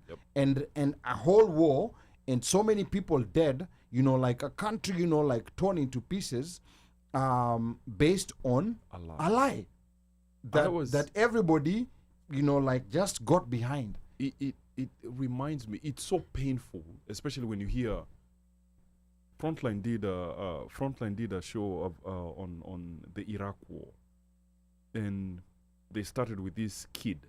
They were talking to the mom, and they're talking about this kid, how he was, I think, one of the first kids to die, or the last kids, some weird. Anyway, how he died.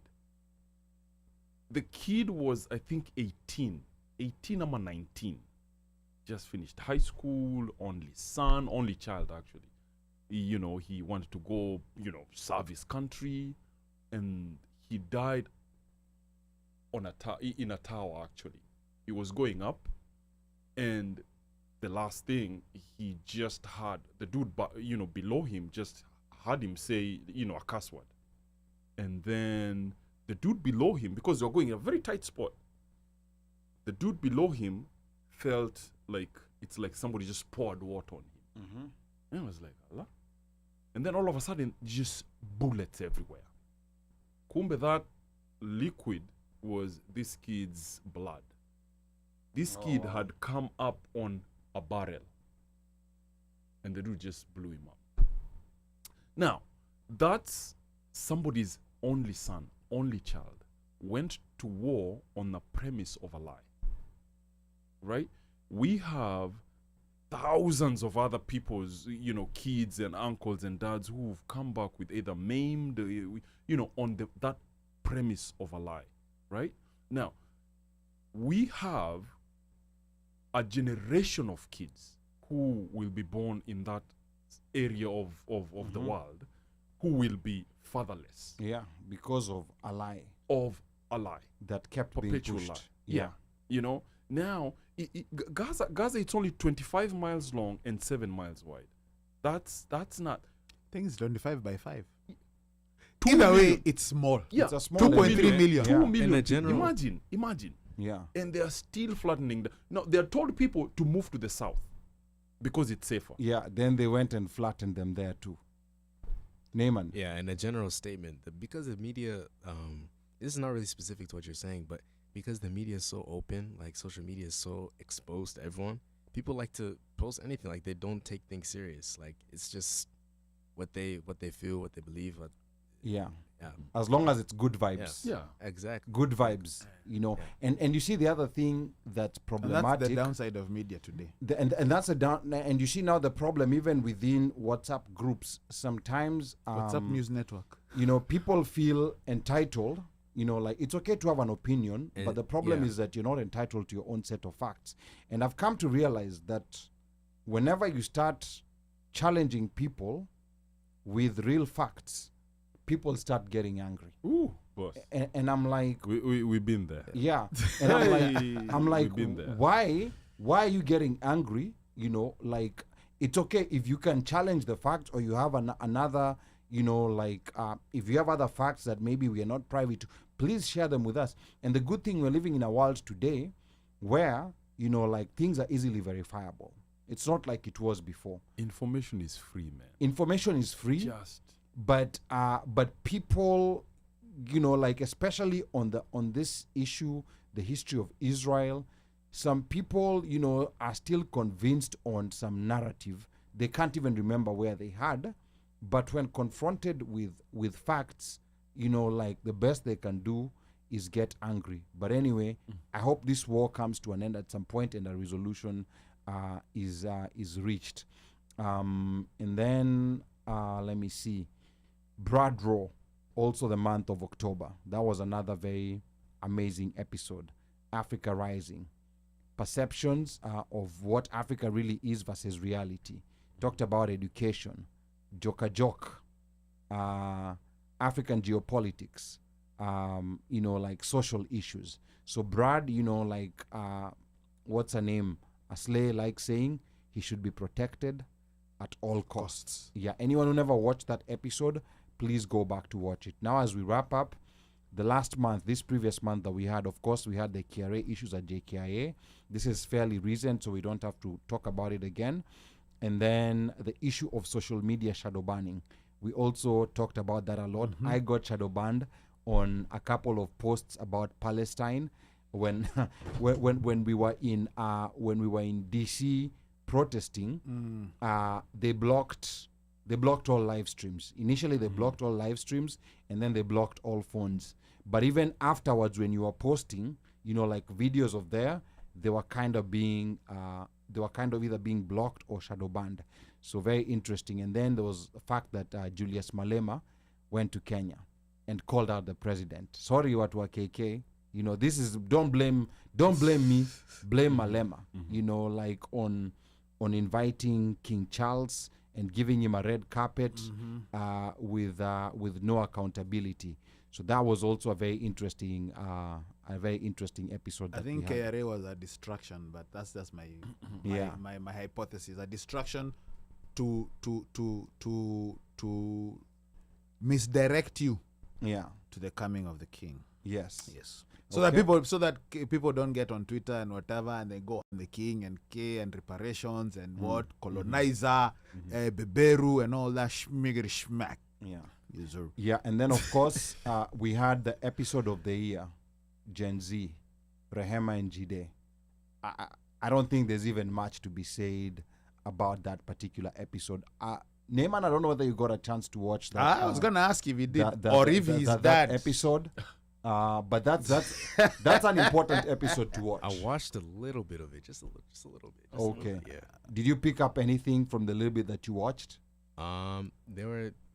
I remember the girl. She was talking a little bit like about her background. Yeah. Like her Okay. background, like a household, like in her household and everything.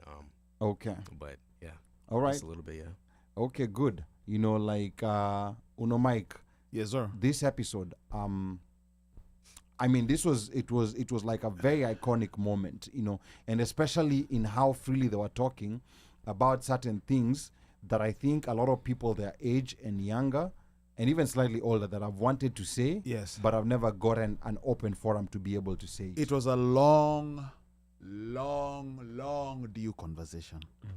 Because for the longest time, we never had to sit down to talk and address our now young adults. And by young adults, I'm not talking about 30, as Annette says. Yeah. I'm there, but I'm not a young adult. Yeah. A young adult is 19, 20, 20, yeah. you know, and it's a long due because they are now experiencing things that we probably try to shield from them. You know, when we talked about, African Americans, they're just African Americans. Yeah, these kids stay away, don't whatever. But you're like, you know, your kids are growing up and socializing with them, right? They are the ones who are going to school with them, and they are the ones who are going to be turn into teenagehood. And these are going to be their lifelong friends, or these are going to be their pals.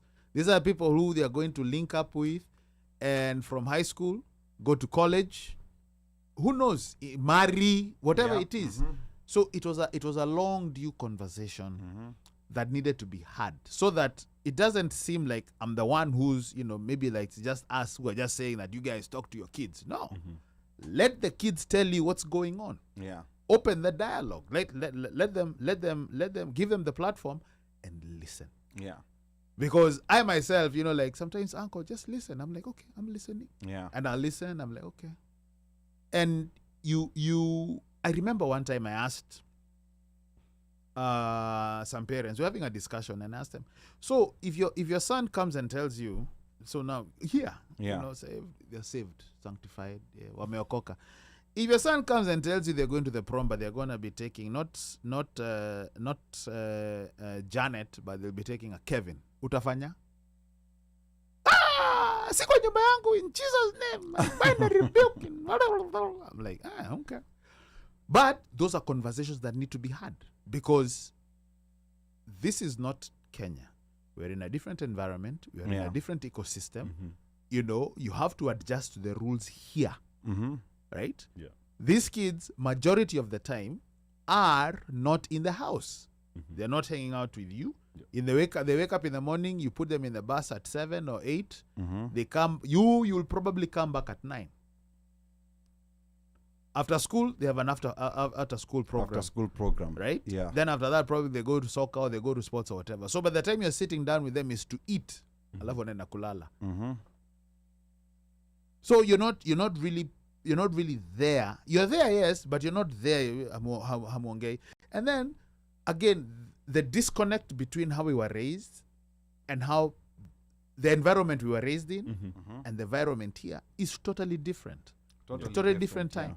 So, you know, it's not, you know, like, it's just like how when we grew up, you know, it was a different time for my mom. My mom, you know, grew up, no shoes, walking to school. Me, I was growing up, I could get onto a M3 and go to ST. All right, ama napelekwa boarding. Back then, you could really afford, you know, ati shule, or, you know, it was just select few. So again, different times, you couldn't, you know, like, I eat githeri because I was eating githeri. So I think this conversation was long overdue. It was good. And my niece, she told me, she brought up some information. Some people want to come in. There's going to be, inshallah, a Muslim Gen Z. Muslim born here. Tanzania, Kenyan, Indian. I can't remember that one. It was an Indian whatever.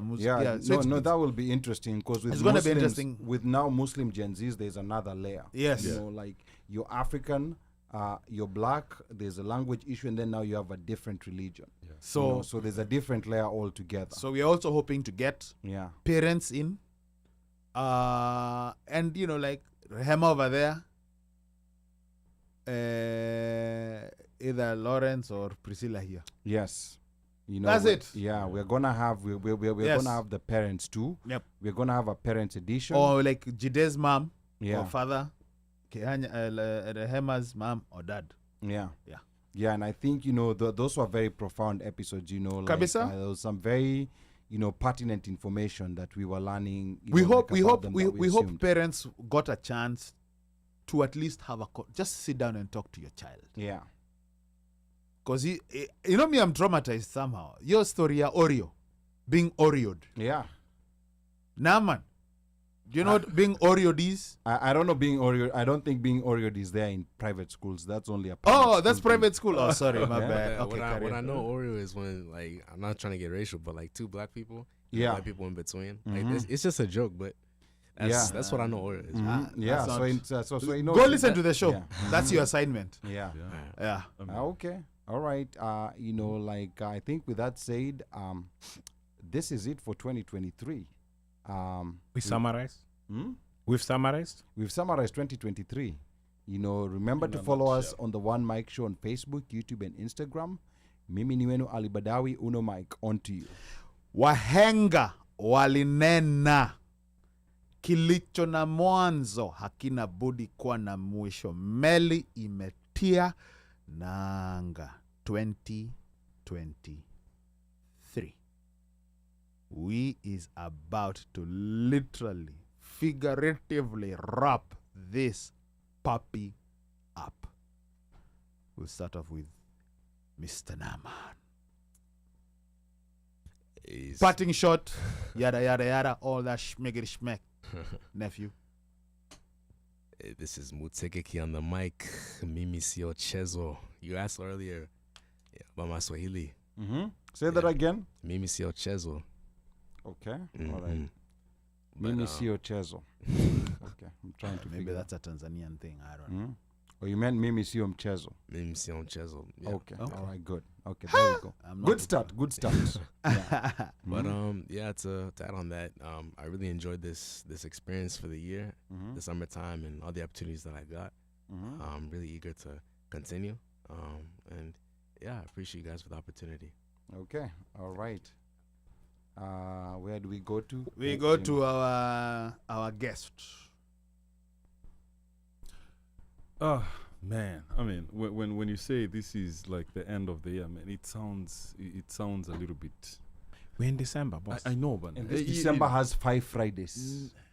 I was It reading has the- 5 Fridays. Yeah, the December is good. It's already Friday. boss. You just enter December, it's already Friday. The imagine. Maze, but it's crazy. I don't know if we are getting old. The days just keep rolling. We are definitely When you're having fun. I know, man. We were in January the other day. Now we are closing December. We are about to. We're in January. We're about to hit in January again. Man, but I just want to say thank you to all of you guys. One Mike, Ali, Omoshfa, just having me here. It's always a pleasure. It's always a learning experience. I learn something new.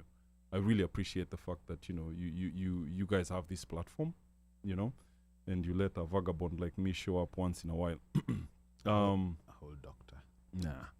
But I just, I also want to say sorry to Victor.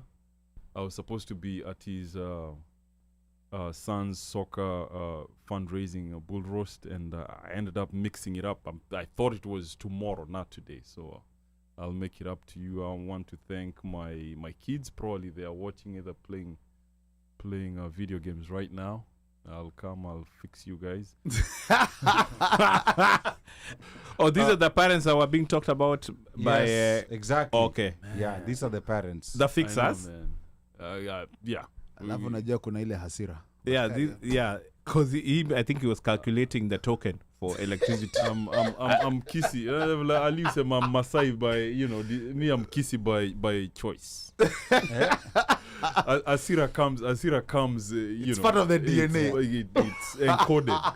No, but also my wife, just when I told her, hey, I'm going to One Mic, she was like, oh yeah, just go. I'll put, with the kids, we'll watch and stuff. So I know I'm lucky to have a spouse who actually, supports me. And I just want to say, like, to parents, I know it's crazy having kids especially in the States, coming from a background like our background, And I'll just reiterate what that principal said, like, to our sons as fathers, we are their first superheroes. And to our daughters, we are their first loves. We just, none of us knows or has a blueprint of how to do this thing. We're all learning. We just do our best. And I just want to say thank you. I want to say thank you to the listeners, and I don't want to draw this out. I just want to say thank you to the guys who've been, on the chat and everything, making this conversation to be, lively and educational. And thank you. I hope you have a good Christmas. Enjoy your holiday. As one Mike said, December has five what? 5 Fridays. 5 Fridays. That was Ali. There you go. Yeah, There 5 you go. Fridays. So your money, you have 5 Fridays to spend your money. There you go. Fire. Where I say? What going, brethren? What happened? Everything Irie. Everything blessed. You know this. Bomba, yeah, man. Me like to send a special shout out to my man, Afro Jamaican. To our fans, thank you for hanging in there with us for the whole year. We don't take it for granted, and we really, really thank you guys. You could have been doing better things with your Friday, but you decided to spend it with us. So for that, we really appreciate you. As we've always asked all year long, send us your criticism, your suggestions, things you can improve on, things you didn't like, those sorts of things, because that's what makes us get better. Your feedback to us is crucial, because you are our audience. Without you, there would be no us over here, and we do know that. We understand that, and we appreciate you for who you are and for what you are. And with that said, have a blessed rest of the year. 2024 is coming in. Make it a good one.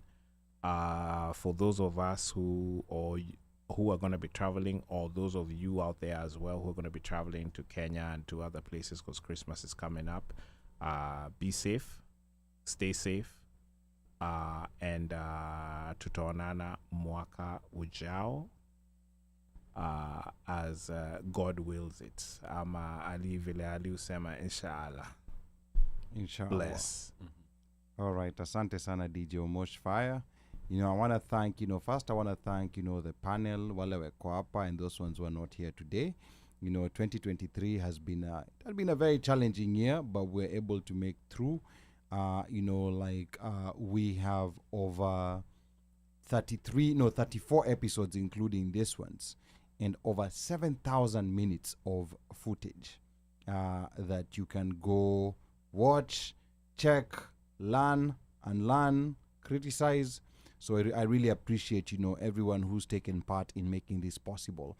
I also want to thank, all our listeners, especially our live audience. Yes, we know we have most of our audience who listen afterwards, but a special shout out and thank you to our live audience.